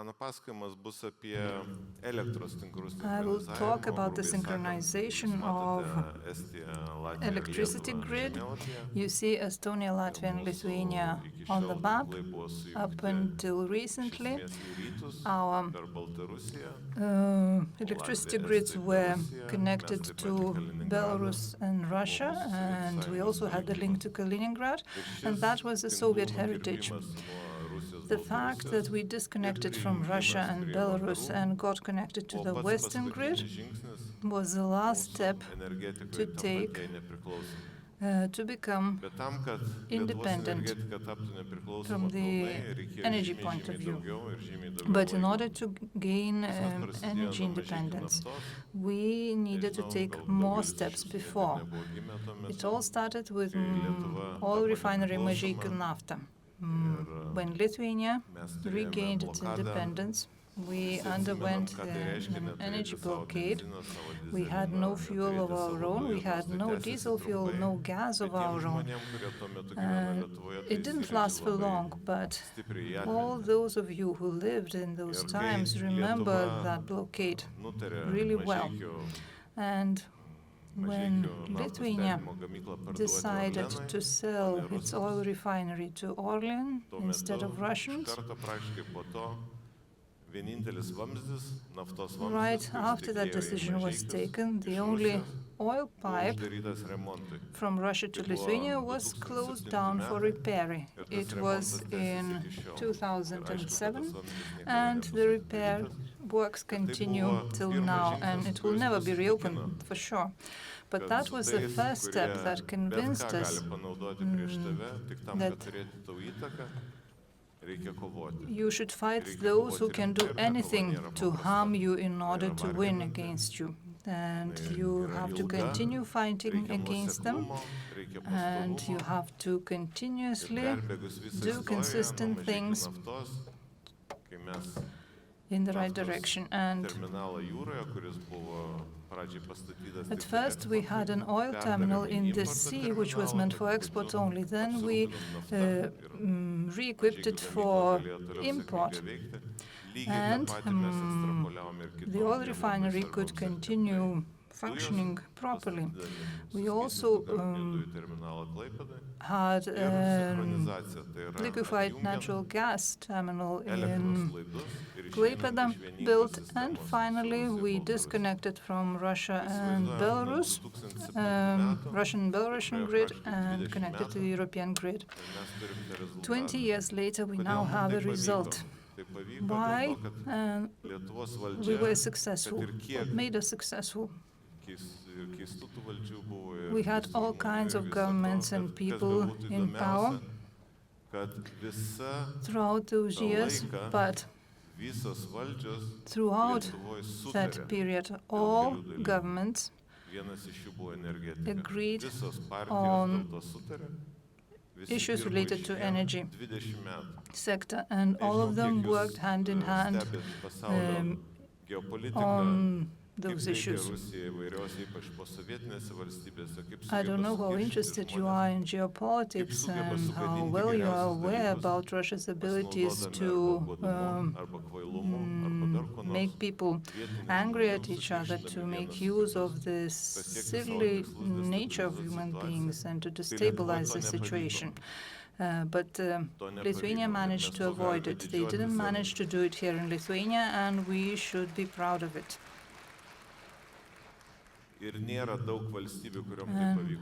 Not that many countries were as successful as we were in that respect.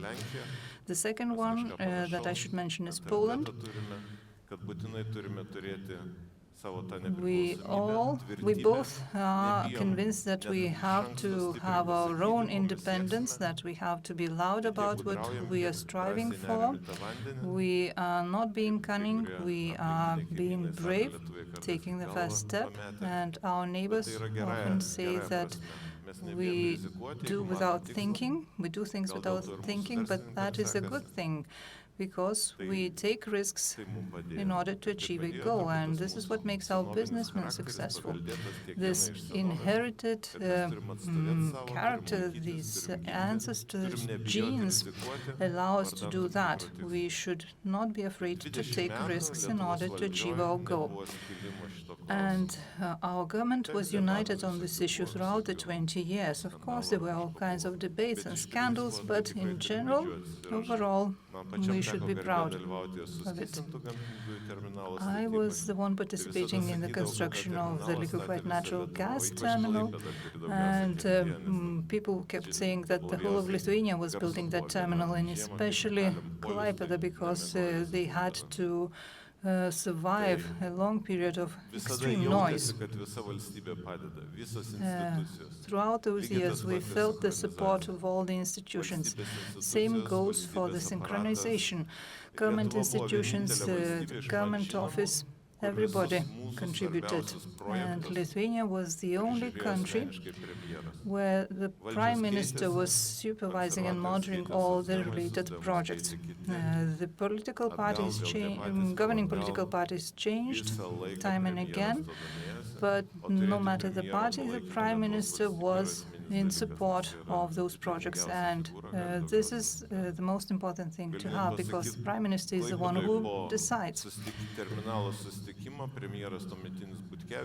The then Prime Minister Butkevičius would come to Klaipėda to monitor the situation, and after the visit we would give him a list of names to call in order to make the project move forward. And he would take the list of the names and would call them all and say, "Hello, Butkevičius, the Prime Minister." And then there was silence on the other end. And Butkevičius would say, "We have problems with this document I had." "Oh, no problems. When will we have it solved? Tomorrow? Okay, thank you." And then the whole list of people, and he would go through the whole list of people he needs to call. So he would do it every time he would come. Same goes for the President Grybauskaitė, Neverovičius, then Prime Minister and others. There are many things that we do not see. We hear bad things about people, but we do not see the good things about them. And there were many people who spoke on TV in support of us and helped in reality. So all the prime ministers, all the institutions would extend all the necessary support. And not many countries are capable of doing that, because for that you need to mobilize the whole system, the whole management apparatus. And this is why we succeeded with the oil refinery. This is why we succeeded with the liquefied natural gas terminal and the rest of the projects. A few more words about the synchronization. The goal was to connect the three Baltic countries to the gray area, the European area, in order to use the same frequency.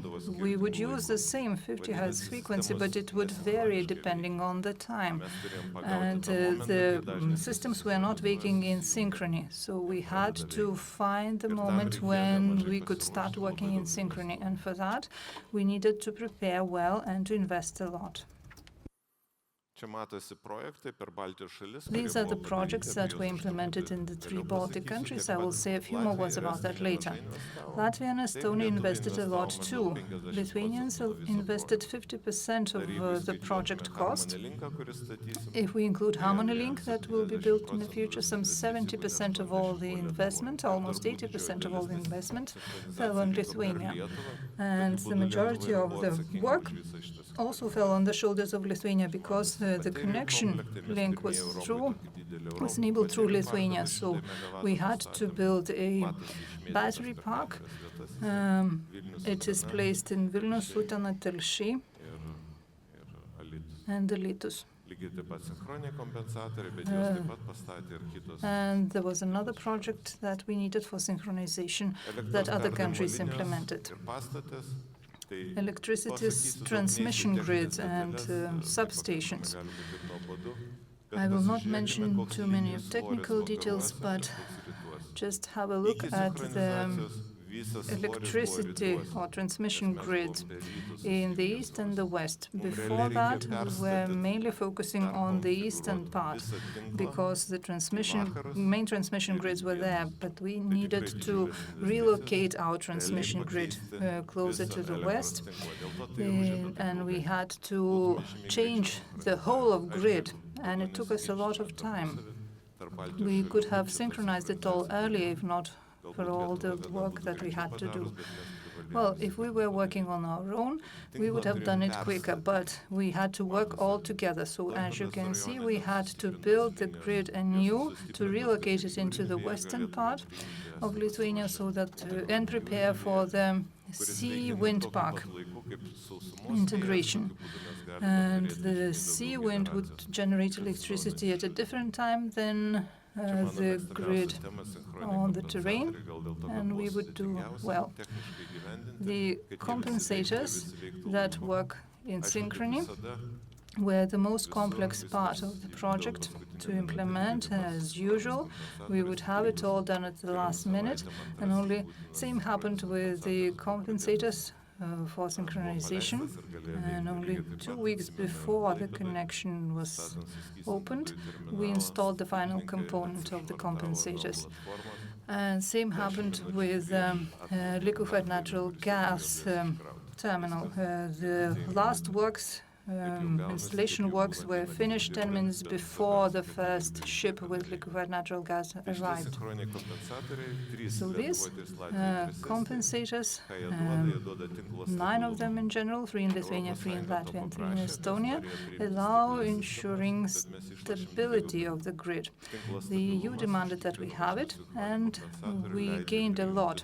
It made our grid stable and allows to connect more of generation, sources of generation. For example, sun and wind are not very stable sources of generation, and those compensating equipment allows us to compensate for the variations and synchronize it. And the pole grid is extremely important for us. Poland is an important partner because they have a very reliable energy basis. They have coal, gas, they use renewable energy sources to a small extent, but they are extremely reliable. Second, there are higher prices in Poland, and this allows our producers to sell electricity to Poland. As a result, the current account deficit goes down, more investment comes to Lithuania. The more of the investment comes to Lithuania, the smaller the price is with us. And as a result, we can develop the industry that is energy intensive. Looking into the future, I would say that it is time to start thinking about the investment in Lithuania and to invest into energy-intensive sectors. We haven't started doing that in Lithuania yet. In Germany and Belgium, they do it already. They have data centers set up. Here in Lithuania, we have a lot of free energy resources, and we need more users in order to consume more energy and make the electricity cheaper. We used to have a situation where we didn't have enough electricity. We built up the facilities, and soon we will have too much of electricity. We will have to think of where to put it. So it would be really wise to invest into that field. We thought first to have Harmony Link installed in the sea, but it was very, very expensive. 1.6 billion. Then we cooperated with Poland. Poland found a way to accommodate it and to build a cable to Lithuania with 700 megawatt in power, but twice as cheap. 700 million instead of 1.6 billion. That was a very wise solution. They divided the 400 megawatt lines into several smaller capacity, 200 megawatt lines, and managed to find the right solutions to implement it. And 60% of those projects, of the costs of those projects, were financed by the EU. The EU was very supportive, and we received a lot of attention, technical expertise, consultations, and pressure, of course. Everybody pressures you to do things all the time. Life is life. But we succeeded, and that's a European success story. Not only the Lithuanian, Polish success story, a Baltic country success story, the European success story. Huge achievement. A few more words about the way it all went. At first, for one day on the 8th of February, we were connected into a closed loop. We had a small connection to Finland and Sweden in order to keep our system stable, but in general we were all functioning on our own, and that was a very big challenge. We had to make precise calculations beforehand, and on the 9th of February at 2:05 p.m. I remember that date and time really well, because at 2:05 or 3, I'm sorry, I received a call from the president's office asking how it went.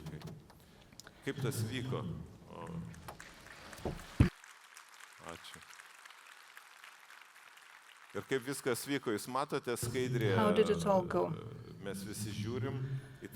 You see the interconnection of the two lines, of the two frequency lines, the Lithuanian frequency and the European frequency lines. At 2 sharp, we were supposed to synchronize it. Of course, those two frequencies started going into opposite directions. We have never done that before. The system operator in the middle was extremely tense then. I asked him, when will those lines meet? And he said, well, one day they should meet. And then I received a call from the president's office, and I was getting out of the room, and I heard them clapping, and I see that those two lines connected, and then we pressed the button and the systems were synchronized and connected. So the project went successfully. We completed it successfully. In Lithuania, it is rather often the case, but it also involves a lot of stress. And the Pulsetto set would have helped a lot. The whole team, I would say, and the whole month after the synchronization too. And the last slide, I'm about to finish. There is one big task to do. It is also related to independence, and it involves defense, to defend it all from war and to stay strong. We have a big program that is meant to protect it all. It includes physical security, electronic security, cyber security, and all the rest things that are related, cooperation with the military and other institutions. I can't tell you more about that, but you will see it physically appearing around our substations, all the electronic protection or the physical protection. Of course, it's a moving target. Ukrainians are coming to us to consult us. We also go to Ukraine to see the way they protect their critical infrastructure. One of the ways to protect it is to stand and guard it. Yet another way would be to be mobile in order to deceive the enemy, and the enemy wouldn't know where to strike. Well, that's a very interesting topic. I can't tell you more than that. I just can come down that we have been working hard on this issue, and the minister is highly involved and knows all the ways in Europe. And if Europe contributes to it, we will be able to do even more. We will be able to develop exemplary programs for others to copy, because we are the first ones to do it. And again, Lithuania is the leader in this area. We are the first ones to do it, to start doing it. We then teach others, but they are also catching up. And every single time the Ukrainians come, they introduce new ideas of how to protect it all, how to make it mobile. And of course, when the war is over, we will continue learning from them to make our infrastructure secure.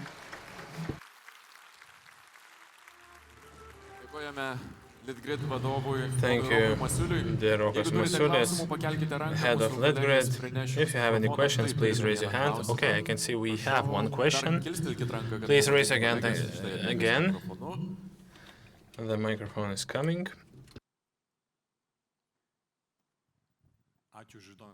Thank you for such an interesting presentation, and I think everyone's grateful. But one thing, is it good that we failed to build a nuclear power plant?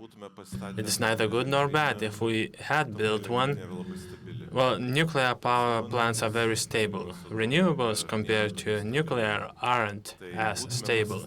So if we had built it, we would have fewer renewables because we wouldn't need them as much. But there's a silver lining. Always, we didn't build a nuclear power plant. Now we are building renewables, and we are looking for ways how to make renewables stable. For example, the latest trend here and across the world are accumulators. Today in Lithuania, well, soon we will have calls for 10 gigawatts of accumulators, whereas our maximum hourly demand is 2.3 gigawatt, so 5 times the amount needed per hour. Of course, the accumulator operates for 1 to 2 hours, so we need even more of them, but proportions are similar to that of the whole world. So these batteries are the ones that contribute to system's stability. So after some time, if we looked back, maybe we will say it's a good thing we didn't build it because we found a solution. I personally worked on the decommissioning of the Ignalina power plant, and I can tell you, nuclear power plant, while you operate it, it's fantastic. But decommissioning it, when you have to clean every single piece of metal, well, the costs are enormous, and many operators fail to estimate it. Then they don't have money for that, and it results in a lot of troubles. So nuclear power plant have this precondition. What happens next? Do we have any more questions? I don't see any hands raised. Mr. Masiulis, you mentioned that the Prime Minister Butkevičius would call a list of people. Do we have somebody to call for any reasons? For example, today a new government is swearing in. Today, I'm not sure, but I'm sure there will be some, so we will approach them, and I'm sure they will help us. Thank you for your presentation.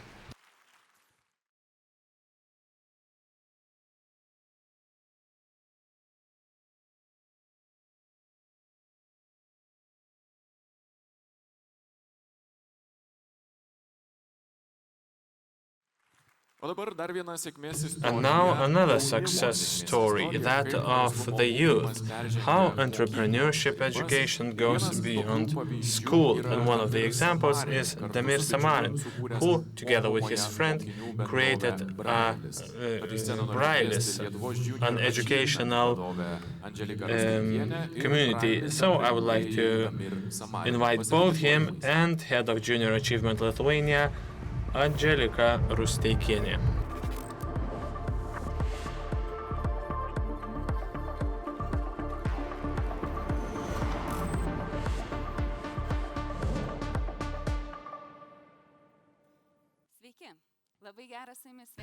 Hello, I'm so glad to say hello to you.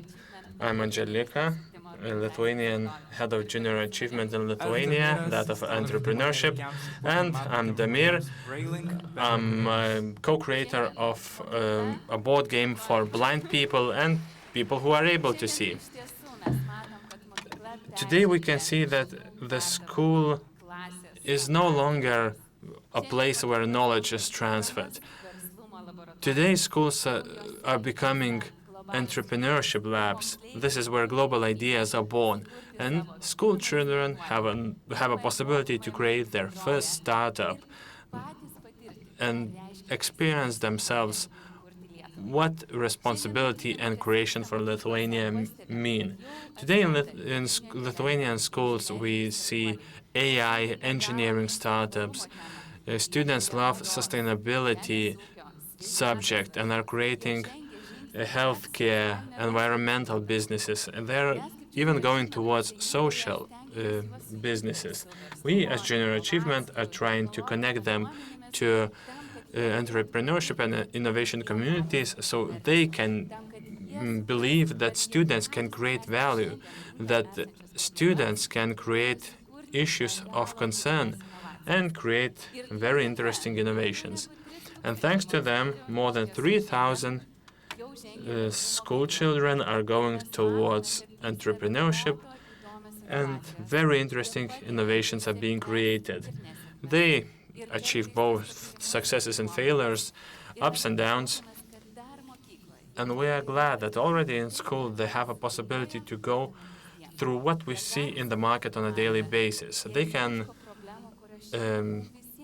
create and attract teams. They're looking for problems that are important to us. They launch prototypes. They go to the market and test it.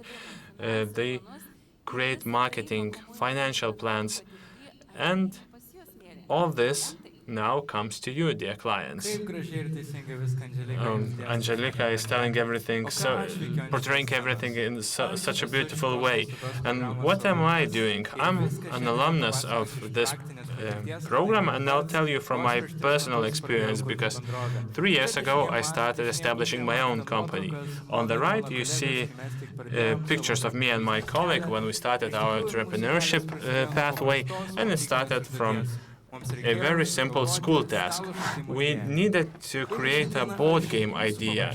If I asked you today to create a board game idea, what would it be? How would your board game look like? What would be its topic? Who would be the target audience?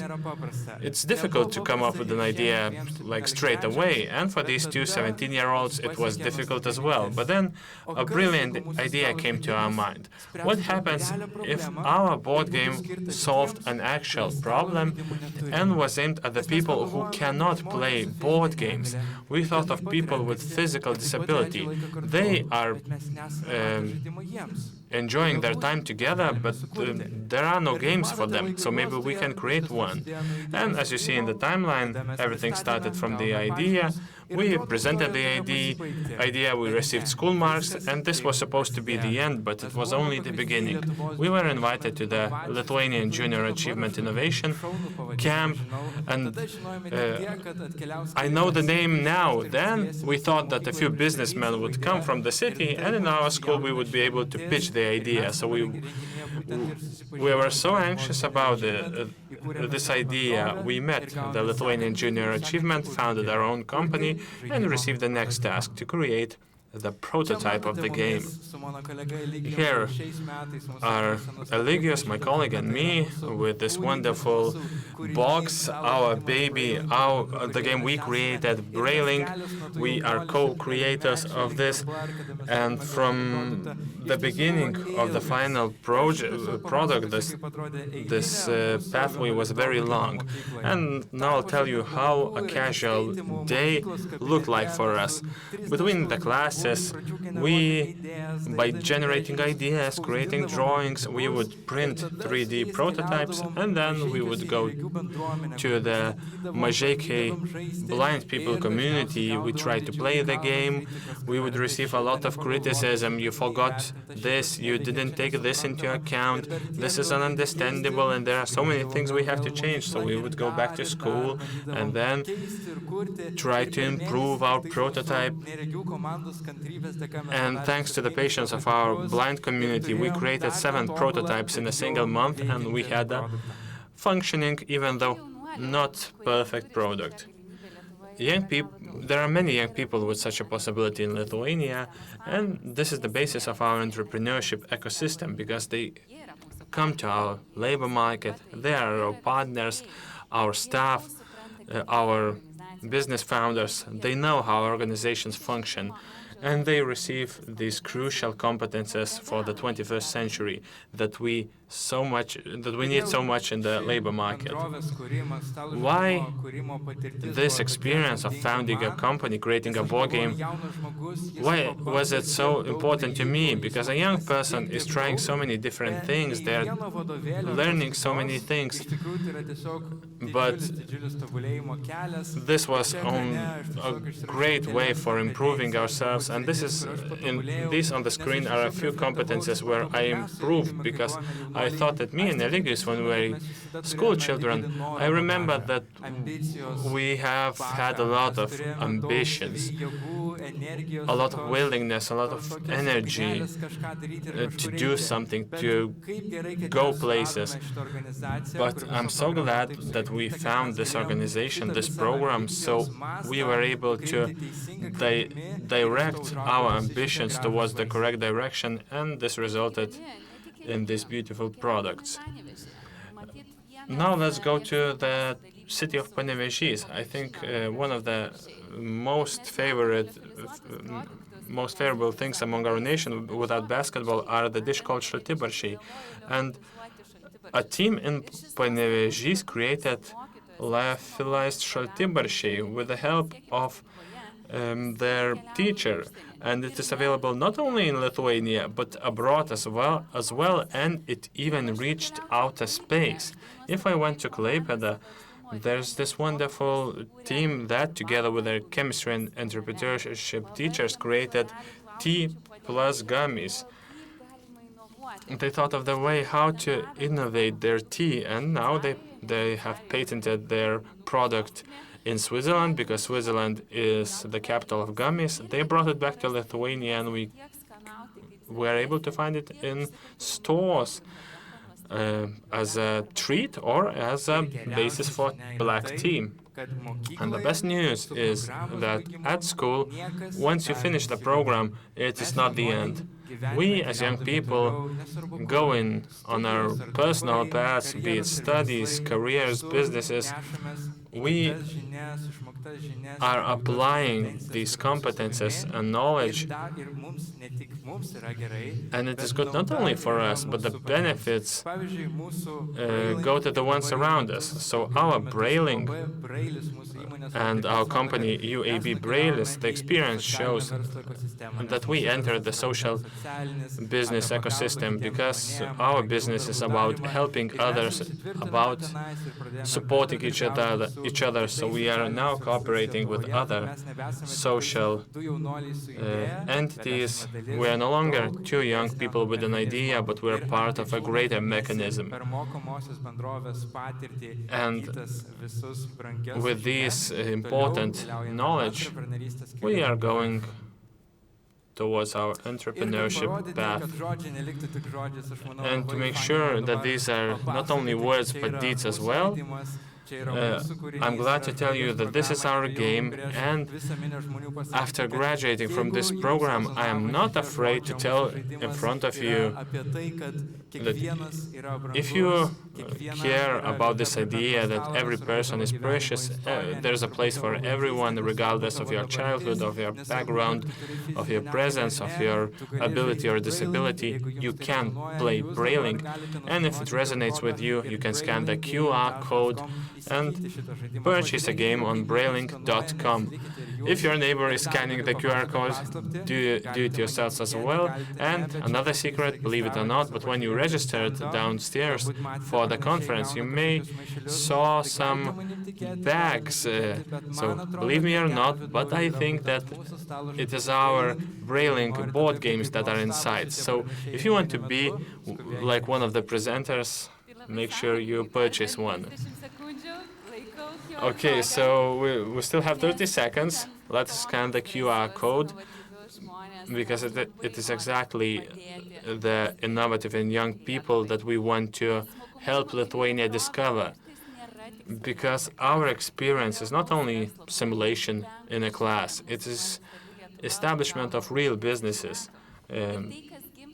And the businesses that are born in schools, the ideas that are born in schools become actual businesses, whether it's our first unicorn, Vinted, or Turing College that teaches practical competences, or tutor tunes, games, or even 9th graders that won the 4th place in the European Entrepreneurship Festival and are soon to present the board game called Fiasco to prepare for extreme situations. So all of this is born in the brains of our wonderful young people in wonderful classes with wonderful teachers that are not afraid to go outside the walls of the classroom.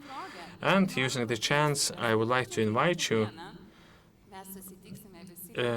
to Litexpo on the 12th of December. 900 founders of school children companies are joining the traditional entrepreneurship festival. More than 100 of teams involving business community, public sector community. We're going to listen to their ideas and help them create better, more, and more broadly. So I was glad to share with you these stories that are born in school, but become part of our lives. Thank you.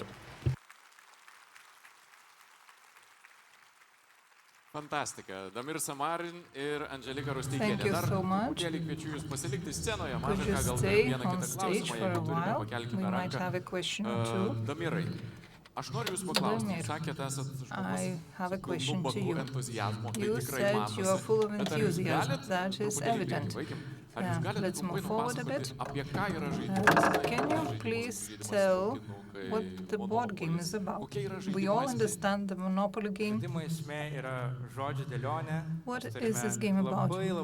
It's a board game. We have a lot of letters in the ABC, and those letters are supposed to be used to make a word. You are given letters and you have to make a word out of them. Some of them are written in Braille, and not some, all of them are written in Braille too, and thus both the sighted and blind people can play together. Has this board game opened doors for you into other markets? Well, actually, this game was a bridge for us into the business world. We have opened the doors here in Lithuania, and we are now knocking on the doors of other countries. Time will show, but we are doing our best to make this board game accessible to the whole of the world. Angelika, you are doing an excellent job. It's a very interesting job. You have a lot of young people coming to you with ideas. They all come with really good ideas. Maybe they're not perfect, but really good. How many of such entrepreneurial young people do we have? Well, you are right. In the morning, I do not have to make myself go to work. I want to go to work because I'm always surrounded by those wonderful young people and their teachers. And it is great to see that entrepreneurship has nothing to do with age. Fifth-grade students already start setting up their startups. And on the 12th of December, they will present their own creations to you, including apps that are meant to help animals and old people. And those people are the ones, those young people are the ones who want to change our social environment, and environment in general, natural environment. And that's great to see. I also had a lot of ideas. I have been working as a teacher for the recent 4 years, and I had a team which created a CO2 detector. 15 minutes, the teachers noticed that children start yawning 15 minutes into the class, and teachers would think that it's a boring class, but then it appeared that the CO2 level went up too much. And if we have such a CO2 detector in the class, it helps you to open the windows in due time. How old are you, Damir? 19.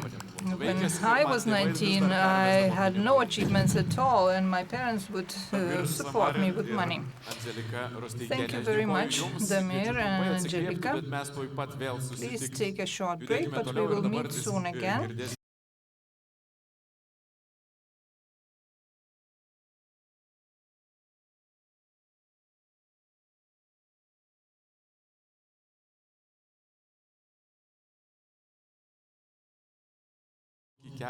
We are now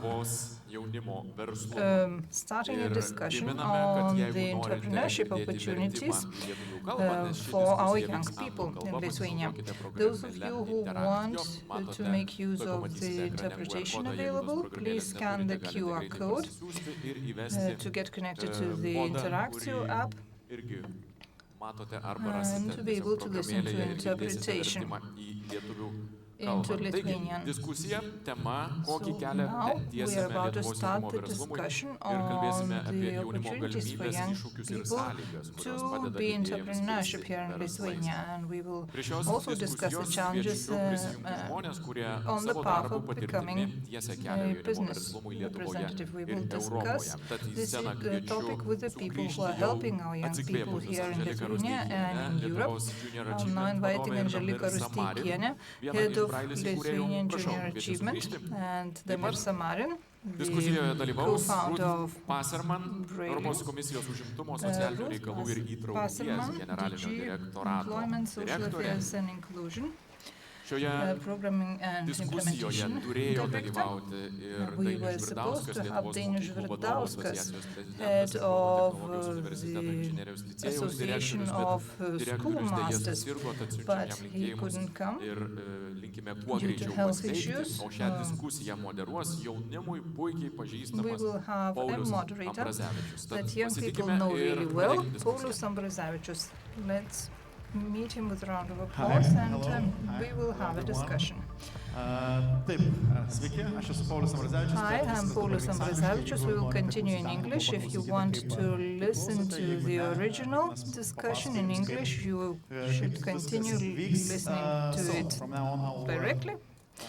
And if not, you can switch to interpretation. Non-Lithuanian speakers here, and it's too short of a time to master the language in a day or two.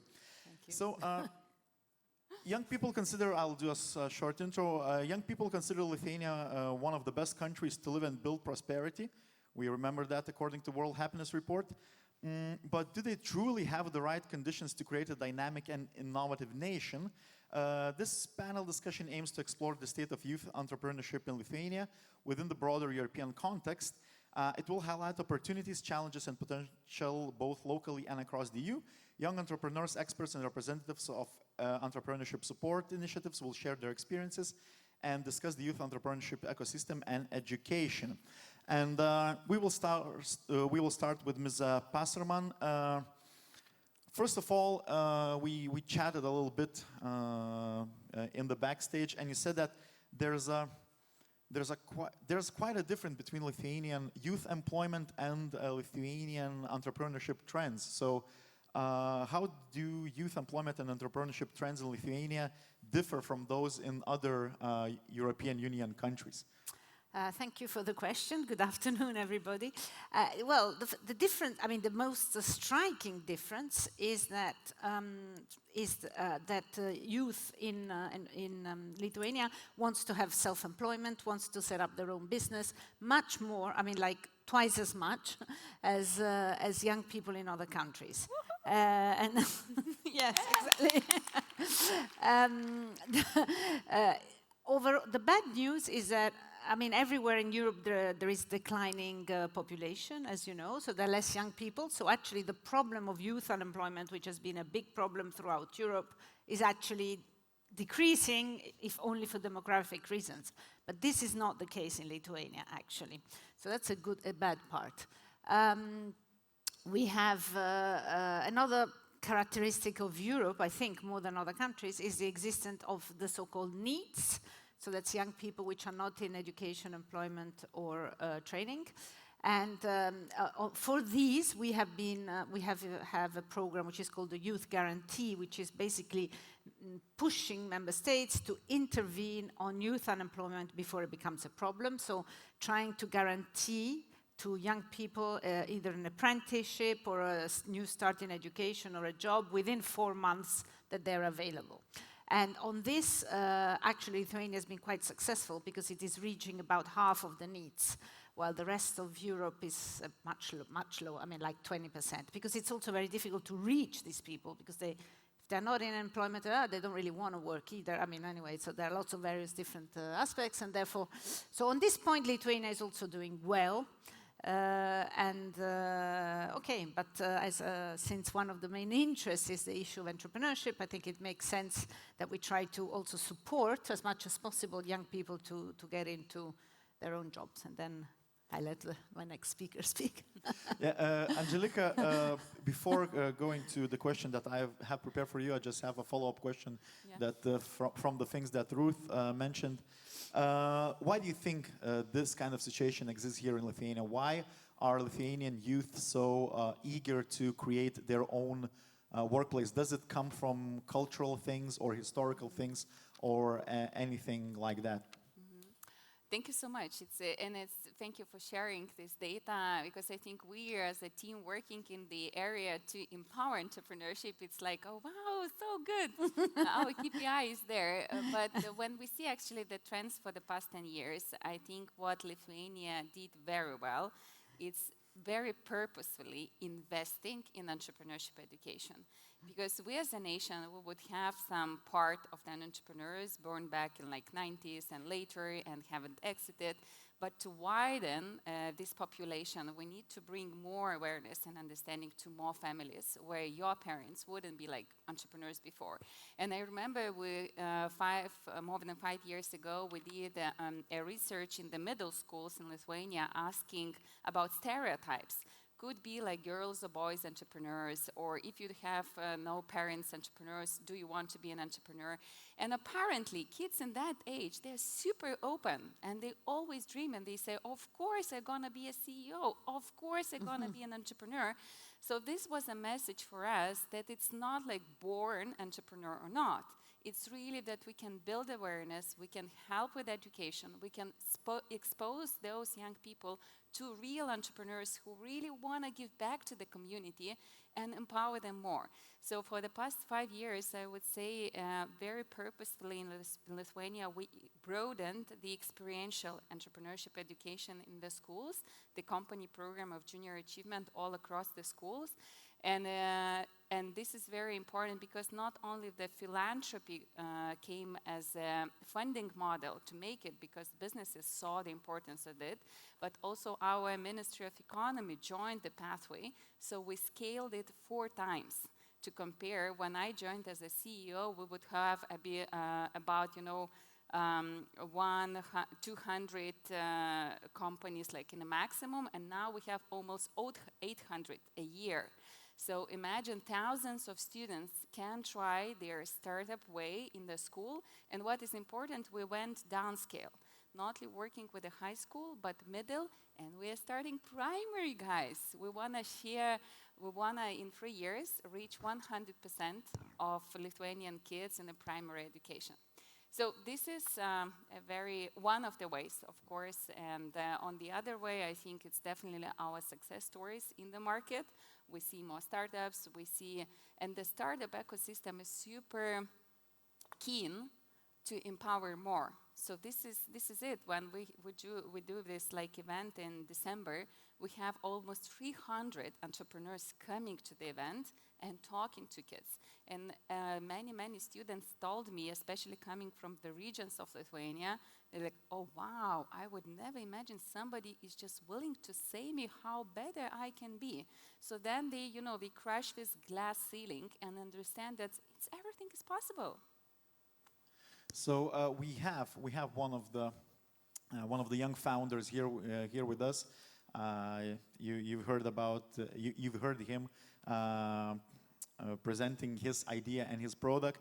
So Damir, from idea to product, what challenges does a young creator face, and what were the challenges that you faced personally creating your board game Bridling? That's a very hard question. I think I could be answering for hours, and we do not have hours here. We have 3 to 4 minutes. Yes, so I will try to be very brief.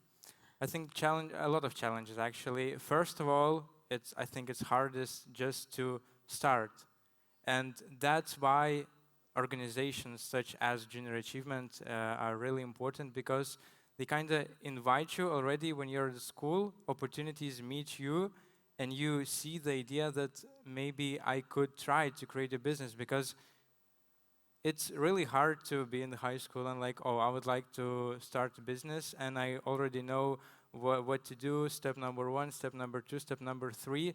So really just entering this game and understanding first steps and laying the foundation, building the idea, then market research, everything.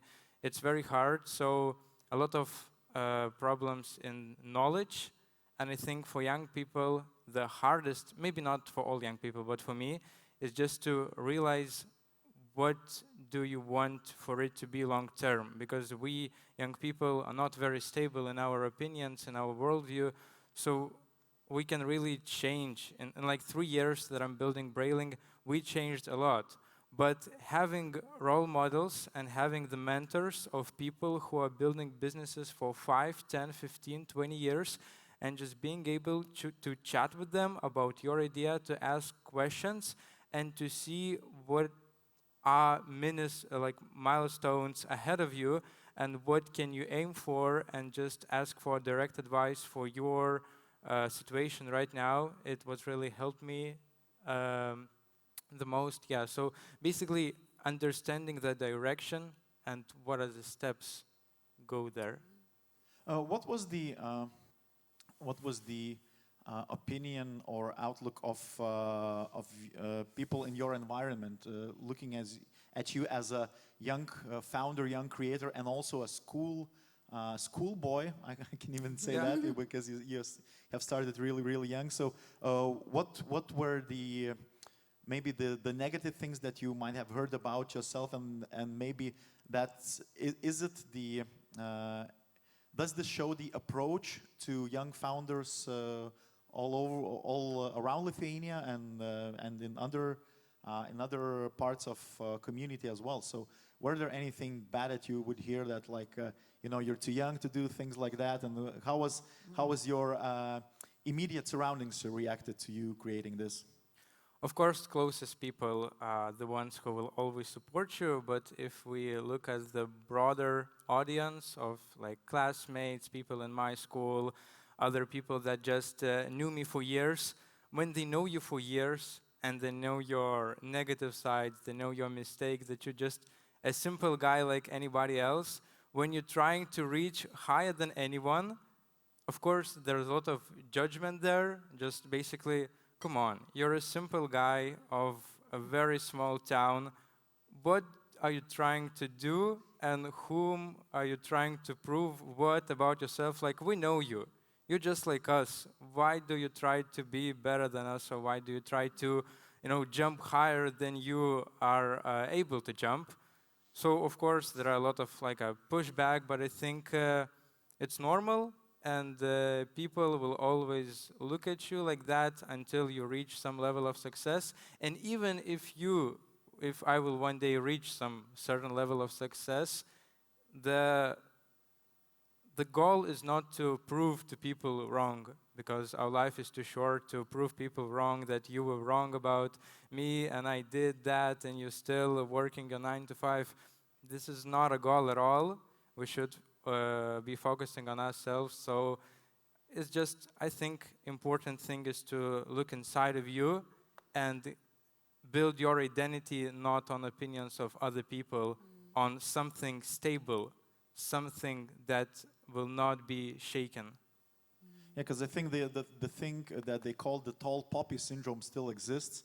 It's like when there's a field of poppies and one of them is higher than the others, everyone just thinks, yeah, this needs to be cut because everyone should be equal. Just this kind of stuff. So, Ms. Passerman, I have another question for you, and that is, what attention will be giving to youth, like Damir, like a lot of people in here as well, to youth in the future within the cohesion policy and the European Union funds?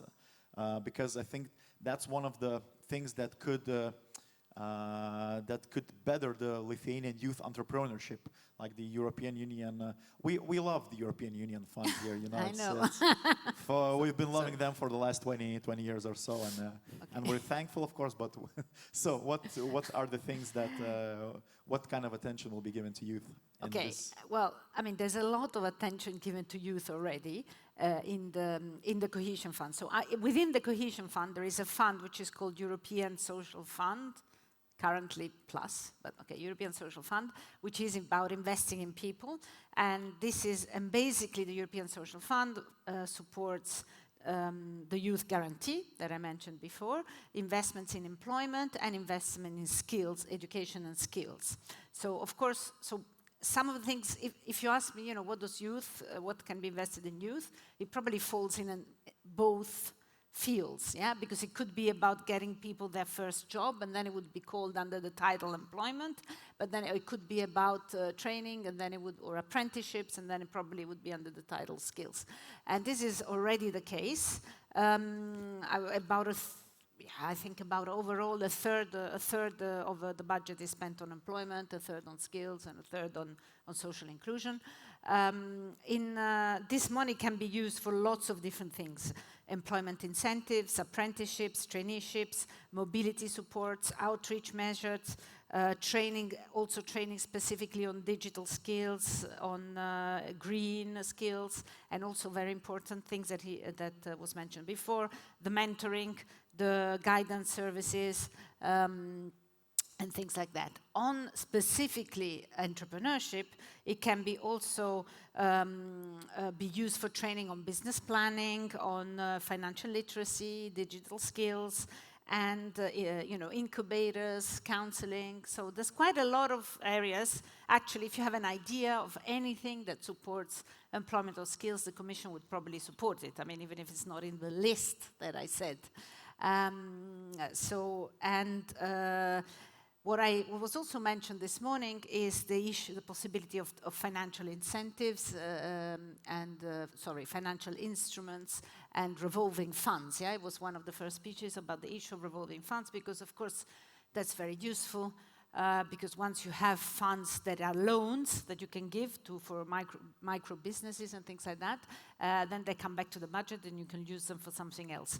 And this is in particular important for a country like Lithuania, which has become richer with the European funds, very much richer, and therefore in the future will get less money, because this is the name of the game of cohesion, that there are other countries that are doing worse than Lithuania, and notably if we enlarge Ukraine. So yeah, I think this is what I wanted to say, but we will have a new financial program which the Commission presented in July, and which we will now negotiate for 2 years, should come to start in 2028. But just to say that everything that I said, it will remain the same. Nothing will change on that. Okay, thank you. Angelika, you've already started talking a little bit about the entrepreneurship education in schools. So are the schools currently creating the conditions to nurture the upcoming youth entrepreneurs and youth entrepreneurship? What could be done better, maybe, in your opinion, and together with what's already being done? Thank you so much. I think for the past decade, we've done a very big progress on that, and where we are now in Lithuania, and we are stepping for upcoming 3 years with a strategy, is to make sure that we have a progression of education from primary to high school, like I'll call from ABC to PhD. So I would love to see every primary school kid finish the basic of entrepreneurship and financial literacy. So we'll look for opportunities to support it for the European Commission. Then go to the middle school where you could start experimenting, because this is a lovely age where kids' eyes are open and they're ready for everything. Unless, and then, when 15, 16 comes in, so the first love comes in, and unfortunately, or fortunately, the business becomes a second, but nevertheless, when they have this kickoff in the primary and middle school, they can deep dive in a high school, and this is what we see with Demir and others, when you might have a touch earlier, because then you know the language, you know the basic concepts, you've tried once or twice, so then you can deep dive. So this is where we're looking for upcoming 3 years, and we'd love to see every municipality in Lithuania having a clear progression model, and the school step by step gradually providing the education. We have now framework-wise all the possibility, because in the primary school teachers can embed their curricula in our so-called society education lesson.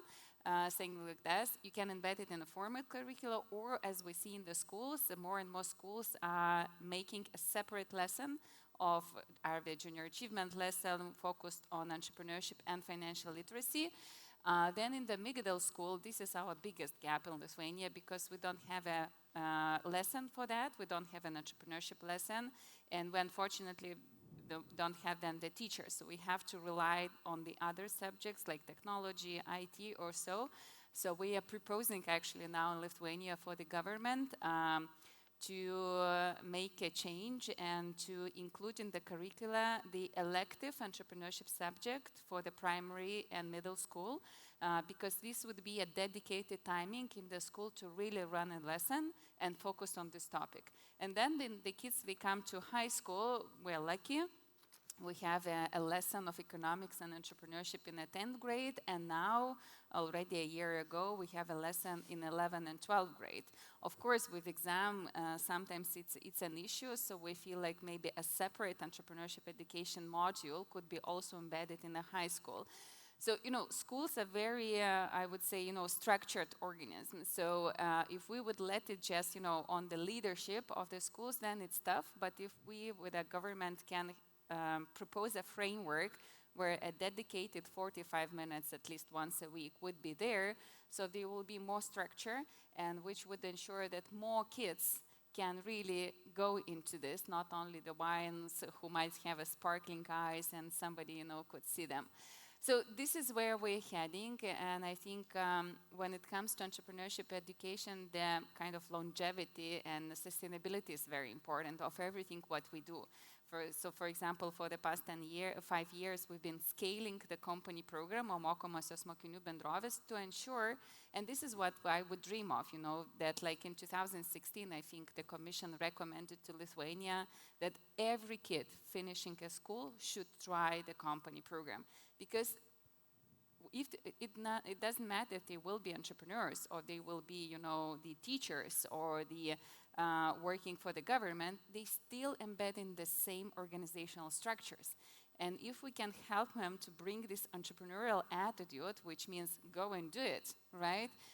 Make a team work together, get resources, make mistakes and move on, this helps all the market. Short question before that, before addressing a little bit bigger issue to Damir. Damir, did you have anything like that? Did you have economics lessons in school, and did it help if you had one? No. Funniest story ever, but just 30 seconds. In 11th grade it started. Prior to that, one weekly lesson in grade 9. Grade 10, nothing. And then grade 11, I could only choose or not choose the lesson, and I chose music because I had a buddy, and we would go jam play some jazz and musical lessons. And then that guy left for musical high school because he really upgraded his game, and I left with nobody, sitting in a musical lesson, and I'm bored. And I had another buddy, Eligius, and he was going into that business lesson, and I texted him, "What's up? Is it interesting?" He said, "I don't know. For me, yes, because he always knew he will be an entrepreneur. For you, I don't know. Think for yourself." And I decided to try. 2 weeks later, we get the assignment, and the further story, you already heard that. This is amazing, and it also shows how sometimes coincidences may play a very important role in creating businesses or bigger projects. But I wanted to ask you, Damir, what resources, mentorship, or funding did you lack, and how could this be addressed at the systemic level, like school level or school district level or city level, etc.? Mentorship that I lacked. So I think we always want to ask our question, and it's very hard to give 900 students or even more students one-on-one time with business mentors. But maybe just an idea what could be done. Maybe we could get opportunity to students to ask all their questions, and some program like General Achievement or somebody else can address the biggest or most frequently asked questions, and then having the huge network of entrepreneurs send the question to them, I don't know, have 50 answers, and then kind of do newsletter on how 10 different entrepreneurs answered the same question, because questions are always the same for every entrepreneur. How do I start? What idea is the best? Where to get the first funding? How to build my first prototype? How to do social media and marketing? How to achieve my first client in sales? I don't know, questions are always different, just circumstances change, and maybe just one idea, how could this be addressed? Okay, yeah, that's very interesting, because yeah, I think it's artificial. Learning by doing is good, but learning by being showed something is way better, and being had your questions answered. So we're going towards the final third of this talk. Ms. Passerman, sorry. What challenges lie ahead in these funding of the European Union funds and cohesion policy, etc.? So, because I think there should be some, because these are huge projects, huge funding. So, what could go wrong? No, why should anything go wrong? Okay, I mean, the reality is that the labor market is changing very fast, and we need to invest in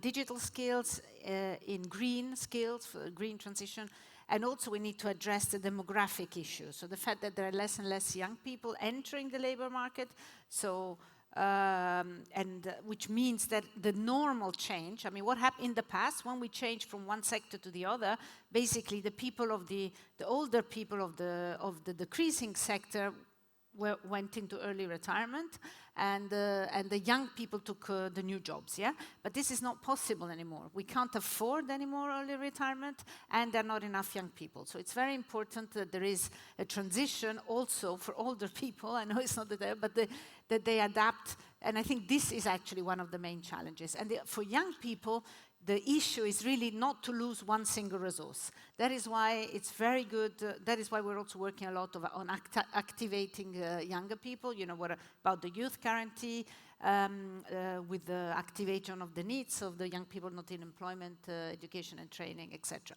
So for the funding for the future, it's the same things that will be able to be funded as now, exactly the same things. But I personally think the attention will move in time from focusing on youth unemployment, which normally will be decreasing, to funding for entrepreneurship and young people that want to set up their own business and startups and things like that. And also funds will change a bit from grants to financial instruments, loans, equities, etc. And also, quite important, the other aspect of transforming the careers of people who are already in employment. That's quite difficult because we are not used to that. So to people that have to completely change sector because their sector is declining, and therefore that they have to be reskilled, etc. So this is how I see the challenges for the future. Higher activation of all the people that are not working a lot or not working a lot, including the young people that are not working, and the transformation of those that are in the labor market. Yeah, because I think change is one of the hardest things to do in any sector, because people get used to things. Either it's a career or something similar.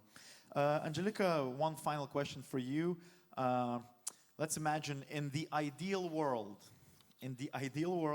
how can education, business, and policy be connected to support the development of youth entrepreneurship? What would be your ideal model to look at this?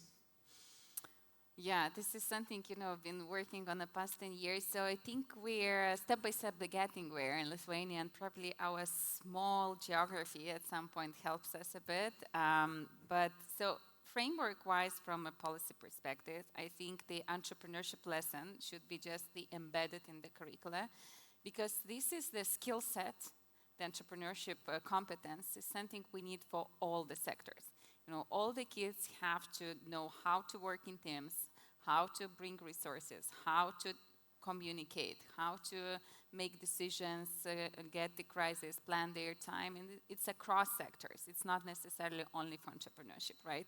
So I would dream to have at least an elective lessons in the primary and middle school and the module in the high school, because then we will have a dedicated time and dedicated personnel, the teachers, to work on it.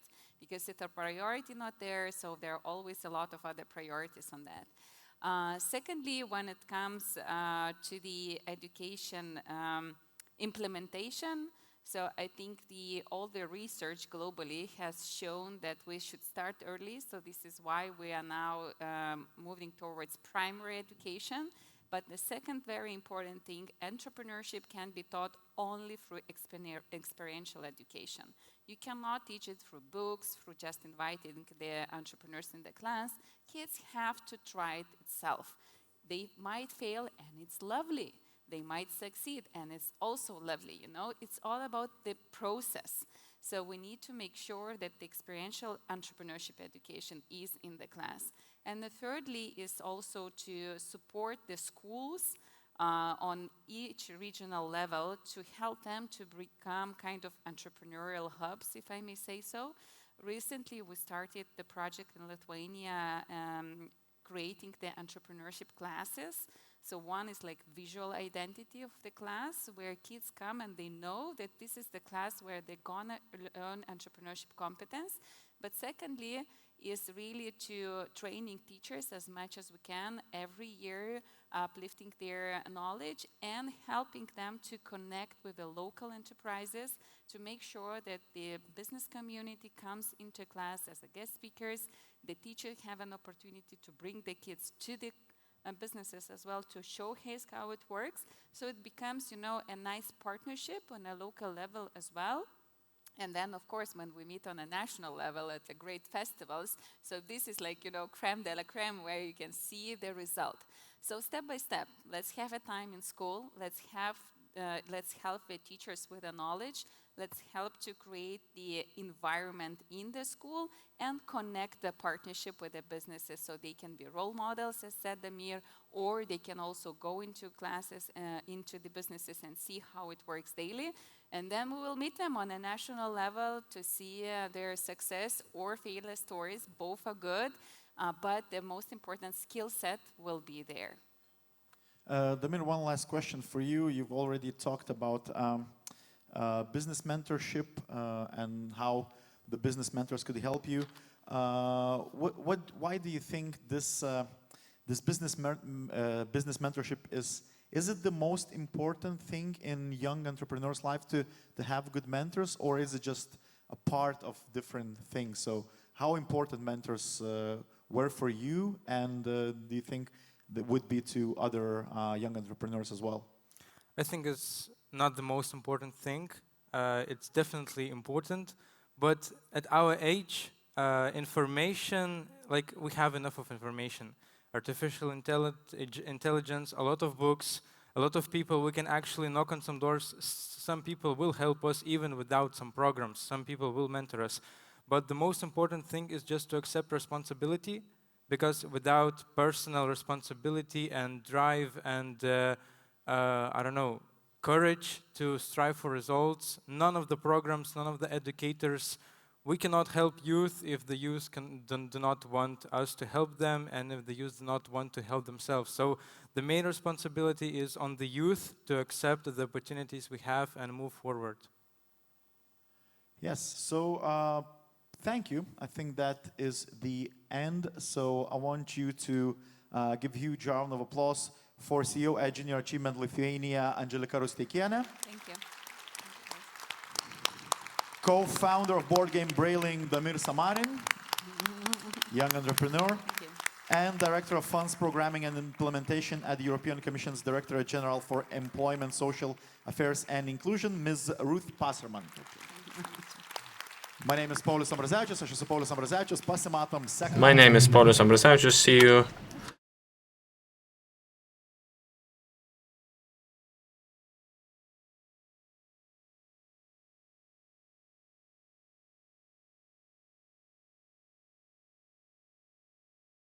Gerbėmieji, sveiki sugrįžę po pertraukos arba tik grįžtantys po Welcome back pertraukos. after the coffee Tęsime break. mūsų We konferenciją will continue with ir our dabar conference. girdėsite dar vieną sėkmės istoriją, We're kaip about to hear yet kultūrinis another ugdymas success kuria story ateitį about the way ir cultural kalbėsime apie education mo creates future. muziejų. Tai puikus We will have a pavyzdys, kaip kultūra presentation stiprina about Mo bendruomenės, Museum, ugdo which is an kūrybingą excellent visuomenę ir example garsina of Lietuvos how vardą culture pasaulyje. can strengthen Sukaupta patirtis communities pripažįstama and tarptautiniu mastu, o pats make muziejus Lithuania tapo known mūsų throughout šalies the world. kultūros The vizitinė museum kortele. became the Į sceną kviečiu Mildą Ivanauskienę, Mo card muziejaus of direktorę. our Jos culture. vadovaujama komanda sėkmingai I'm now išplėtojo inviting, lankomiausio the head of Lietuvoje the privataus museum, muziejaus veiklą Mo ir Museum, pavertė jį to kultūrinio tell gyvenimo about the centru. success story, about Pasitikite the way ponę the Mildą museum Ivanauskę.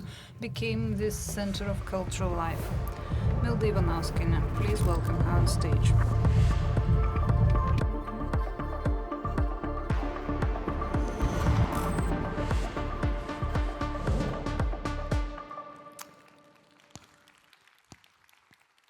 Labas vakaras, labai gera būti tarp žmonių, Good evening. institucijų, It is such a great pleasure to be surrounded by people and institutions who care about creating value for the future, both in Lithuania, for Lithuania and for Europe. Šiandien, kuri ta šiandiena nebaisiai džiugina ir We dėl live to in norisi uncertain kalbėti, ką times. galim daryti šiandien, Today, kad ta therefore, ateitis būtų It is viltingesnė best to talk ir about the things that we can do teikti today in order daugiau, to have a motyvacijos more dirbti hopeful ir veikti. future and Ir kai kalbam apie ateitį, find labai more dažnai motivation mes to dedam create and lūkesčius work. ir mintis Often when we į speak about ateities the future, talentus. Ir we tas ateities talentų talk about krepšelis the gan future vieningai talent tarptautiniu mastu, pool. ar kalbėtume apie pasaulio ekonomikos forumą, ar apie Europos irrespective of whether we Sąjungos speak about the World Economic Forum or the key competence lists prepared by the EU or OECD, kalba apie tai, kad nebeužtenka we always dalykinių žinių, reikia keep ir repeating kitų that minkštųjų kompetencijų. subject knowledge Ir is būtent not čia, enough. šitoj vietoj, Soft atrodo, kad competences kultūrinis ugdymas turi savo become of key potencialą, kurį importance. reikia Therefore, naudoti. cultural Ir education has a tai, lot kad of tai nėra tik potential tai that we should dokumentai, make ką use of. kalba And visos tos organizacijos, bet the jau ir words šiandien veikianti that are praktika being rodo repeated toks by all vienas those mažas institutions gal pavyzdys, are bet not svarbus. just empty mere Top words. We universitetai have pasaulyje examples viena that iš prove that labiausiai vertinamų programų, top kurią baigia universities in the abiturientai laiko world tarptautinį bakalaureatą. say that international baccalaureate is the most valuable educational program. OECD named it to be the future-ready education. Why? Because it is holistic. It entails not only subject competence like mathematics, but also skills that allow you to see the world in the broad sense, to be part of the community and be with community. Therefore, I will speak about cultural education today, which is extremely important for our future. It might be strange for you to hear the director of a museum to talk about education. Some 10 years ago, it wasn't that obvious, the connection wasn't that obvious, but once we started our operations, we asked ourselves, why Lithuania needs another museum? What can we as a museum give to Lithuania? And once we found the answer to this question, we found a way to create synergy with education. And once we discovered this synergy, we started addressing schools, offering cooperation. There was quite a bit of indifference, and schools kept repeating that they have no time for museums, that they have a lot of work to do. But throughout the 7 years of endeavors and various projects, we managed to achieve really good results, and teachers started seeing value in this type of education for the overall educational process. As a result, we can talk about the impact on the national level We do believe that this type of education is extremely important in order to educate vibrant civic society. Just to prove that these inventions are not local inventions, I will tell you a few more things that will show you that these developments are in line with the international thought.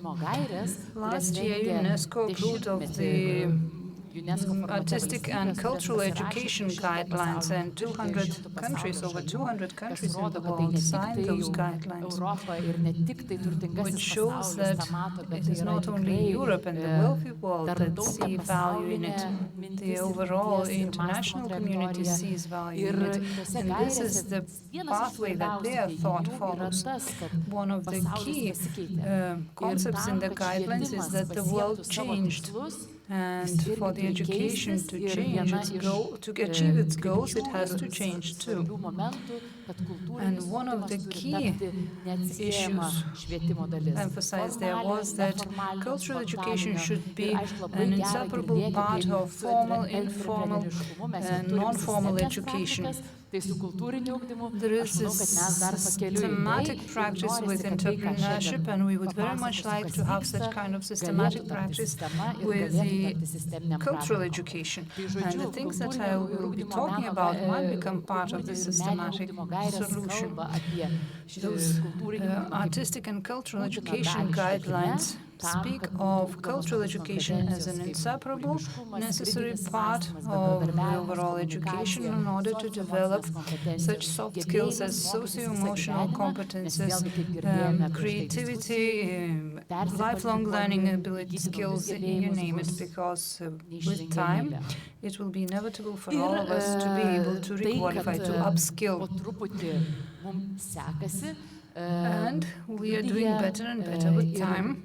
We have a lot of examples proving that. With time, we developed a way or a model to work with the educational sector.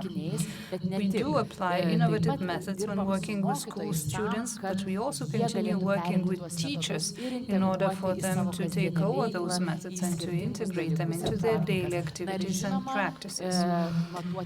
And of course, we measure the impact in order to be sure that the things that we do create value and make impact, and that the competences are actually being developed. One of the key methods that we use is the visual thinking strategy. It's a method that was discovered by an educator and a psychologist in the 1980s. And this process is actually based on several questions, and 3 questions actually, 3 open questions, and the discussion is being moderated. It sounds very simple, just 3 questions, but in order to develop critical thinking, communication and collaboration skills, the moderator has to be well prepared and well educated. So we are investing into the preparation of the educators, of the moderators and the teachers. Briefly about the system itself and why it works. It has been working for 40 years or so, and there is plenty of proof that those skills are being developed as a result through the open discussion in a group of students, school children who have to create common meaning.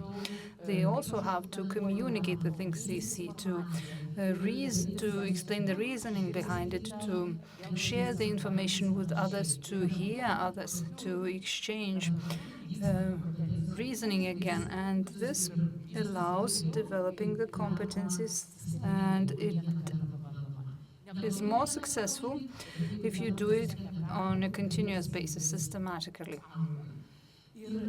It helps develop the necessary skills. One of the key examples is our cooperation with the British Council. We have been cooperating with them for 6 years in a row with national minorities in the Visaginas, Klaipėda and Vilnius region. And it is wonderful to see the children who who are not native Lithuanian language speakers, but develop their language competencies through those cultural activities. And we see them coming to our museum speaking Lithuanian, and everybody seems to be touched by the activities and the art there. And it is extremely important for us as the community to make them feel part of our community and show them that everybody is important. We have 6,000 teachers that we cooperate with. Many of them have learned how to apply this method in their daily teaching activities. It can be applied when teaching Lithuanian, history, English and other classes, and teachers of physics, chemistry, mathematics also employ this method in their daily work, and this allows them to help the children who experience difficulties find the connection, discover the connection with a particular subject. We are the only museum in Lithuania that is officially accredited to organize this training for teachers and staff working in the field of culture. In order to make sure that whatever we do allows us to achieve results, we started measuring our activities, and we are now focusing on the theory of change. And based on the principles of the theory of change, we analyze the impact of our activities, and in the context of the Millennium Schools, we will be working with 500 schools in Kaunas. We will work with them on the long run and will analyze whatever happens next. Our partner, Fitto, is also one of the partners who will be integrating this method into their classes at least once per week, and then we will analyze the impact and share the results with the rest of Lithuania. Empathy, critical thinking are not the only important things. Emotional literacy is important, and we involved emotional literacy education tools as well. And the WHO also says that art has a very positive impact on the emotional well-being of people. And this need increased after the COVID pandemic. After that, we performed research in order to find out whether this kind of education improves emotional literacy. And the result was that it really helps. So now we continue working in that direction. We are working with the projects that are being financed by the ministry and the municipality. And we have transformative projects going on to reduce the loneliness of our senior citizens. Our senior citizens have never had consultations by psychologists in their life. So through this project, they get into contact with psychologists, and they even discover art as a way to spend their free time. And it helps them a lot. Just like I mentioned, we are covering a large geographic area. We are cooperating with the British Council, and the European Economic Area tool is being integrated. We traveled throughout 8 towns and cities, and now we have been cooperating with 18 municipalities under the project of the Millennium Schools. It is a huge project that is being financed by the Next Generation EU funds, and the overall goal of this financing is to make change in the education, and cultural education is part of this change, and we are very proud to be the museum that contributes to it. To finish up, I would like to say that sustainable financing measures also have a lot to do with that. Our pilot projects are always being implemented with the help of those financing measures and tools. We are an NGO, non-for-profit NGO. We earn only 1/3 of our budget ourselves, and the rest of the budget is being financed from other sources in order to make the potential that we have a life-changing thing. Therefore, we are very eager to share it with you, to have as many people as possible hear about it, and to prove that this investment into a systematic, consistent experience actually results in long-term changes. When we go to a museum, we often expect to be taught about art, but that is not the case with us.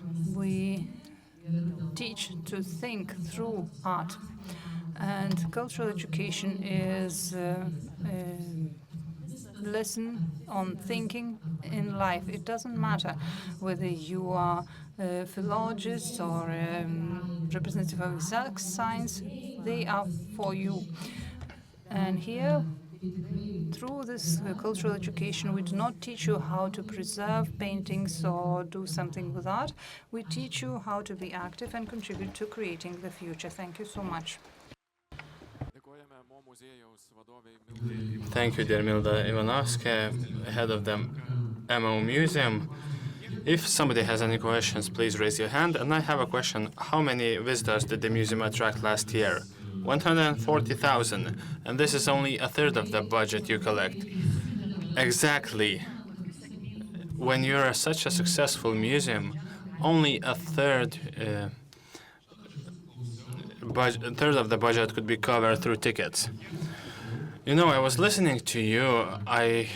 I was thinking to myself how important is our culture and how much our new Minister of Culture has to learn. Thank you, Milda.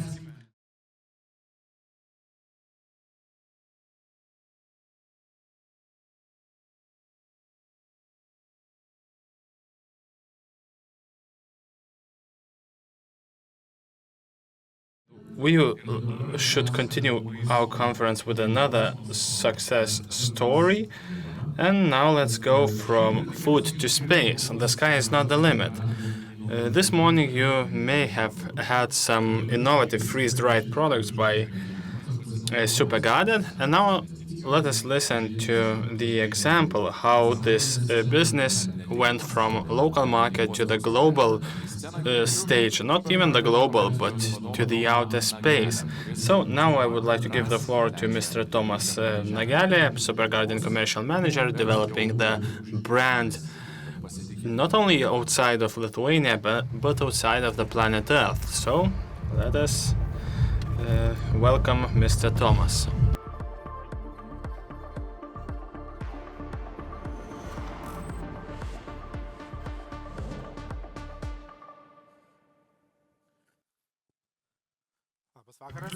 Good evening.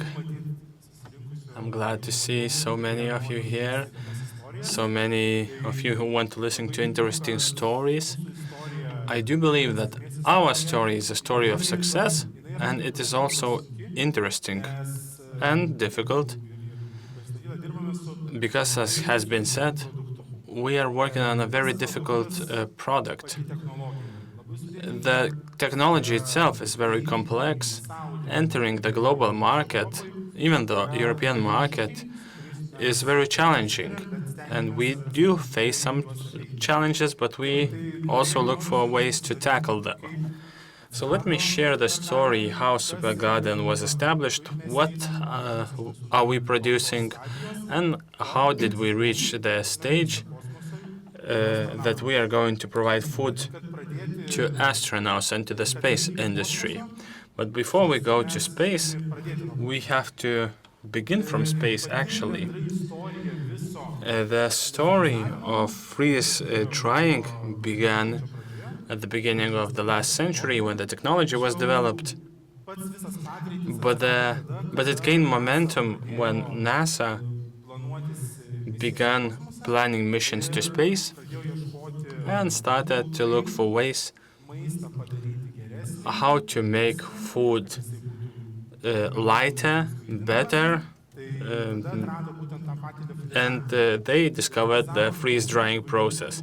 They were freeze-drying many different products, and they developed the technology so much that we are still using it to this day.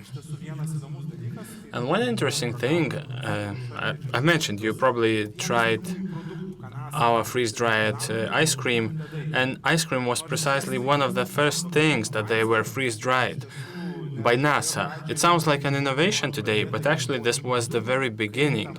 They started from ice cream to find ways how to prepare food.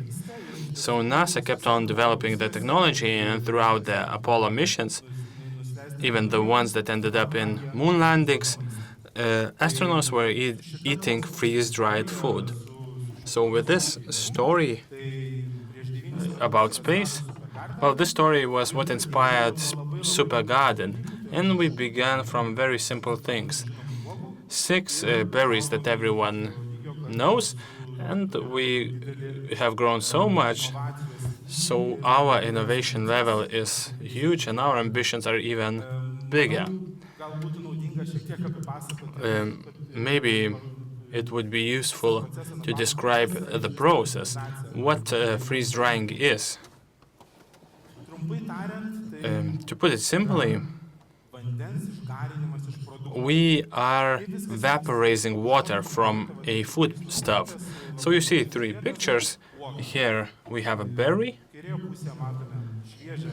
On the left, it is a fresh raspberry that has just been picked with all the useful nutrients, and now we have to freeze it up to the temperatures of -40 or even lower.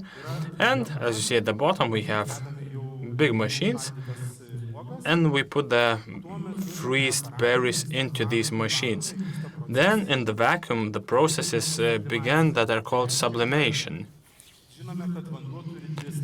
We know that water has 3 different states: solid, liquid, and gas. Sublimation means that we skip the liquid phase, and from solid we move straight to vapor or gas, meaning that through vacuum heating we remove ice crystals without them turning into water. Why did NASA select this process to develop? Well, it's the best conservation method, because the majority of nutrients remain in the product, and the product maintains its initial shape. The raspberries barely changed, but the weight decreased tenfold. So the same berry became 10 times lighter, but it is as nutritious as it was. So this is what freeze-drying is. And the freeze-drying of berries became the foundation of the whole process. However, we like challenges. We began from berries, but this was not the end for us. Therefore, we are experimenting with many different products. What are we freeze-drying?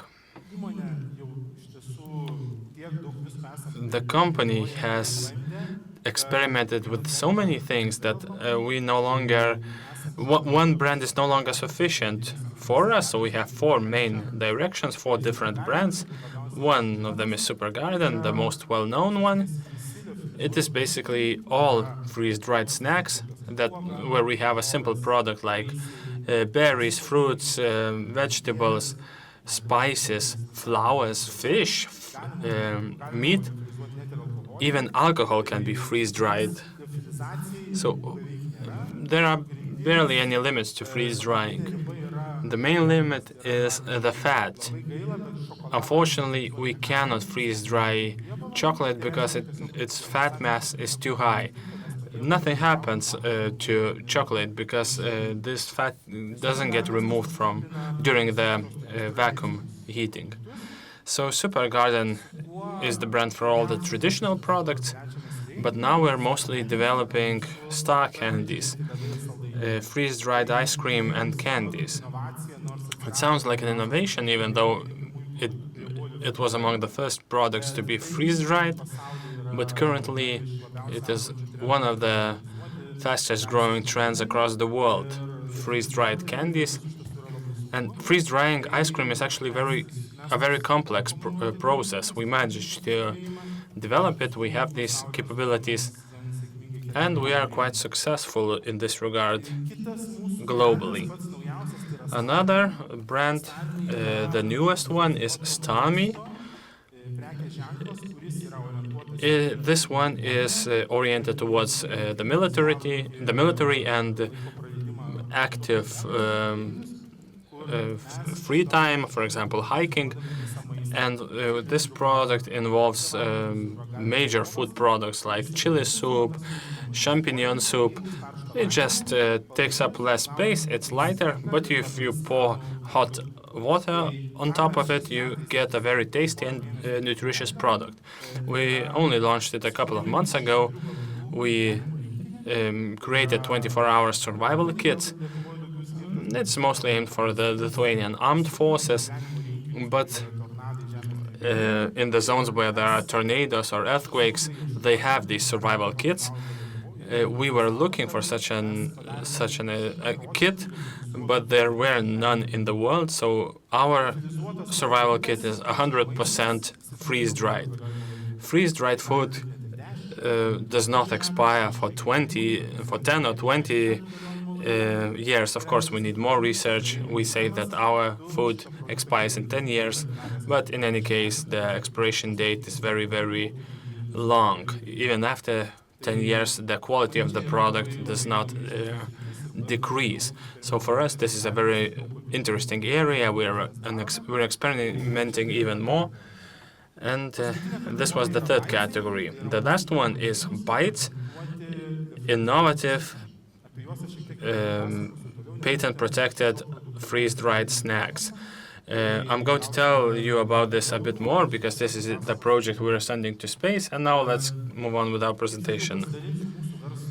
I told you that we're going to share our business model, what we are doing, where are we expanding, because believe me, we had challenges in Lithuania concerning freeze-dried ice cream, because supermarkets didn't know where to put us. This is a product that does not have a direct competitor, because usually if you bring a different player, different name, different product, it's simple. They put you on a shelf somewhere. But they had some challenges concerning our products because they didn't know where to put us. So we faced this challenge all over the world. During exhibitions, we are traveling all over the world, and we attract crowds of people because 98% of people have never heard of a possibility to freeze dry ice cream. They have never tried it, and the experience is something stunning, and you remember the flavor, the taste for long. So now we are, our main momentum is in Europe, in Germany, in Poland. Other countries are joining, smaller and larger countries. America is the market that is very interesting, and because of the NASA history, they are familiar with it. But the two fastest growing export markets where we see that the product is very very applicable to the areas. So we have Middle East countries like Qatar, UAE, Saudi Arabia, Kuwait. They're very interested in these innovations and these products that are different from others. And the Far East, Japan, South Korea, where, as an example, in Japan, culturally, there are no dairy products. So our freeze-dried ice cream are being discussed to be included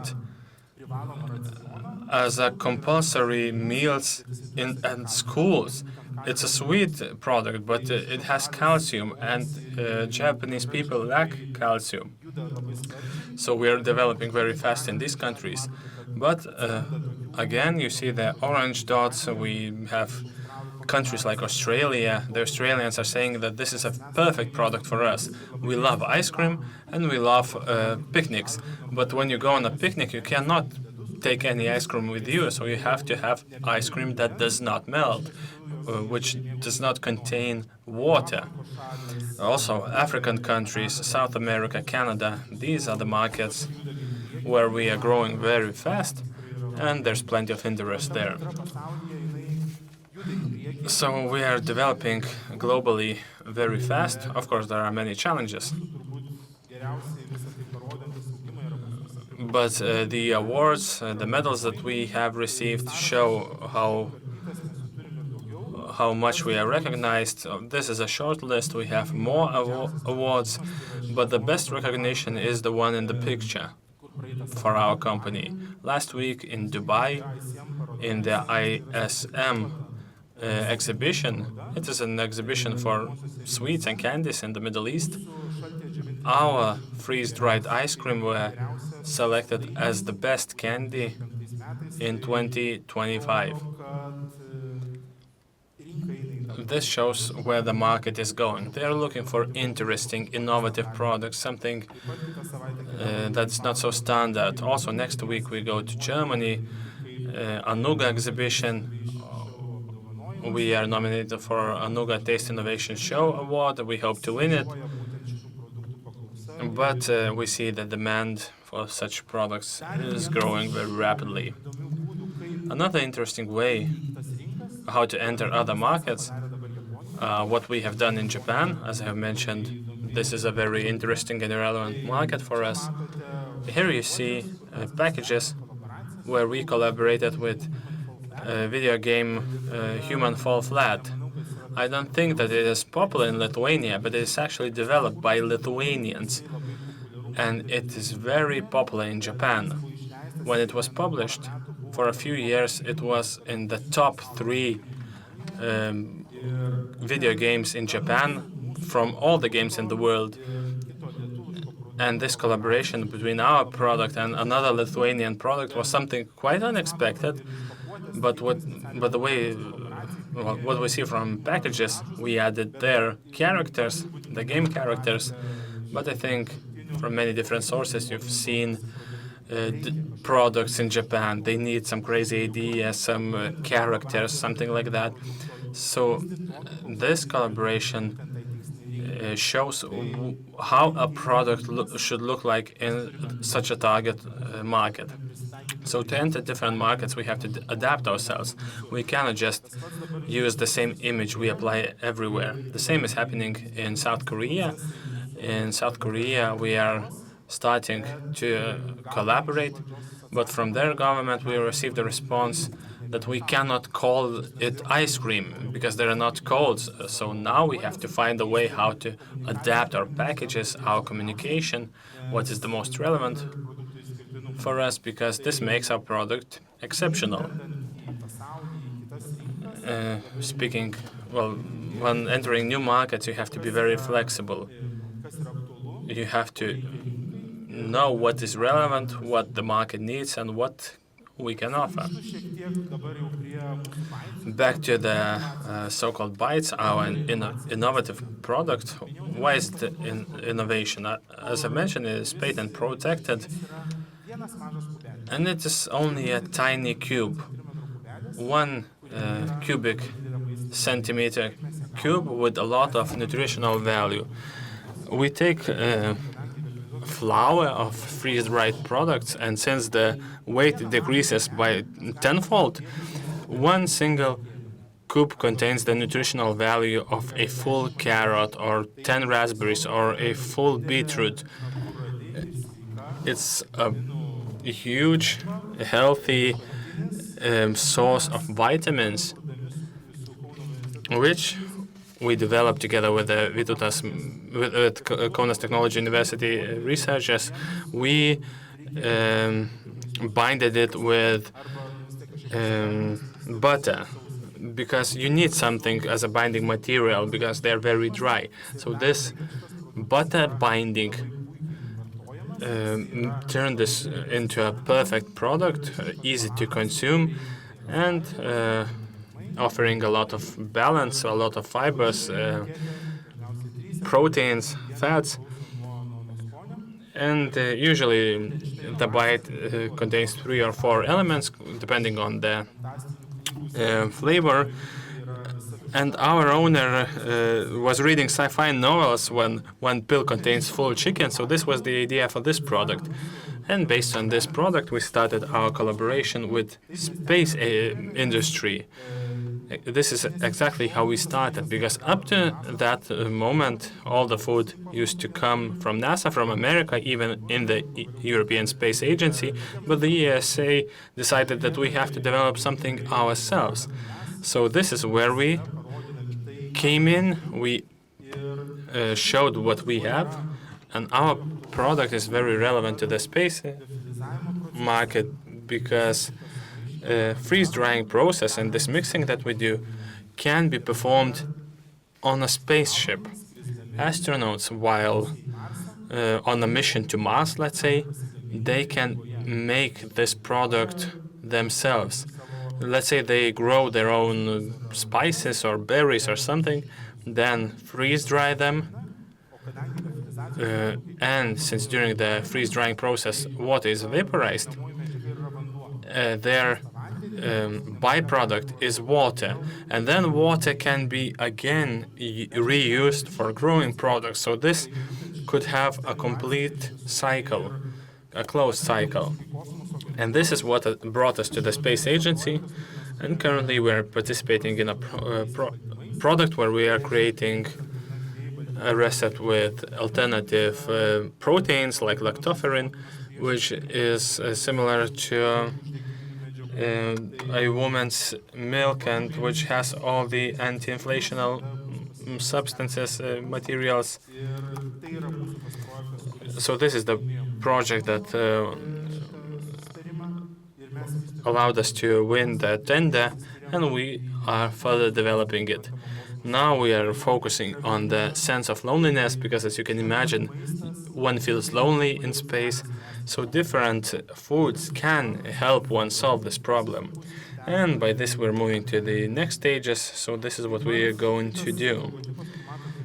Another logo you're seeing, Hypatia 2, is a women's astronaut team, which this year in an American desert performed a Mars colonization test, and they were eating our products, our snacks, ice cream, and this is another area through which we are entering the space industry. What happens in the future? Well, we have a lot of interesting plans concerning the space industry. We hope we'll be able to implement them. But the next ones are two of them. One of them, we want to launch our product into space, hopefully in February 2026. And another one is cooperation with JAXA. JAXA is the Japanese space agency, which is entering the space race very rapidly. And one of the fun things for us is that for a cooperation with JAXA, we have soy producer Kikkoman, the largest soy producer in the world. We have a cooperation contract. So using their alternative proteins, we're going to continue our space penetration, so to say. So these are our future projects. This has been our journey so far, but it is actually only the beginning. There's still a lot of things ahead of us. Thank you very much.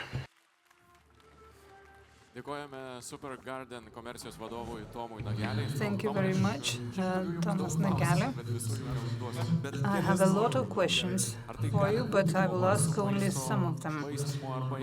Can this be a way to eliminate food waste, for example?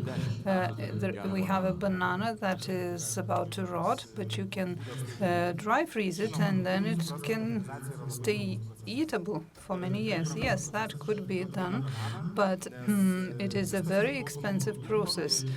A lot depends on the product and the amount of water in that product. For example, it takes 3 days to freeze dry cucumbers, which means that the equipment keeps operating and using electricity for 3 days in a row. If you do it on a mass scale, of course it's worth doing it. What is the scope of your production? It depends on the product, but usually it's 10 tons per month of final product, 10 tons of final product.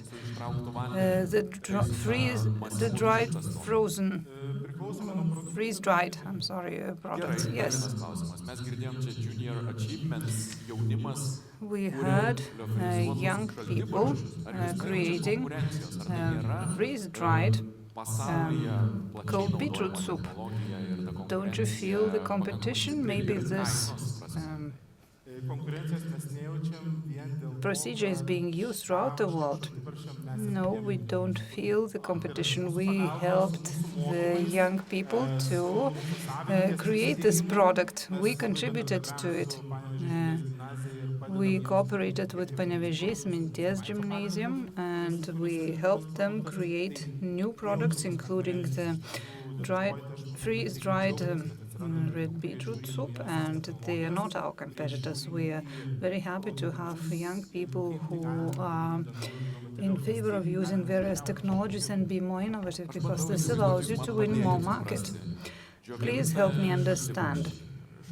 Freeze-dried red beetroot soup. You take 1 cube of beetroot soup and you feel full? Well, you won't feel full right away. You will not feel like having eaten a bowl of cold beetroot soup, but from the nutritional point of view, that's true. So next year you will have freeze-dried cold beetroot soup for lunch. You said you won the competition of the best freeze-dried ice cream? No, not the ice cream, but the sweet. Okay. Are you creating your own recipes, or are you only using the technology? We are only using the technology for now. So all the ice cream that is freeze-dried is produced here in Lithuania. We are buying the ice cream from local producers. In the future, we might develop a product of our own, but we are cooperating with them, and if we ask for a special recipe, they can create that special recipe for us. Thank you. We will continue our discussion next time.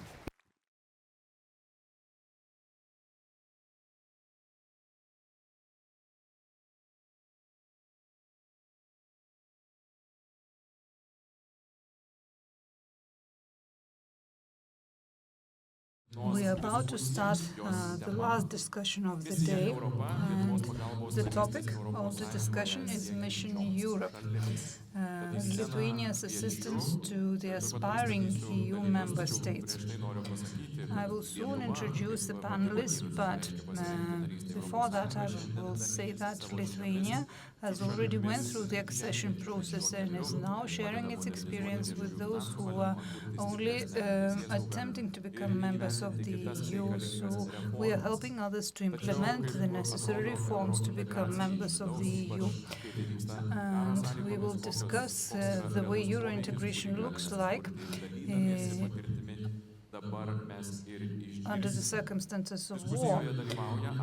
And we will have several panelists. Aistė Bertulytė-Žikevičienė, Head of Development Cooperation Department of the Ministry of Foreign Affairs, Renaldas Žekonis, Deputy Police Commissioner, Šarūnas Radvilavičius, Head of the Kyiv subsidiary of Central Project Management Agency, Romas Švedas, the advisor to the EU Integration Support Program for Ukraine and lecturer of the International Policy Institute of Vilnius University, and Jurgita Domeikienė, Head of the Extension of Public Finance Management Support Program for Ukraine. The discussion will be moderated by Simona Merkinaitė, Chief Project Manager of the Security and Policy Institute. Good evening. I would like to thank those of you who stayed for the last session. We will try to fit into the time allocated for us. We will discuss the development cooperation policy. In general, development cooperation policy is one of the foreign policy tools applied by Lithuania in order to implement the Sustainable Development Program. The program itself allowed Lithuania to make use of the development cooperation program in order to get integrated into the European structures. Recently, we have been gradually becoming the donors to the rest of the EU countries and thus contributing to the formation of the overall global policy. So this is a very important tool, a political tool that Lithuania uses. The fact that the budget of the development cooperation program is growing is very important, but yet another important thing is that starting with 2017, when Lithuania used to allocate 19% for bilateral cooperation, the situation now has changed. It amounts to 60% now. And certainly we are focusing on the countries that are close to the eastern border, and this allows us to contribute to the sustainable development agenda, but at the same time react to the challenges, geopolitical and security challenges that we face today. Therefore, I am very happy that we will have an opportunity to talk about development cooperation in practical terms and to discuss the policy applied. I will first introduce each of you to give a round of introductions. 5 minutes or so. We only have 50 minutes allowed for us. We will leave some time for questions too. Therefore, you should start thinking about the questions already now. I will start with Ms. Žikevičienė, representative of the Ministry of Foreign Affairs. You are the head of the Development Cooperation Program, and I would like to ask you to say a few words about the way the development cooperation reflects our foreign policy priorities and the way the program helps us to implement those priorities, especially in terms of national security. Thank you very much for a wonderful introduction. Our development cooperation has been changing. We used to be the recipient country. Now we are becoming a donor country. Before I start, I would like to emphasize the title of this discussion, Mission Europe. Why Mission Europe is so important in making this change and making us stronger. After the war in Ukraine started and after Europe applied to become a member of the EU, the situation changed drastically. It mobilized the Ukrainians themselves. The fact that they applied for membership in the EU became an impetus for them to fight harder for their country, and it also became an impetus for the EU. Before this application, the EU was sleeping, not doing much after the Brexit. But this application changed the situation, and it has waken up Europe because it understood that it's a very important security project. Lithuania has always supported our eastern neighbors because it was our clear goal of our foreign and security policy. We have realized long ago that the closer those countries become to Europe, the more secure we will be.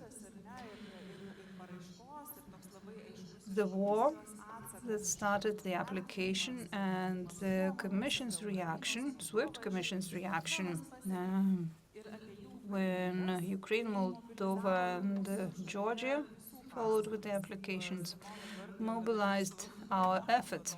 I'm head of the Development Cooperation Program. The whole of our country has joined in. I can't call it a program. It's a mission to help Ukraine.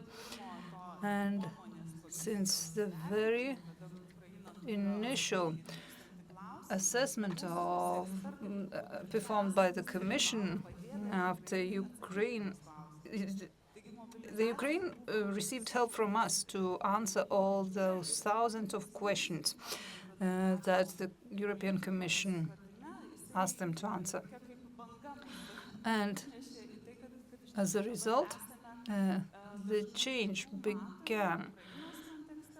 We are often seen in the context of Ukraine, which is trying to hit the target and much higher than it can reach. We often participate in various international programs that are being implemented in Ukraine, and at the same time, we are also sharing our experience and supporting the reforms in Ukraine and Moldova. We used to do that before as well, including Western Balkans. We used to share our experience in various fields related to the EU accession. Others will share their experience too. At the same time, we also joined various infrastructure recovery programs, and therefore we have increased our development cooperation threefold recently. Certainly, the situation is sad and tragic, but in terms of the policy development in Lithuania, we also gained an impetus to change our approach towards development cooperation as a tool that we can use. And the results were very clear. In Ukraine, they are asking for our advice on reforms. Both the Commission and Ukraine are asking for our advice and opinion, and we became very influential in that respect. And me, as the head of the Development Cooperation Department, would like us to make use of this opportunity and to strengthen this tool and to strengthen our influence. Certainly, the security situation makes us direct our financing to other goals too, but we should convince our society and the politicians that we should also keep financing this instrument because it allows us to strengthen our security. And of course, Ukraine is at war now, and this tool helps them mobilize their efforts. We are now waiting for the election in Moldova, which will take place on the 28th of September. We do not know what the outcome of this election will be. But, of course, there are some reforms in terms of support, but there is also support for communication, hybrid threats, and others. Georgia is one of the sad examples, which used to be one of our partners in the Mission Europe. The government of Georgia decided to choose a different path. It doesn't mean that our support was reduced. We only needed to change the recipients of that support. Now the activists of human rights and the NGOs are receiving that support. We are supporting them in hope that it will turn its face towards Europe again and will become our partner again. That would be it on my side. I hope that my colleagues will also add a few more things about the projects that we implement together. Thank you. Since we already finished discussing Ukraine, I would like to invite Šarūnas to say a few words. Over 50% of bilateral support goes to Ukraine. Could you please comment more on the way the development cooperation program can help face this challenge effectively? I have in mind the war. Thank you for the question. Good evening.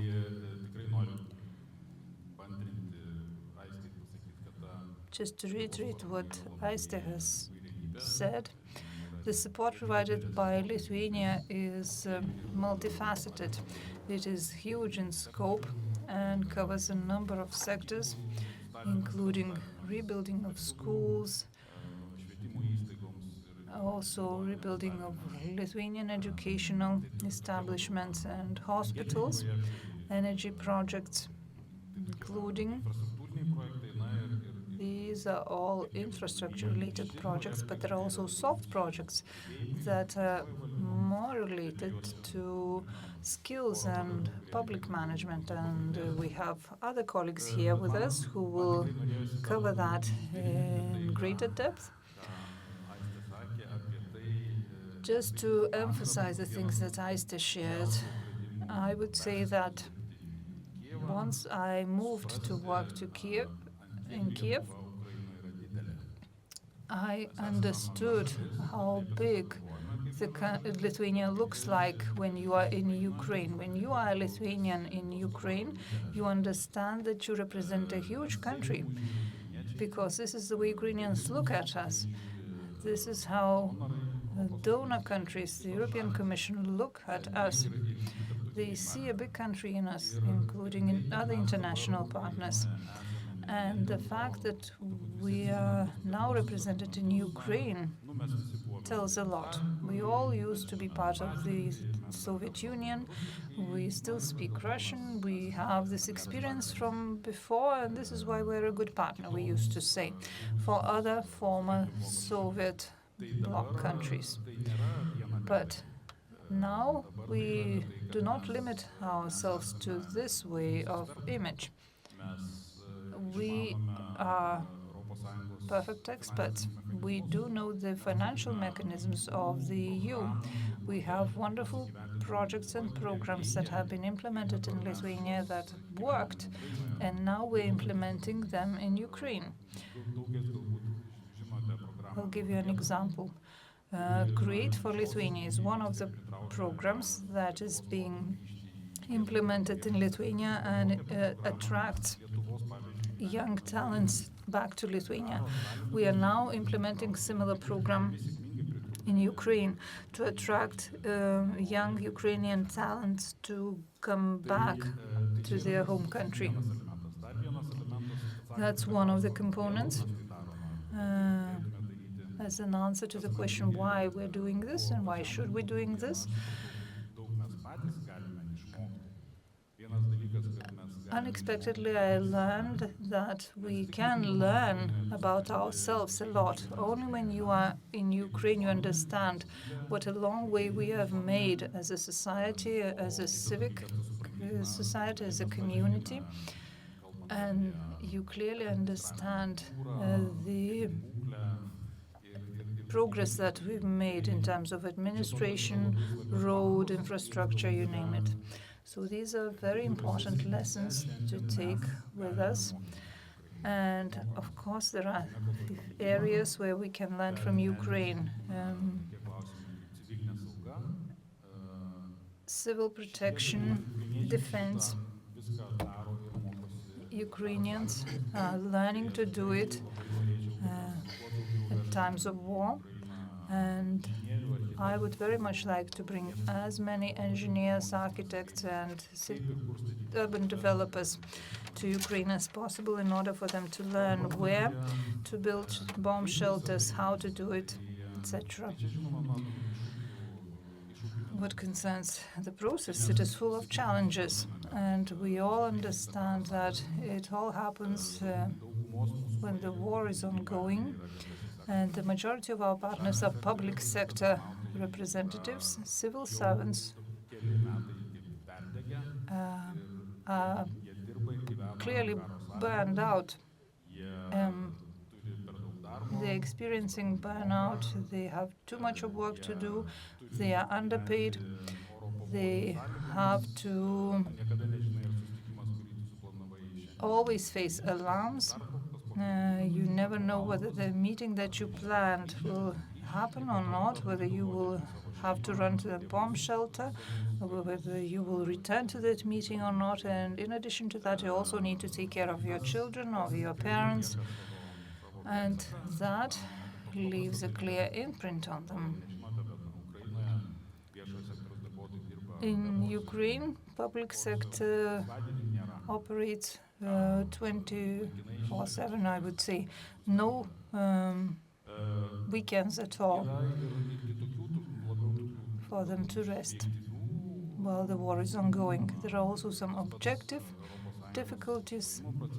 For example, the accession to the EU, people start questioning it, doubting it, and sometimes the prospects seem very unclear, and it, of course, impacts the things that we do.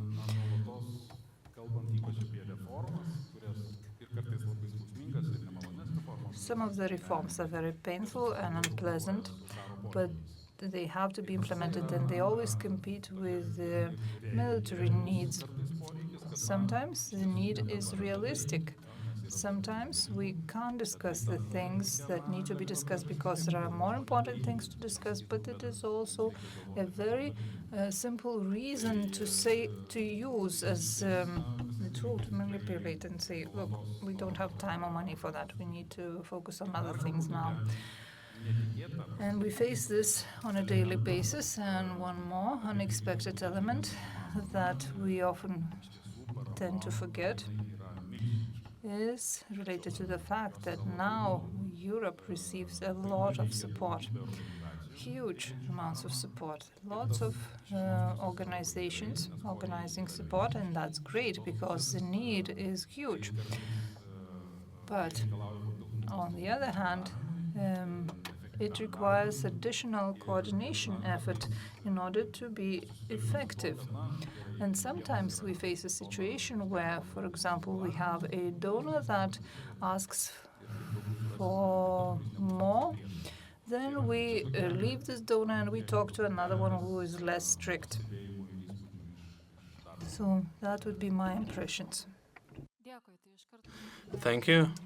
Now let's move on straight to the practical examples that could show how it looks like on the ground. So, Mr. Žakonis, could you elaborate? How does the Lithuanian police share its experience? Because we've said that we, as a country, can say that we went through the integration process and reform, so we have a lot to share with others. First of all, good afternoon, and thank you for inviting a police representative to this panel discussion. We take this as an appreciation of our work. Of course, when somebody says a success story, then people start asking for the recipe for success. And the recipe for success is that you have to want to improve, to have ambitions, to constantly learn. And then, with experience and willingness, you are able to find a team that wants to be this intellectual donor to our eastern neighbors and the ones that want to go towards democracy.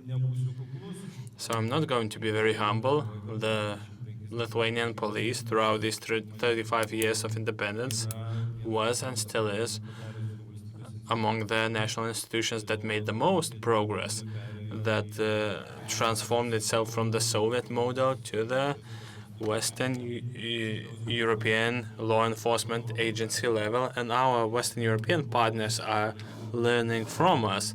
So no need to be humble, and we're not going to stop anytime soon. But as our colleague has mentioned, the key to our success is our enormous experience. After the restoration of the independence, we have transformed. We passed many exams as a law enforcement agency to enter the EU in terms of institutional organization, labor organization, data protection. I don't want to mention all of them, but this exam was very difficult, a multi-layered one, and we passed it. Then in the early 2000s, we improved. The 2010s was the decade with the most progress, and also having the institutional memory and understanding the mentality of the countries where we conducted our projects the way they understand the current situation, the way they see changes. So I think we have a lot of advantages. Because during the implementation of these projects, when we hear certain doubts or risks, well, we just tell them, believe us, we have went through this.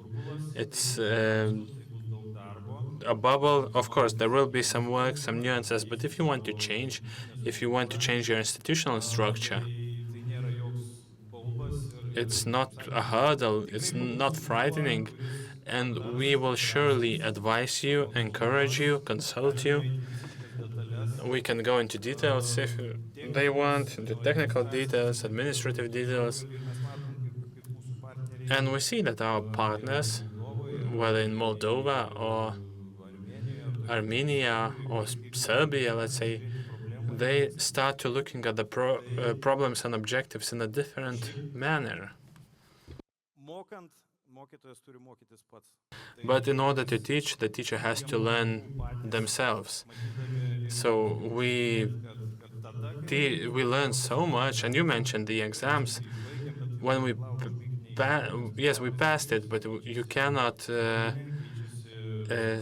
become complacent. The world is changing, the organized crime is changing, principles, methods, technologies are changing. We must adapt ourselves.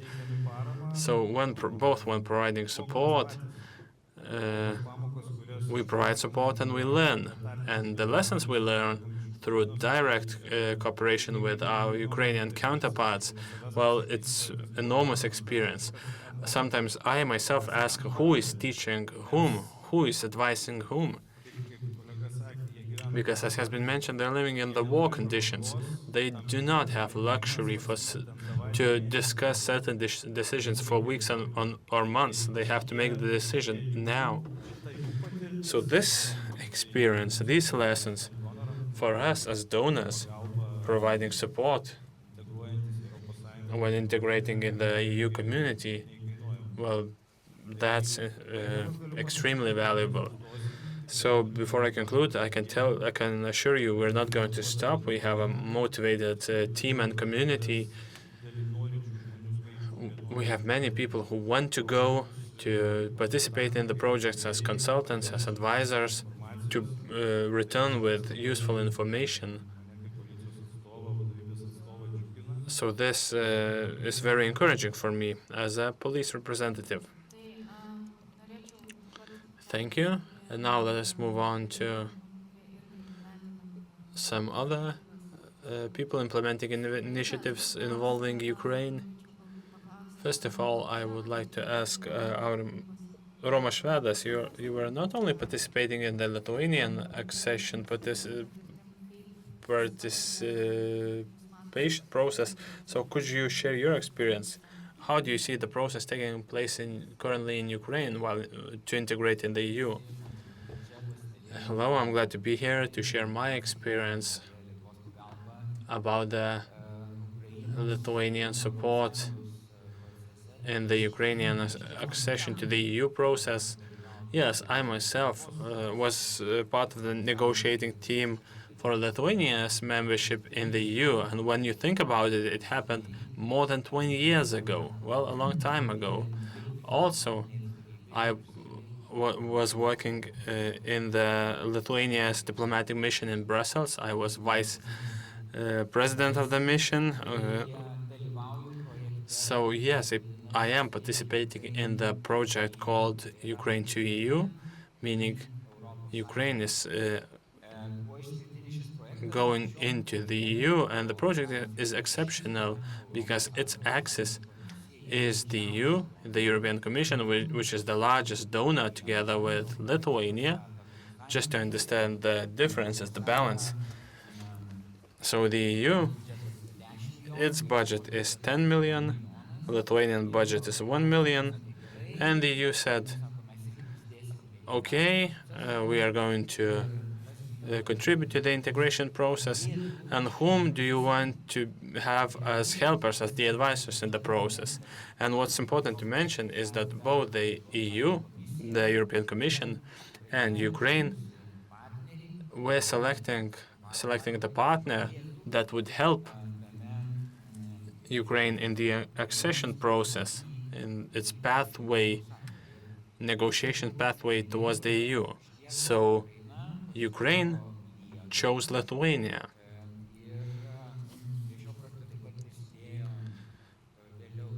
And later, Denmark and Sweden joined the project. So the access of the project is the European Commission budget, the Lithuania's budget, and also Denmark, Sweden. So we have 16 million euros for 3 years. And this is the resource, together with the know-how, that should help Ukraine in its path while negotiating for the EU membership. So it should be mentioned that, first thing, Lithuania was appreciated with its experience and its abilities to help Ukraine. And I would say, well, again, we should appreciate the European Foreign Affairs Service and the Central Project Management Agency that implemented this, and I see the leadership of the agency here in the room. They made sure that Lithuania was selected. Lithuania was not the only candidate. There were plenty of other member states who wanted to be coordinators. And this is very important. But Ukraine said, Ukraine rejected the others and accepted Lithuania's bid. And this is when the process began. So I think this is a huge appreciation of Lithuania, its institutions, and the whole development policy. Of course, this is an honor and appreciation, but it's also a huge responsibility. And in these 3 years, we have to create tangible results. The results have to be achieved for Ukraine in their negotiation process, and the process is very difficult. So first thing is that Ukraine itself is living under war conditions. They have to implement reforms. And to describe this process very briefly, maybe we will have some questions afterwards, but the main debate is whether Ukraine's membership in the EU is a political process, or is this more of a procedural process? So it is no secret that Ukrainians tend to think that it is more of a political process, that Zelensky will go to Brussels and negotiate the political support. Yes, political support is huge, but next to that, Ukraine has to implement reforms and get the Ukrainian public administration system and legislation closer to the EU standards. So this is the challenge that we together have to address, and the major challenge is that Ukraine during war has to do the homework to make sure that Ukrainian regulatory system is in line with the EU one. And the third major element, which is also important, is the EU itself. Yes, there's plenty of support to Ukraine, but there are some countries that are not willing, to put it mildly, to accept the EU's membership in Ukraine's membership in the EU. And I'm talking not only about Hungary. Ukraine is a huge country with huge agricultural sector. It will be a huge EU support recipient. And if it joins the EU, the power balance in the EU will be changed completely. So I think this balance, these changes to balance will be useful, but this will cause challenges nonetheless. To overcome the stereotype within the EU, among the EU member states, or somewhere behind the scenes, Of course, we will have the Kremlin's propaganda that the EU is allegedly evil, and this negative opinion is being spread. So this is another thing. So these are the three main elements. The appreciation and responsibility of Lithuania, Ukrainian reforms that have to be implemented, and the EU itself. Because all EU member states will not only have to approve the process, but their national parliaments will have to ratify the outcome of the negotiations. Thank you. It's actually the main question you raised, whether it's a political decision or not. But actually, we discuss this quite often with foreign policy makers and Ukraine living in war condition, whether it should play under the same rules that we played under, or the same like Moldova or Georgia. But maybe we'll come back to this later. But first of all, I'll give the floor to Jurgita. You're also implementing an initiative in Ukraine related to governance reform. So maybe you could introduce it, present it. Good evening. Thank you for inviting me. I found it very interesting to listen to my colleagues because I agreed with most of the words and say that this is exactly the case because I represent the side that is implementing a project funded by the EU, a sectoral project in the public finance area, and it has been implementing it since 2019. Today we began our discussion from the transformation that has been happening since the start of the war in Ukraine, but I'm the witness of the transformation that started much earlier. And today we discussed the influence and voice of Lithuania. But I will not be humble, and I will say that Lithuania didn't receive this influence as a gift from somewhere.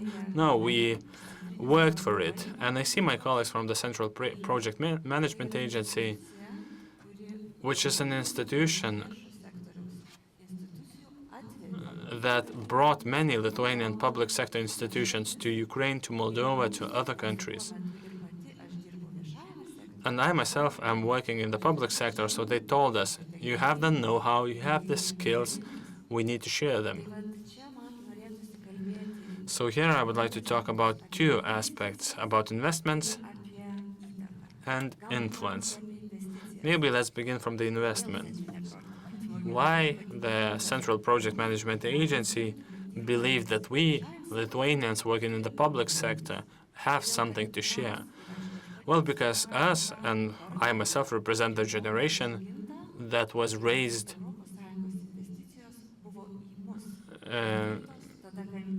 when the EU investments were directed towards us, when we were getting ready to enter the EU, when we ascended to the EU, when we began participating in the EU formats as Lithuania, as a country. And now the loop closed. Now we, as Lithuanian experts, raised by Lithuania, are turning to other countries.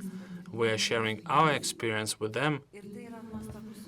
And this is actually a wonderful transformation that we are seeing in Ukraine. Yes, it is difficult for them. They're working during the wartime, but we are raising other experts. We are preparing them who are sharing their expertise with other Eastern Partnership nations.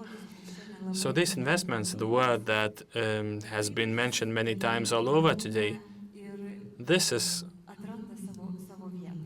how they find their place on the ground. And now speaking on influence, yes, Lithuania's voice is heard, but it is heard because we in Ukraine and other countries, we're not just working, we have something in our genes. We are on a mission there, which means that we hear the people we are working with, we adapt the conditions we have, because the project I've been working for 6 years, and during that time we faced COVID, full-scale war. Believe us, the war didn't stop us. Maybe we had a 2-week period of confusion, just simple human confusion, both amongst ourselves and amongst our partners, because in this partner we are working with the Ministry of Finance, tax service, custom service. So there were 2 weeks of confusion, and then we forgot that we had some differences, we had other plans, we had to readapt. We started providing emergency support that was very much needed. And in this way, we gradually returned to our usual activities. So all these investments, all the knowledge that we have in our public sector, well, we adapt them elsewhere, and we have proved that we work under any conditions. And what's important, we are sharing not know-how, but values, traditions. We're bringing culture to other countries because we work with people. We are people ourselves, we meet other people, we talk with them in human terms, and we translate this European jargon to human language. All the procedures, all the actions that they have to do before the EU accession, before negotiations, we stand shoulder to shoulder with them, and we're doing every work with them. And also, they trust us completely. They're not trying to look more beautiful, smarter with us. No, they treat us as one of them. So we are the link between them and Brussels. And I think that our impact comes not from the fact that we want to be important. No, we're implementing our mission, we're putting effort, we are meeting their needs. We are not trying to bring the models that work in our country, other countries. We are just trying to adapt. And I'm very glad because I represent the EU-funded program where not only Lithuanians are working. We have some Lithuanians, but we have a huge international team. And what's more interesting is that in 2019, when we launched the program, and the Central Project Management Agency fully administered this program, it was supposed to be a story of success or failure. The fact that we were so successful that we continue working opened the doors and even windows to the rest of the programs. So I am glad, as Roma said, they trusted us, but they trusted us because we had done a good job. And yes, we work with our Ukrainian colleagues, and for them, it is very difficult. I don't want to talk about the challenges they face, because you must see them yourselves on the news. But you know, from 2019, when I was carrying this EU accession flag, I myself felt this huge transformation when the war started. It was a major breakthrough in all of our mentality. Because if we were talking about accession before, about harmonization of the respective legal systems, IT systems, their harmonization, these were only words, minor works and steps. And they were still mostly implementing their own programs, their own priorities, but since the war began, everything has changed. They need this process. They are motivated by the process. And I think comparing their preparedness a few years ago and that of now are a huge difference. And I think that this is our contribution as well.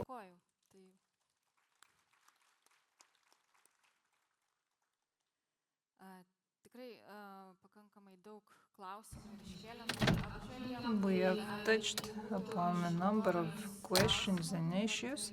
Should there be any questions from the audience, please ask them now. I also see a number of staff from the Central Project Management Agency who might also want to react.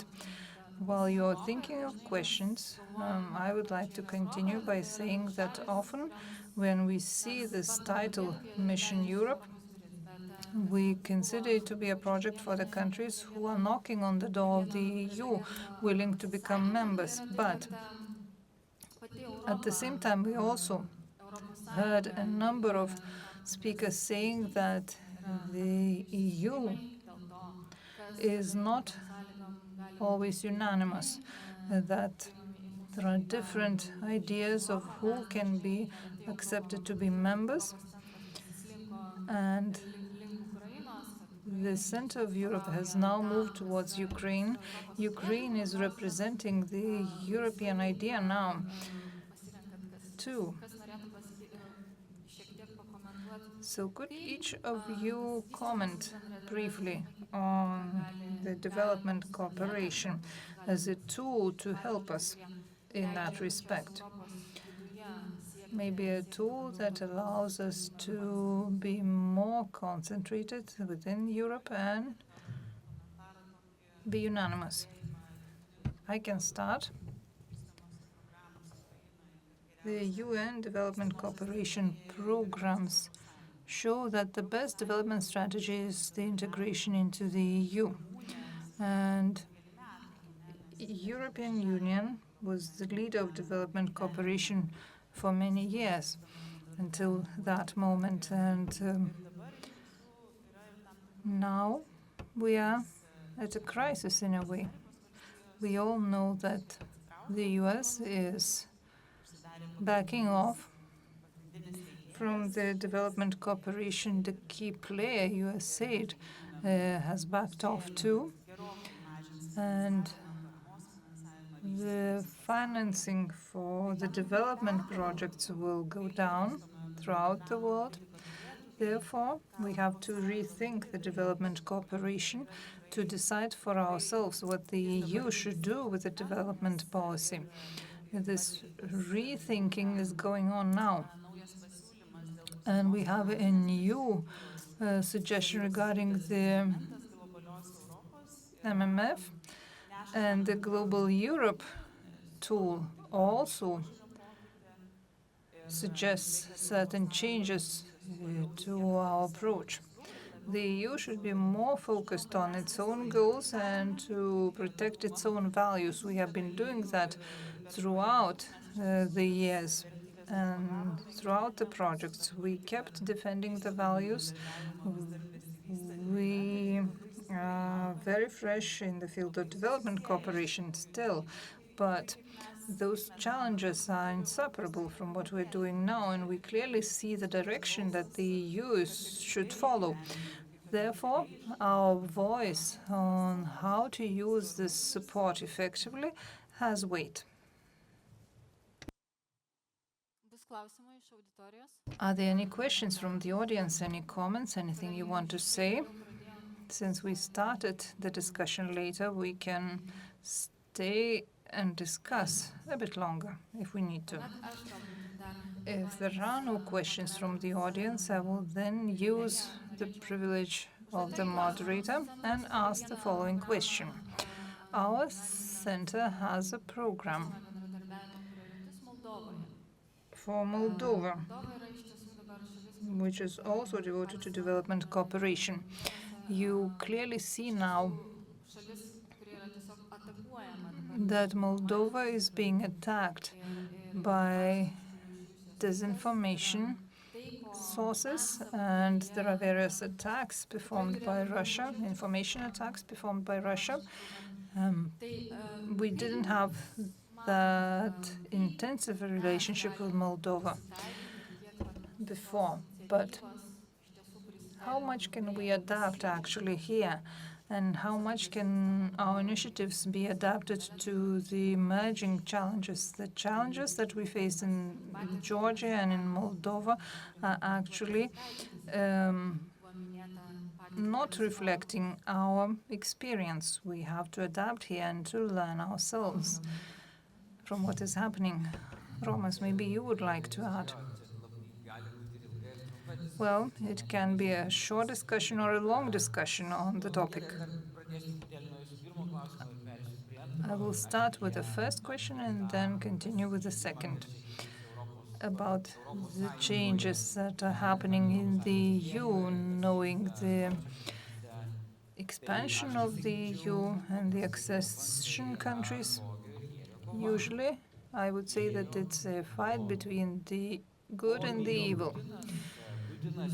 Putin is afraid that the Russian people will see that the Ukrainians can live the way the EU lives under a democratic system. And that is one of the biggest fears of Putin. Certainly he wants to keep his position as a president, and Putin is afraid of the democracy coming to Ukraine. He is afraid of democracy coming to Moldova.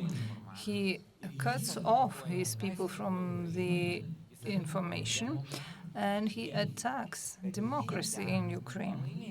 He doesn't want democracy to win in Ukraine. Ukrainians say we want to live the way the EU lives, that is to have a democratic system. And this is where the fight is ongoing between the good and the evil. Some call it a campaign, others call it an attack. I call it a war. I call it a war, just like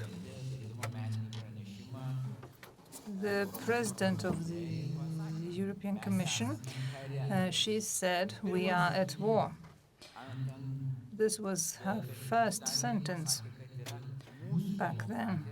In addition, she said, "Our democracy is under attack and we have to defend it." This is a quote. I remember it by heart. You may check. That it was a very good speech. You may visit the website of the European Commission and you will see that speech both in English and in Lithuanian. And that is a fact.